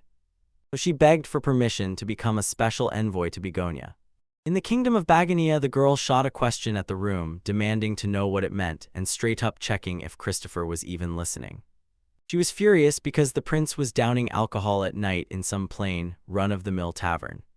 Queen demanded to know what would happen if he ever got himself into trouble, if anything happened to him. He shot back that there was no reason to yell at him like that, he only needed permission to grab a drink, and she snapped right back that he was dead wrong. If she keeps coddling like this, the prince will stumble into trouble sooner or later, so she spun on the king and demanded he stop spoiling their son. He shot back, I'm not spoiling him, I'm just not stepping in. But the queen snapped that his attitude didn't look like that at all, it was neglect. He asked, so you're saying it's true? And she answered, ice cold, yes, and it's absolutely not acceptable. After they wrapped up hunting, the boy remembered him and the prince sinking drinks in the tavern all the way to sunrise. Then Helen had to drag him awake, because Commander Jer grumbled that his pay had been cut. And he can't even process it, he just joined the order, and the reprimand hits him immediately. He finally tracked Chris down, and somehow, he'd earned enough trust to get him to walk beside him, and now he couldn't stop wondering, would Chris actually be there the next time he looked? The woman demanded, so whose idea was it? And the prince shot back, it was mine.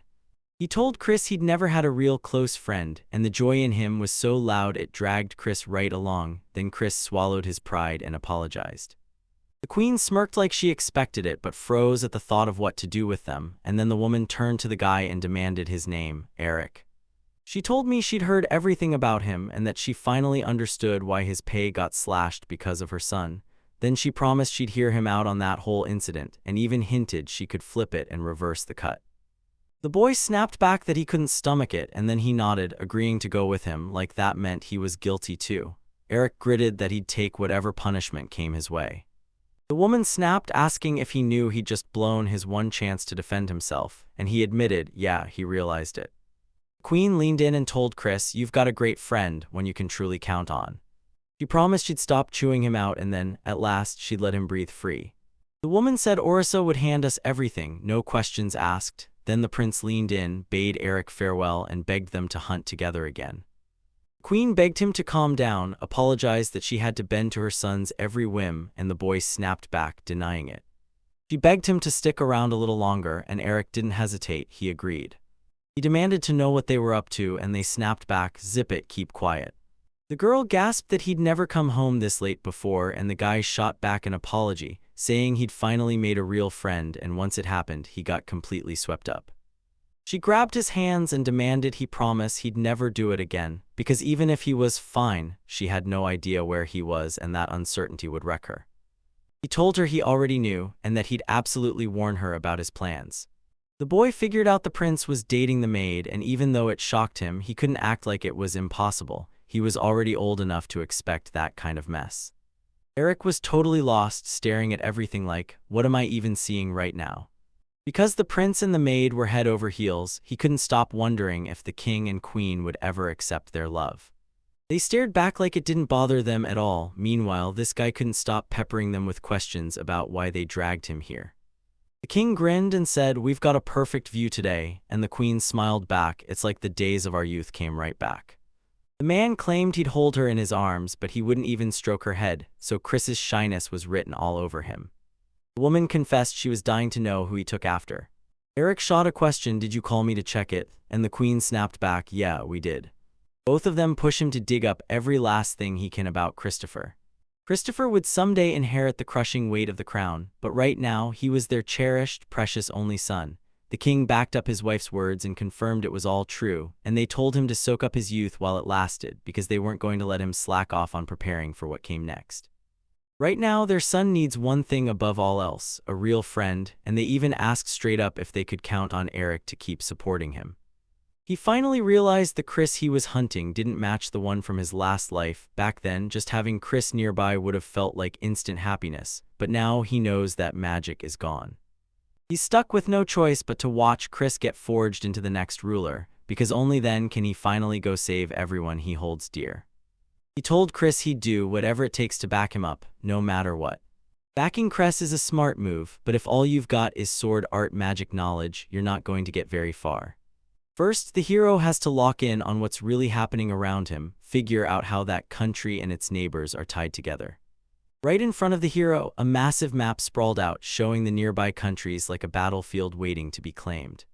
Bagania and Lundau can't agree where the border ends, so territory skirmishes flare up constantly. Short version, the two countries are at war. The boy blurted his thoughts out and Millwood snapped around to ask if he'd fallen asleep. Eric quickly apologized, insisting he didn't want to wake him. He told me I'm fine, but even then, sleep still wouldn't touch him. Noah told the protagonist to take studying seriously this late in the night, saying that in class they'd drill down on every key detail of internal affairs, so there was absolutely no reason to rush. He told him straight up he wasn't after anything fancy, he just loved studying and he didn't want to be a burden on anybody. Millwood nodded and agreed it was fair, then he leaned in and demanded, "So what's the hero teaching?" Eric kicks off a deep talk about Begonia and how it rubs shoulders with its neighbors. Then he zeroes in on the Lundau Empire, so he's diving into research about them right now. Millwood pressed them again, demanding answers as they admitted they were in a full-on brawl with Begonia. He leaned in and asked, "If you're this curious, what's got your attention? What do you want to know about Lundau?" Eric said he wanted the full truth on the Empire's money, their military power, and exactly how they've been waging war against Begonia. Noah decided to kick off his tale by diving straight into the kingdom's history. The guy demanded, "Why do I even need to know Begonia's history?" And the hero just smirked, saying he'd learn it later. Begonia was carved into existence by people who sailed in from overseas, chasing a new life in a brand new land. At first, that land was so dead and empty nothing could ever grow there. Then gold was discovered and everything flipped overnight. Prospectors flooded in, carved towns out of the wilderness, and in no time the whole place looked unrecognizable. And once word spread, people started clawing at the territory with no mercy, fighting like their lives depended on it. From that leader, one single ruler rose up and became the first king of that land. This is how the Gonia began.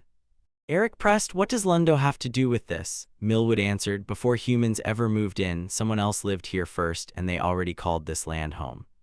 People labeled them demons, and yeah, they were the first souls to call that continent home, but then their numbers exploded fast, and the next thing you know, they were getting shoved into a corner with nowhere left to run, so the only move was to unite the countries and fight back as one. This is how the demons, second wave, finally broke in Halcyon and Lundau. People would flock together, but every tribe ran on its own customs, and they were even more divided than humans, so trying to rally them all under one banner was a nightmare. To weld their nations together, they had to pay in blood. The Baganians looked downright ancient and steady beside those two nations, and honestly they're way poorer too. Millwood insists Lundau is built for war, but even so, none of them can take down another country all by themselves. Eric nodded, saying he got it, then leaned in and asked for one final question, only to have the guy grin and tell him, "Go ahead." The protagonist couldn't stop spiraling. If Lundau still wanted to conquer Begonia, then how in the world were they planning to pull it off? Millwood shot back that he'd hunt down help from their demon neighbors in Halcyon. If nothing else, that's exactly what he planned to do. The boy slumped and said he was worn out. Eric shot back a grateful thanks, and Millwood wished him a good night before he finally drifted off. The hero suddenly remembered that in his old life, Chris said Felix was teaming up with someone, and his gut screamed it had to be the Lundau Empire. And when you map it out, if Lundau and Gladio teamed up, Begonia gets hit from two sides at once, and if the kingdom's gone within a month, you shouldn't be shocked. And in this life, the hero finally crushed Felix, stopping a brutal two-front war cold, so Lundau's plans never stood a chance. If the operation blows up, Begonia's reputation will take a brutal hit, and the nation's already bloodthirsty reputation will get even worse. They'll have just one shot to claw back their authority and win the people's favor, or else it's game over. The commander leaned in and told the two of them they had a mission, top secret, so if a single word slipped out of that room, it would be catastrophic. The man nodded, said he got it, then asked whether they were a company. When Chris Jare said yes, they'd be a company in Christopher. For the past month, the hero's been getting non-stop chances to train with the prince. In his old life, someone else drilled it into him. Now he's the one getting the lessons, and the boy lays it all out during one of their training sessions, telling him exactly about that mission. Eric asked whether the prince would leave for another country, and the prince answered with a chilling promise. He'd slip out in secret, with nobody the wiser.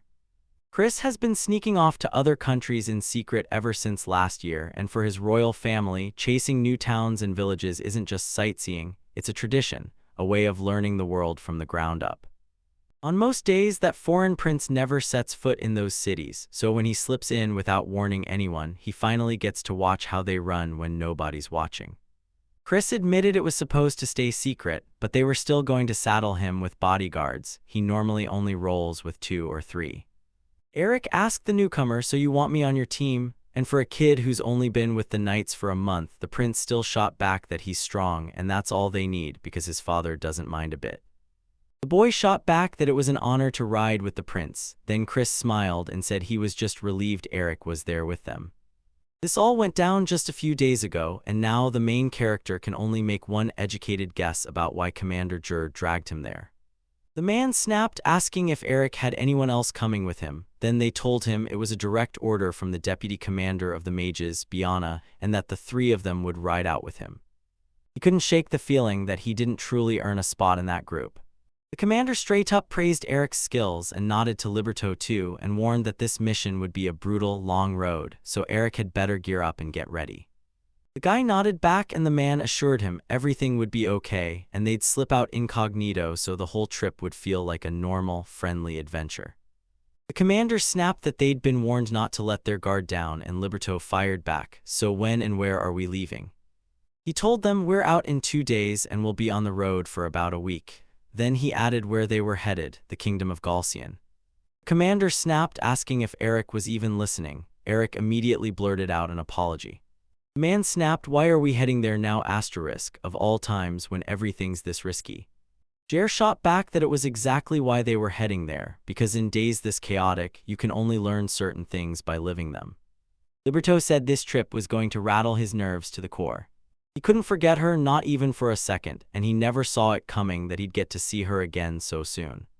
The woman he loved, the one who'd stood by him in his past life, haunted his heart. He couldn't protect her back then, but this time, not a single day passed without him thinking about her. She's a princess now, so yeah, the odds aren't dead. After all these years, he finally gets the shot to see the love of his life again. The man pressed the question, begging to know if he should really tell the king. Was this the absolute best moment to send the prince away to another country? Galcian is about to send the princess straight to them as a special ambassador, because this alliance they're building isn't just talk, it's official. He said he didn't know if sending the prince abroad right now was a smart move, but one thing was crystal clear: sending him to Begonia would be 1,000 times worse. Lately, Lindo can't shake the feeling. His movements are getting weird, and somewhere on their western border, something is gathering strength like an army. And he's sure of one thing: Lindo will stop their alliance with Galcian no matter what it costs.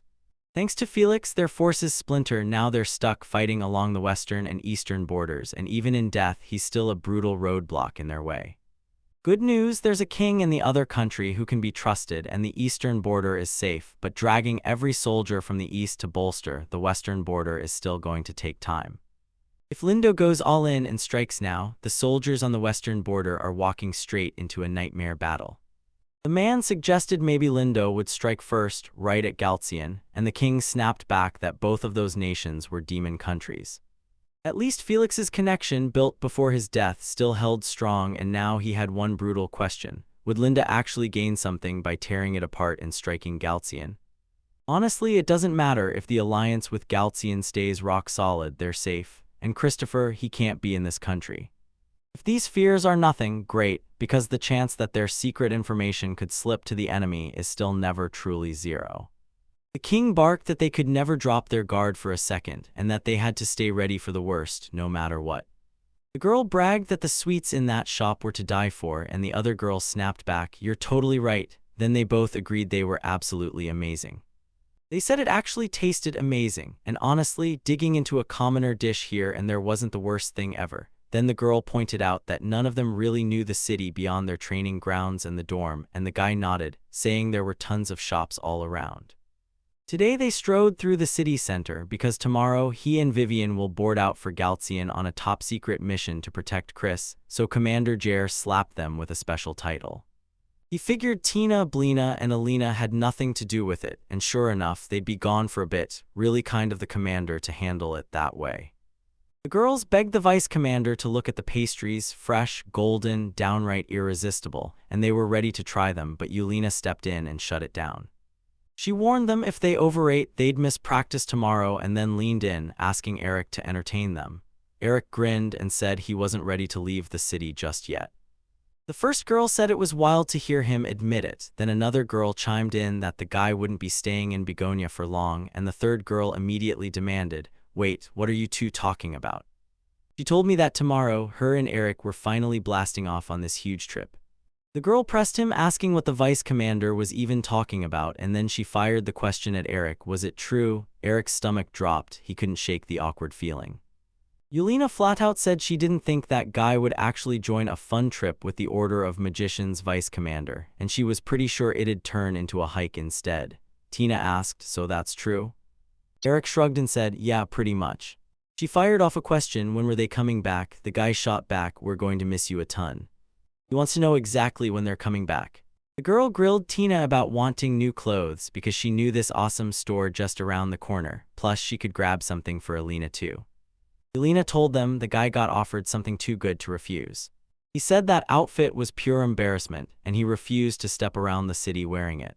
They told him, "Don't worry, you're adorable and you look stunning in literally everything," but the guy snapped back, "Nah, it's not about that." Yulina snapped, asking if they'd picked an outfit yet since they'd been stuck there for an hour, and the guy shot back that he needed their help. The girl blinked, stunned by what he needed help with, and the other one shot back, "Don't worry, we're almost done." She demanded he step out, reveal himself, and stop cowering in the shadows. The girls couldn't stop smiling. They said that outfit fits him like a dream and looks absolutely adorable on him. Yulina snapped, "This is no good," and the whole moment suddenly felt wrong. She said she would have picked a different one because this one was just too brutal. The girl swore it had real charm, and then the other insisted, "Hold on just a little longer." She told me, "If you're picking something casual, go for comfy, because comfort's the whole point." The girl asked why nobody even checked out the other dress, and the guy instantly bristled, so mad that not a single person asked his thoughts. He snapped that he didn't care one bit, and to him they were all the exact same. He came sprinting up to Eric and demanded he pick something for him. He nodded, then his mind kicked into overdrive. He swore he was totally wiped out and never saw this storm coming, then Eric just laughed in his face. He couldn't shake the feeling, why were the girls so impatient right from the start? The protagonist shot back that they were burning every minute on training, and Alina immediately asked if that was what was causing it. Eric leaned in and asked if he'd had fun, then the guy shut it down fast, saying it wasn't about that. Alina insisted they were soldiers, but honestly, he had no clue whether it made sense for them to waste their time on something like entertainment. They had to choose, end a few lives to save the rest, and that's exactly what their job demands. He leaned in and demanded, "So, am I even allowed to be happy?" Alina shot him an apology, told him she didn't want to kill the vibe, and begged him to forget what she said. Then he checked the time, said it was late, and pushed for them to head back. The main character started chasing the meaning of happiness, and dread crept in as he wondered if he'd be forced to trade one life for another all over again. He doesn't know if he's truly a good person yet, but for now he's locked onto the path he chose, because as long as every innocent soul slaughtered in his old life is alive and breathing right now, his heart can finally breathe too. Tomorrow he's finally crossing the border to another country, just to see his beloved at last. The man declared that past the checkpoint lay the kingdom of Halcyon, then ordered Eric to stand up straight. He leaned in, told the vice commander, and made it clear he finally got it. The man snapped his head to Vivian and begged her to wake up, because they were moments away from crossing into another country. He said last time, right after she showed up, a leak hit them, and it was a disaster. Luckily, only 3 of them were there, but they realized they were getting forced out, and they blamed it all on her non-stop foolishness. She told him, "Don't worry, our commander told me he trusts you," and the man's indignation only burned hotter. Guard demanded their pass on the spot. No pass, no entry, so they had to spin around and get out. Eric leaned in and grilled Christopher about the pass, then Christopher shot back, "No, I didn't take it." Prince snapped his gaze to the guard, surprised at how long it had been, and asked how he'd been holding up. The boy locked eyes on Christopher from the kingdom of Bagania and knew him instantly. The guard demanded answers about the vice commander, and he shot back blunt as a blade, "Yeah, I am." Chris threw Eric into the mix. He just joined them, and Eric said loud and clear that he was cleared by Chris and Liebert. The guard demanded the gate be opened. After what happened with Felix, he told them to brace themselves. Halcyon Kingdom is standing on shaky ground, and the monsters have gone way more feral and aggressive. Their kingdom won't take the blame for anything that happens to them, so if you get it, you can go through and pass. The commander got pressed for answers about that secret mission. Then they demanded to know how the guards and princes somehow already had the whole thing figured out. He told them that before Felix ever arrived, Bagania and Halcyon were getting along just fine, and this wasn't even the prince's first trip there to check the situation. He'd been there again and again before. Eric asked whether this secret mission meant ditching their real identities, dressing up as normal citizens, and slipping through the checkpoint, because he couldn't see why they'd have to put themselves in danger. The commander snapped that none of it was his fault. The prince had blurted his identity all on his own. The man demanded, "Do you even realize what's going on?" Chris shot back, "Why are you always so serious?" And the girl snapped, "Stop yelling, let me sleep." The main character realized everything was way more tangled than he ever imagined, and he refused to even let his mind go there. Now it all clicks. He finally gets why the Begonia kingdom crumbled in his past life. The man snapped, "Why'd you stop?" And Eric shot back, "Because we're boxed in, surrounded." Libertas spotted a whole horde of orcs, then locked onto the biggest one and immediately guessed he had to be their general. Orcs are sharp enough to round people up into packs, and they'd better hope they can pull it off. The man asked if Eric would join in, and Eric just shrugged, "No problem." Right then, a girl burst out of the carriage. He told her she was a magician, warned it was deadly, and demanded she climb back into the carriage right now. She told him she barely knew him and she couldn't deal with that, so she demanded he step aside while she took the orcs herself, then turned to Vivian and asked, would Libertas be okay with that?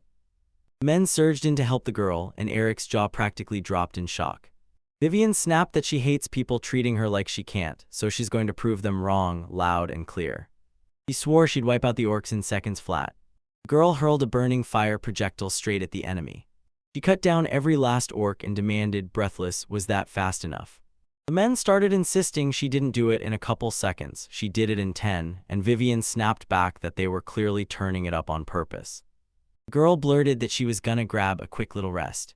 The man shot Eric a question, "Are you tired?" And when Eric said yes, the prince told him he'd trade places, and the guy thanked Chris on the spot. The protagonist started realizing that even if Irene wasn't as strong as Vivian, she could still tap into magic that felt just like it, and he couldn't wait to meet her. The guy admitted he couldn't stop wondering just how strong the girl really was.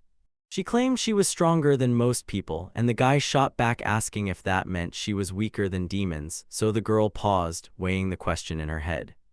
She thinks it all boils down to the species and what they're like, so Vivian fired back, asking whether he'd heard that Princess Alshin is insanely good at magic. Prince raved that Irene was beautiful, kind, and flawless. Then Eric shot back, "Yeah, how do you even know?" Chris told him, "I'm the prince myself," then teased, "We've met before," and the guy immediately shot back, "All right, what kind of princess are you talking about?" The prince leaned in and asked if Eric was the one who worshipped her nonstop. Chris said everything was crystal clear with the guy. After all, the princess was famous and stunning, so what could be wrong? The girl then urged him to tell Alice that the prince had called another girl beautiful. The guy snapped back, insisting it wasn't true, and demanded how she could possibly know anything about them. He threw out an apology for crashing their fun, and then demanded her attention like it was urgent. Chris demanded the truth about the demons, but Liebert shut him down, then told him to come take a look. The prince leaned in and said the sun would dip soon and they were lucky to be here, so they could stay the night. The man shot back that it was way too early to jump to conclusions and demanded they take a look first. The prince warned them it was getting worse, and Eric snapped, "What's happening here?" He even let the guy stare at it, and the main character leaned into the tube, then froze in shock. The village was getting demolished in real time, and he shouted for help, but the other man snapped back, "Our job is to guard the prince, not rescue villages." Liebert apologized to Eric, then shook his head and said the call wasn't his to make, so he turned to the prince and demanded what they were going to do next. Chris snapped back that he wanted to help those people, and Eric felt totally fired up. The girl swore she was in, the prince snapped that they had to win, the man nodded and backed Chris's order, and Eric demanded they act, no hesitation. The prince barked that it was an order, they had to save the village, no excuses, and everyone nodded like they finally got it. The man demanded, "Is that it?" then snapped back, "This isn't a village, this is a whole world." One of the bandits erupted into laughter, and the chief snapped back that it was wrong to hurt the girls. The villagers started hurling insults at the bandits, then a man cracked the speaker with a punch. Meanwhile, one girl tried to speak up, but they warned her to shut her mouth if she wanted to keep her life. He basically told them, "I don't care about you, go ahead and kill me." The robbers warned him that he was granted permission to do this, so he snapped to the villager and told him to get ready for death. Then he swung his sword, and a stone burst out, shocking him to the core. The chief snapped, "What's wrong?" and his subordinate started to explain that a stone had burst up out of the ground. Then, right in that moment, something surged into view from behind. The man got knocked down hard, and they shouted that they weren't bandits, so everyone should just stay calm and not worry. Eric shouted that they'd raced in to save the village. The chief grilled him, asking who he was, then nearly choked on the fact that he was handling everyone by himself, until the main character shot back, "I'm not alone." The prince declared he was giving the bandits a choice, walk away right now and they'd live. All his friends lay unconscious outside, and he swore he'd save not just himself. Then he called those good conditions like a promise he was about to keep. The bandit burst into laughter, and they demanded, "Why are you laughing?" Then he shot back, "Are you really people? Because coming here and trying this is plain stupid." The bandit erupted in a warning, screaming at them not to underestimate his crew. Then he challenged him, could humans and demons ever live in peace? And with a sharp thrust of his hand, he ordered his men to wipe out every last one of them. Chris slammed into one robber, and then dogs surged in from behind, tearing into him. The dogs got turned away, and their owner's voice cracked as he broke down in tears for his poor pets, only to have everyone shove him off and spit that he was totally useless. Another robber hurled magic at the heroes, but it crumbled. He still couldn't bring them down. The girl snapped that his technique was ancient and useless, and when the bandit tried to push for answers again, he still couldn't wrap his head around why his magic refused to work. She snapped that she'd just swallowed the attack with the same magic, no problem at all, and once she showed power like that, he didn't even bother to raise a guard. Then she leaned in and asked if he was really so confident. He said nobody could cover her back. Then the main character struck from behind in a flash and slammed him. The bandit leader slipped away, and one of his men snapped into action. He bolted after him. The villagers peppered the heroes with one wild question, "Are you guys even human? We've never seen anyone like you before." The girl told them don't be scared and insisted he was totally safe. Then she looked around, asking who else still needed help, and the villagers burst into grateful thanks. The woman swore she never would have guessed they were all Begonia soldiers. Then they saved every last soul in her village, and the villagers thanked them with wholehearted gratitude. The old man leaned in and demanded what the Begonia soldiers had come to forget here. Then he pressed again, asking if they'd slipped out for an outing or were scouting the place in secret. Turned out it was the village chief. The girl told him the heroes saved them, so they owed them big time, then demanded he show respect, only for the prince to snap back that the chief was right, leaving the old man staring in shock. Chris said the Ganya and Halcyon had been slowly warming up to each other for a while, trading goods and swapping military moves like they were building trust from the ground up. The old man swore that the moment Felix started preparing to take the throne, all of it stopped dead. Then the prince nodded and agreed with him.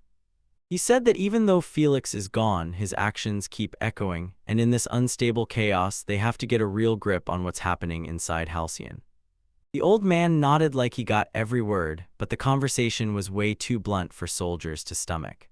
He said it so nobody would misunderstand, and because he didn't want to hurt their feelings, the hero swooped in and saved them, and somehow he couldn't bring himself to be mad about it.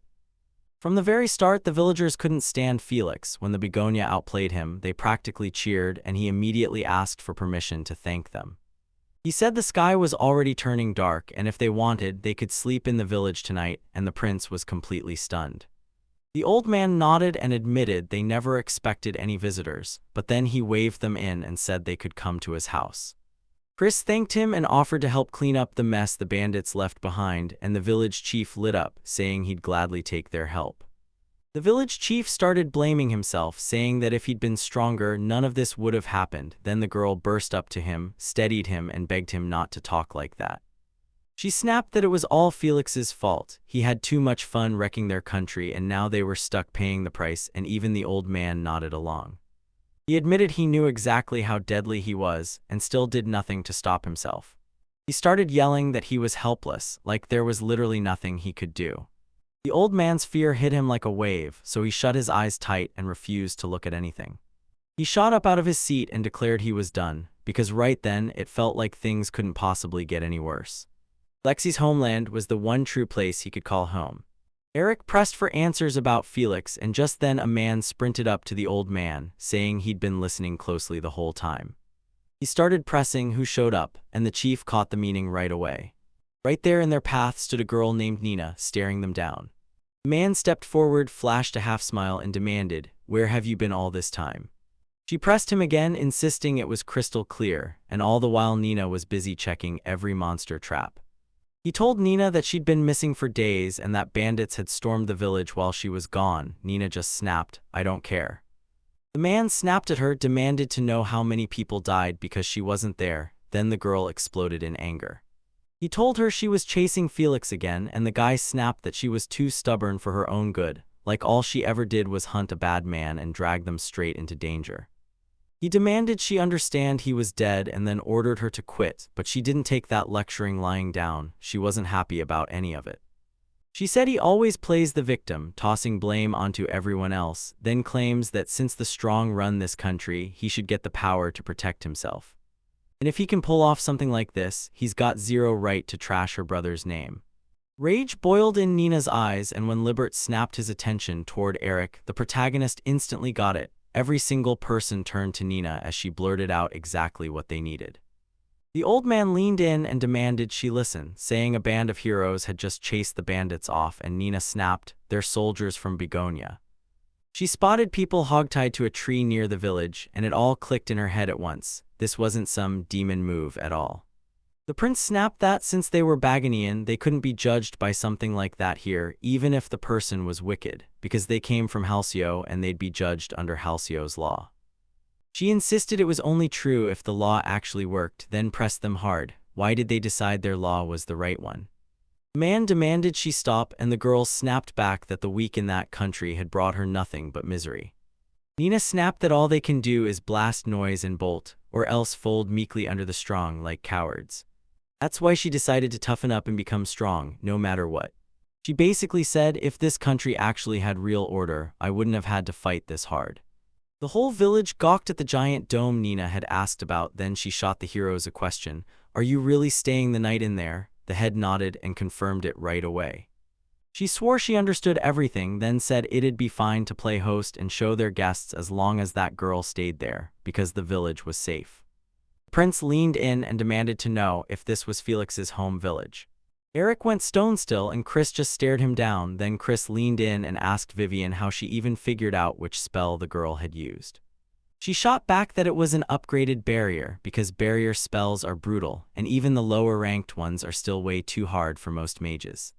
Vivian straight up admitted it hit her too, and then she dropped the bigger truth. The spell blankets the whole village, so she's not just making it up.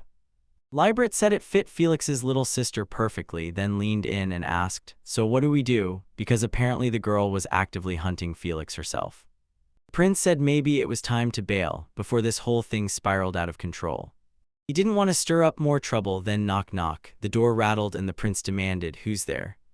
Nina's voice snapped from behind the door, and she blurted out that she had a question for them. Prince leaned in and asked Eric what he thought, and Eric nodded, letting the girl step inside. She shot them a grateful smile and leaned in, asking which country they were from. Nina leaned in and demanded to know if anyone had a clue where Felix Claudio had disappeared to. Eric snapped back that she already knew better than any of them ever could. The girl shot him a look and demanded what he meant and why she should even bring them into it. Eric snapped back that Felix was dead, and Nina burst into screaming fits, yelling that the whole thing was a lie. He claimed there was zero proof, no one saw a single thing. Eric swore he saw it with his own eyes because he smashed Felix personally. The girl went pale with terror, then she grabbed Eric's attention and demanded to know how he managed to beat her brother. Nina couldn't even process it. Her brother was supposed to be unable to lose. She clenched her teeth and demanded answers, where, when, and how Eric crushed her brother. He said Felix unleashed a huge wave of monsters on his village, a hilltop town right near the border, so he took a stand, fought tooth and nail to protect his home, and drove them all back. She confirmed it. Her brother was the one who controlled the monsters, and then he stormed in to attack their village. Nina leaned in and asked, "Is he strong?" And Eric shot back, "Yeah, he's strong." He swore Felix was insanely strong. Nobody had ever hit that level, and if those hands hadn't stepped in to save him, he would have been wiped out. The girl nodded like she got it all, thanked him with real warmth, and then waved him off goodbye. The girl asked, was it really worth telling Nina everything just like this, and wouldn't it have been better if she'd never known? The prince snapped back, "I had no choice, I had to tell her all of it." He confessed he was terrified for them, and now Nina is furious at their faces. Liebert nodded and said that if he really felt sorry for her, then all of this wouldn't even matter. Eric just said he already knew. Felix's fight becomes a turning point that reshapes his entire life. He admitted that some battles for survival hit so hard there simply aren't enough words to describe what it feels like to fight for your life. Eric said Nina deserved to know what happened to Felix. If she asked, he should have told her. The man insisted it was real, then grabbed the boy's attention and demanded he remember every detail. He told him, "You're not alone anymore. What you say and what you do doesn't just touch you, it hits way more people than you ever realized." That kid replayed every word Felix said, because if the allies never blessed him, then what hope was left? He finally snapped into the truth. Nothing in this world could ever justify what he'd done. Even knowing the truth, he still couldn't shake the uneasy feeling crawling up his spine. The old man leaned in and said maybe he wanted to change this land more than anyone, by far. But that hunger was born from deep darkness, and a shadow-born desire can't summon anything good. Felix barely even bothered to sow anything worth planting, and somehow, before he knew it, he was left alone because every last one of his so-called followers turned out to be selfish fools, hooked on his influence. But Nina wasn't like the others. She was one of the rare few who truly shared Felix's life and backed him with real heart, and that's exactly what has the village chief losing sleep. Eric sprawled on his bed when the girl slipped in, opened the door in silence, and crept up on him with a knife in hand. She slashed the knife toward Eric, but he snapped his arm in time and caught the blade mid-swing. Liberty yanked her away, and the girl slammed hard into the wall. He told her to freeze because if she so much as moved, he'd kill her. The man snapped that she wasn't exactly covering her tracks, then demanded, "Eric, are you okay?" And Eric shot back, "Yeah, I'm fine." Libert thought it was wild that the guy actually let someone get that close to him. Nina begged for the killing blow, saying she was too weak to keep going and had nothing left to say. The man swung. Eric barked, "Stop," and Liebert snapped back, "Nina's your responsibility now." He didn't think she still wanted him dead, so he went to bed and the guy thanked him. Eric spun toward Nina and asked if they could slip out for a walk. He admitted he still hadn't introduced himself, then finally gave his name, while the girl sank into a gloomy mood and the guy could barely hide how awkward he felt. He told her she clearly wasn't any good with blades, then pressed her. Why did she come to him asking for help? Nina snapped back that all she needed was a knife. Then the guy froze, shocked that the barrier she'd built was so damn complex. Difficult magic is brutal to control and it gulps down serious mana and power, so if Nina can cast enough to cloak the whole village, she's got to have what it takes to wipe out at least one enemy. She said she could only sling magic to build barriers, and the guy's eyes went wide with shock. Nina added that she could still whip up some wind magic, just not anything like a shadow sword, and Eric nodded like he finally got it. The girl said that's exactly why a plain old blade was her only move, then smirked, thinking she could pull off a filthy trick. He said it was Felix's way. If he was in his normal state, he wouldn't even show up. Then Felix slipped in and took down an old man with a sneak attack. The girl shot back, "That's how my brother fights too." At the end, she demanded to know what he even wanted to talk about. Then Nina hit him back, asking if he was ready to defeat her, since she made it clear she planned to kill him. Eric shot back that he didn't want to, at least not yet, and said that when it came to power, he'd call the shots after they finished talking. The girl snapped that he was a hypocrite. He'd preached that the people of that country should be judged by their laws, and now he's trying to judge them using his own opinions. He said the girl told him this, the weak only survived by obeying the strong. Eric begged her to tell him about her brother because he wanted to truly get to know the man behind the mask. She froze in shock and fired back, "Why do you care? He's already been beaten, so what could you possibly need to know?" He said he doesn't normally pry like that. Felix is the reason everything in his past life got ripped away, the reason the people here were slaughtered because they feared he'd rise as king. And when it comes to crushing him, there's not an ounce of regret in him. He's not planning to regret it ever. Eric told everyone that Felix matters to him, like, a lot.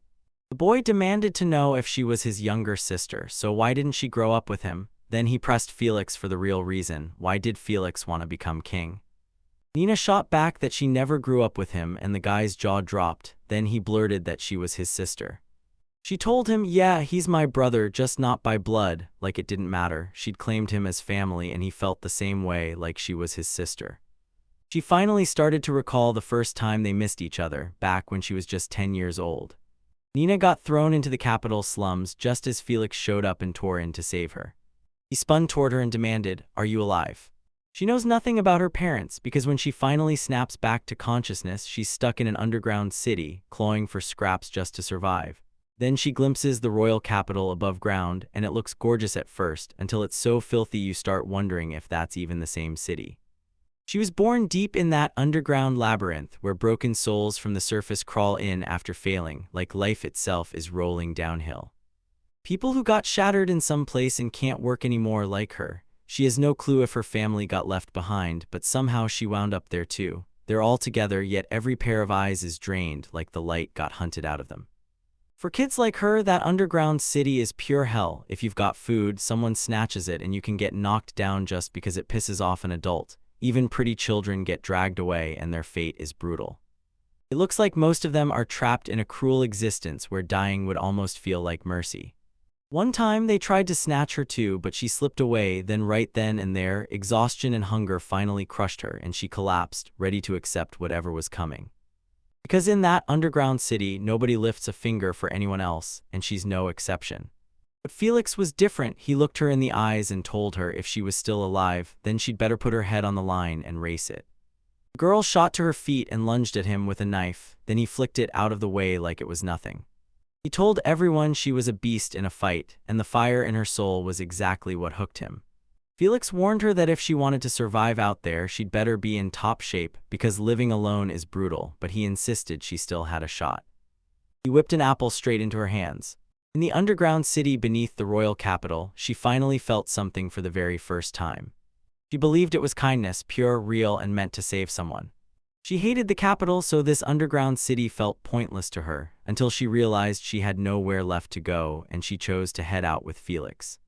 Eric fired off a question, was this really the village Felix grew up in, and then demanded to know why Felix came all the way to the capital. She told him he just had to see what life underground in the capital was really like, then said it was the perfect way to figure out what's going on across the kingdom right now, and the guy shot back that he got it.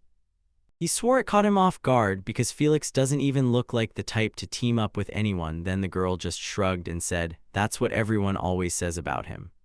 Her brother clung to his own beliefs, so Eric pressed him, demanding to know what they were and what went down after he vanished from the underground city. Then they roamed the kingdom, city streets and quiet villages alike, so they could finally see the truth for themselves and read the country's real state with their own eyes. Felix said the current king only chases the bright, polished image and shuts his eyes to the uglier truth, so if Felix gets his hands on the government, he'll erase the shine and the darkness alike until nothing of it remains. Nina says to become king, you've got to take the current king down in a duel, and she's already sure Felix can do it, even if she's worried sick. He told her straight to her face that weaklings are meant to stay weak, and he can't stand anyone who won't push to get stronger, just sits there watching like it's none of their business. Felix told Nina that she made it out of the underground city alive, and now she understands it, and if the current king is useless, then it's time someone else steps up. He grilled her, asking why anyone would ever be born in places like that rotten underground city, and why no one could ever bring it together, and when she paused, she fired back the same question, why? He said it all started because they didn't have a single shared enemy, so there was no shared anything. The girl pressed him, so who's the common enemy? Felix's mind snapped into overdrive, racing toward what would happen the second he sat on the throne. Then his eyes would lock onto the neighboring kingdom of Begonia, and he'd decide to conquer it. The girl leaned in and told him not everyone wants to throw down. Felix shot back that he already knew. He told her fighting isn't just fists and chaos. If someone wants to grow fields, they should. If someone wants to learn, they'll get the chance because the battlefield shifts with the people who stand on it. Turns out in that country there are no normal schools at all, so they'll have to build them from scratch and the workload hits him hard. After saying that, her brother stormed toward the royal capital, ready to duel the king of the land. In their first showdown, her brother got knocked down hard, but he refused to quit, then spent years grinding through relentless training days to get even stronger. And then her brother shot right back at the king with a fresh challenge. Felix grew so powerful that he finally crushed the king. But her brother's face stayed stone cold, no smile at all. Felix leaned in and told the king, "I'm weaker than last time because I've only been battling weaklings." He leaned in and demanded to know why he'd gotten so much stronger, because in that country, strength isn't just admired, it's treated like the right thing to be. He pressed him, demanding to know why he wasn't getting any stronger. Telek told her he was heading out, he'd be back in a blink, so he asked her to hold tight while he left. She wondered if she should come too, and he snapped that she had to stay because a village left to rot like that wouldn't stand a chance. Felix asked the old man if he'd come to see him off, and the old man snapped back, telling him to reconsider his choice. He told him, "If you really want to stop me, don't talk, prove it with force, invite whoever you want to fight me, because I don't care." Felix snapped that you can't sway people with words, so you've got to hit back with force, and you'd better remember that. He said, "If nobody's going, I'm leaving," then asked Nina to live well. She said her goodbyes, and Felix declared that the country would finally change since he'd take the throne. That's him, the brother she saw for the very last time. She grilled Eric, asking if he'd really beaten her brother, and he nodded. Then she pressed him for the truth. When he last saw her brother, what did he say and how did it end? The guy said Felix called the fight fun, and the girl smiled like that was perfect, because the last time he had a fun fight, it didn't end quietly. She dropped an apology and he waved it off, saying she was okay, and deep down he understood the raw, gut-punch pain of losing someone you love. But no apology needed, because in his old life, Felix slaughtered everyone he loved for absolutely nothing. Then he got a second chance, fought Felix, crushed him, and protected them all in this world. The strong don't just win, they erase the weak. So he's got nothing to say to this girl, she's probably bleeding with the same hurt, and he can't change a single thing. Then she turns to him. I leaned in and asked her why Eric was crying too. He mumbled an apology and insisted he shouldn't be crying, and Nina called him kind. Then Eric shot back that no, he was. I told him straight up that he was only stuck on the enemy's sister, the one who tried to wipe out his homeland, and that's why he was breaking down and crying, and then Nina chimed in that people like that were rare. He admitted he wasn't a great person, just sympathy in his eyes. She snapped back that sympathy or anything at all was enough, and if some killer out there could cry for a guy like him, then her brother would get paid for it. She told her brother she loved him, but the moment he claimed the crown, his beliefs clashed with hers, and that truth hit him hard. She swore right on her brother's words that if enemies were kept outside the country, maybe peace could breathe inside, but the moment war ever sparks, she knows the pain won't just spill, it'll explode past every limit. Somewhere deep down, she still felt for her brother, like she couldn't ignore the pain behind the choices. Even if he was taking the wrong road, she clung to the hope that it could somehow bring him to something better than this. She was sure of one thing, he had to know he was wrong. Her brother didn't slow down just because she was with him, he was desperate to wipe out people like her, those who lurk in the shadows and drown in misery. Maybe her brother just wanted someone to snap him out of it, tell him he was wrong. Felix simmered with rage at the king, because the king who looked right to him was getting crushed without even fighting, and somehow that felt unforgivable. The prince leaned in and asked Eric if he was all right, then Eric fired back, asking what he was really trying to say. He demanded answers about the girl who attacked him yesterday, and the protagonist shot back that she was totally fine. Liberto insisted Chris didn't even clock the danger, and when Chris slept through the whole night, that's exactly why he's panicking now. Meanwhile, the prince boiled with rage over the man's comments. Chris said nobody would feel threatened, but Eric was being absolutely awful. He told us that if we're talking about horrors, Vice Commander Liberto is way worse, and even from another room he felt his skin crawl and his confidence get crushed. Chris started boiling with anger at their jokes, like, seriously, who even found that funny? Liberto straight up told the prince, come to us and we'll have real fun, and the prince snapped back, shut up. The man asked whether Bakeman, the guy who always passed out, was awake, and Eric shot back, do you need me to wake him up? to which Liberto just said, "Yeah, wake him." They got stopped mid-track and someone snapped, "So, are you already getting ready?" The girl flashed a bright smile and called out, "Good morning, everyone." Chris snapped that she was late, and Viviana shot back that the whole village had given her permission to stay. Then she proved it by confirming the story with the old man. He told them they didn't even get a second to thank him, then ordered them to rest a bit longer. Liberto thanked everyone for the attention, but then made it clear they had their own plans to chase. The prince promised, "We'll come back after we hit the capital, then we can finally crash and rest." The old man clocked everything they meant, then leaned in and told them, "When you come back, you'd better drop by for me." Nina leaned in and asked, "So after this, are we headed for the royal capital?" Eric greeted her with a bright good morning, then pressed, "Did you manage to sleep after what happened?" And she shook her head, admitting she hadn't. She shot him a clear request. When they hit the capital, they weren't just to stare at the bright side, but to dig into the dark corners too.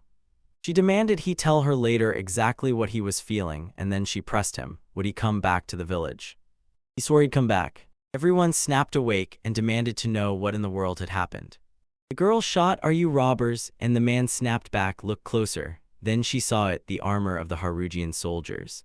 Nina figured some highborn aristocrat had shown up, then the truth hit, and yep, it was exactly that. He spotted his beloved, and in that instant he had zero doubt this could only be a terrible mistake. The guards slammed their hands out to block him and warned him there was no mercy for what he'd caused right in front of the princess. She cut them off, apologized fast, and the girl leaned in, asking if they'd met somewhere before.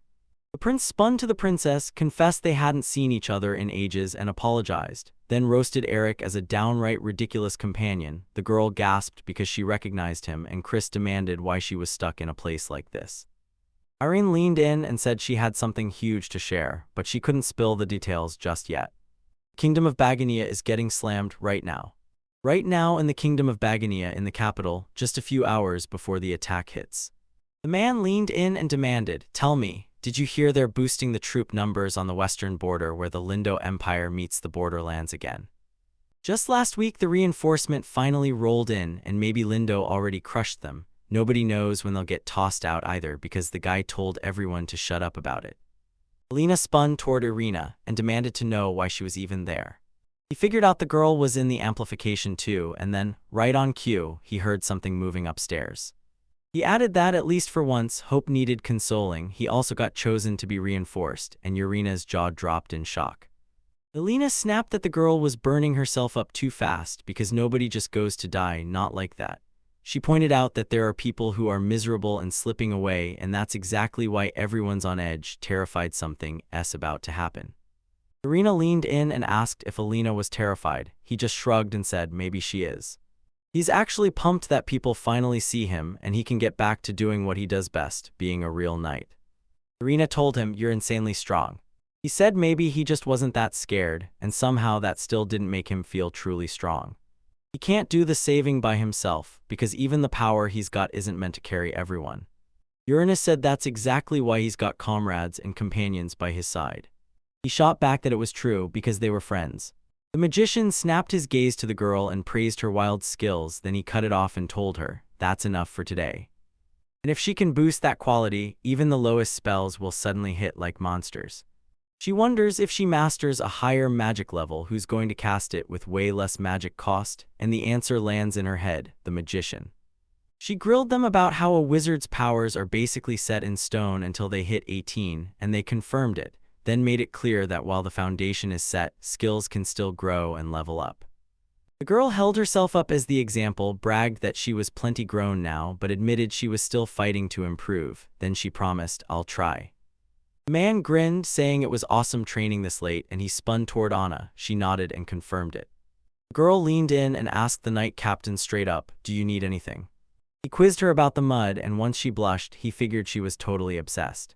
Anna told her she could reach Viviana's level, but she made it crystal clear she's got the drive, just not the combat experience yet. She said they'd already made the same call, head west and help out.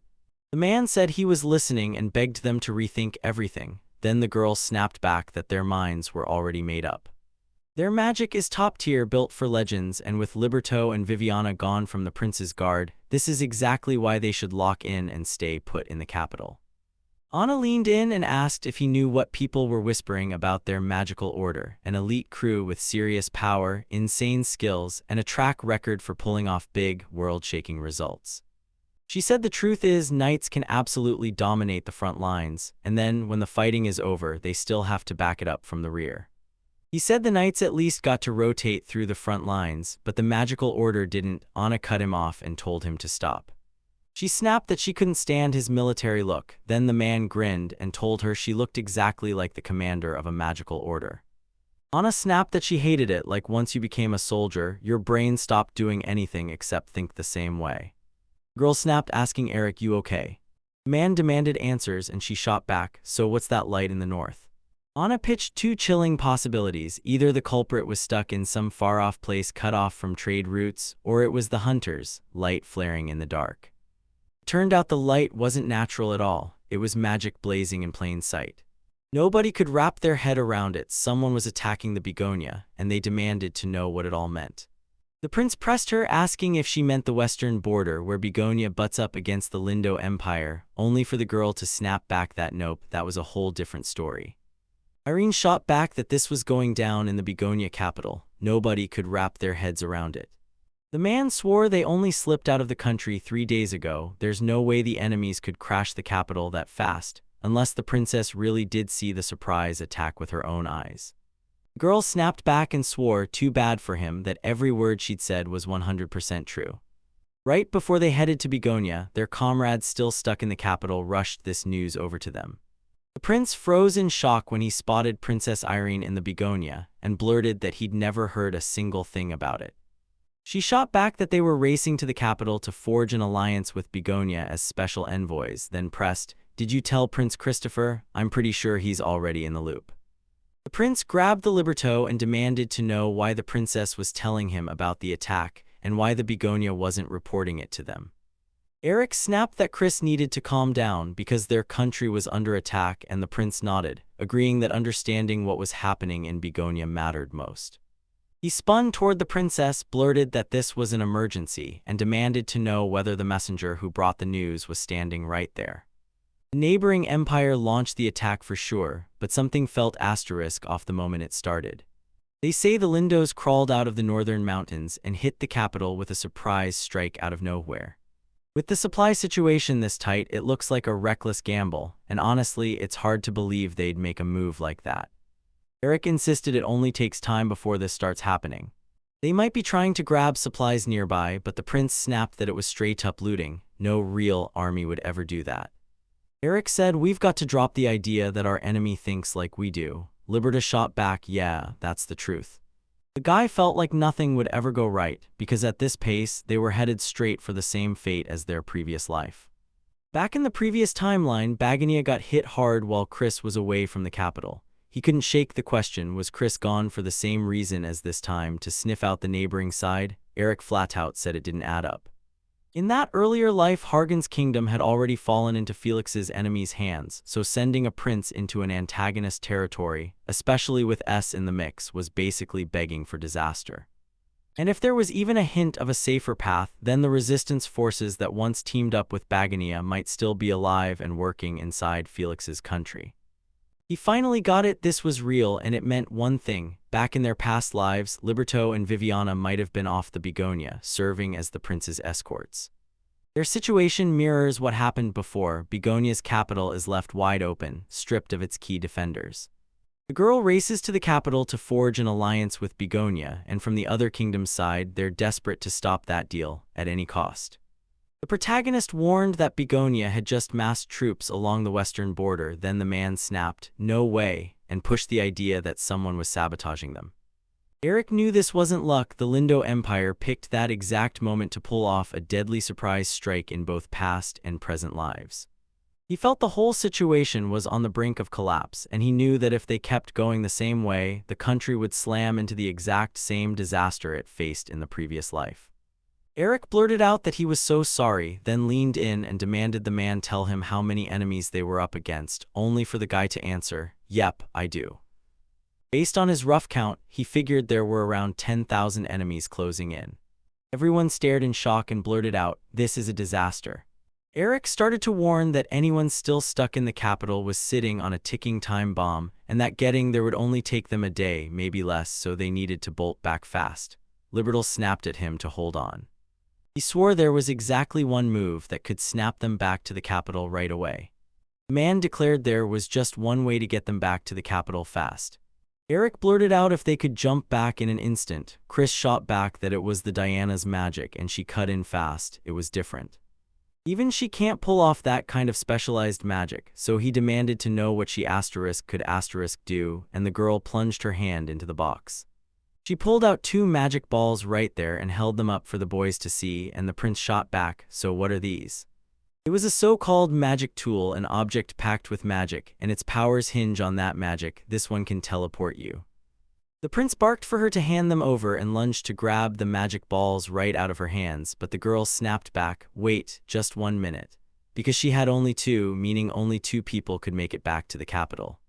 Chris started peppering her with questions about how many people there'd be, and the girl shot back that it was still just a prototype, and she wouldn't use it unless everything went badly. Then the prince snapped that they still needed to line up enough people to cover every worst-case scenario. He said the attack on the capital by the Begonia wasn't reported, and that there weren't any magical tools to bring everyone back, because his old man did it on purpose. He couldn't find a single other explanation, and Liberto nodded, totally with him.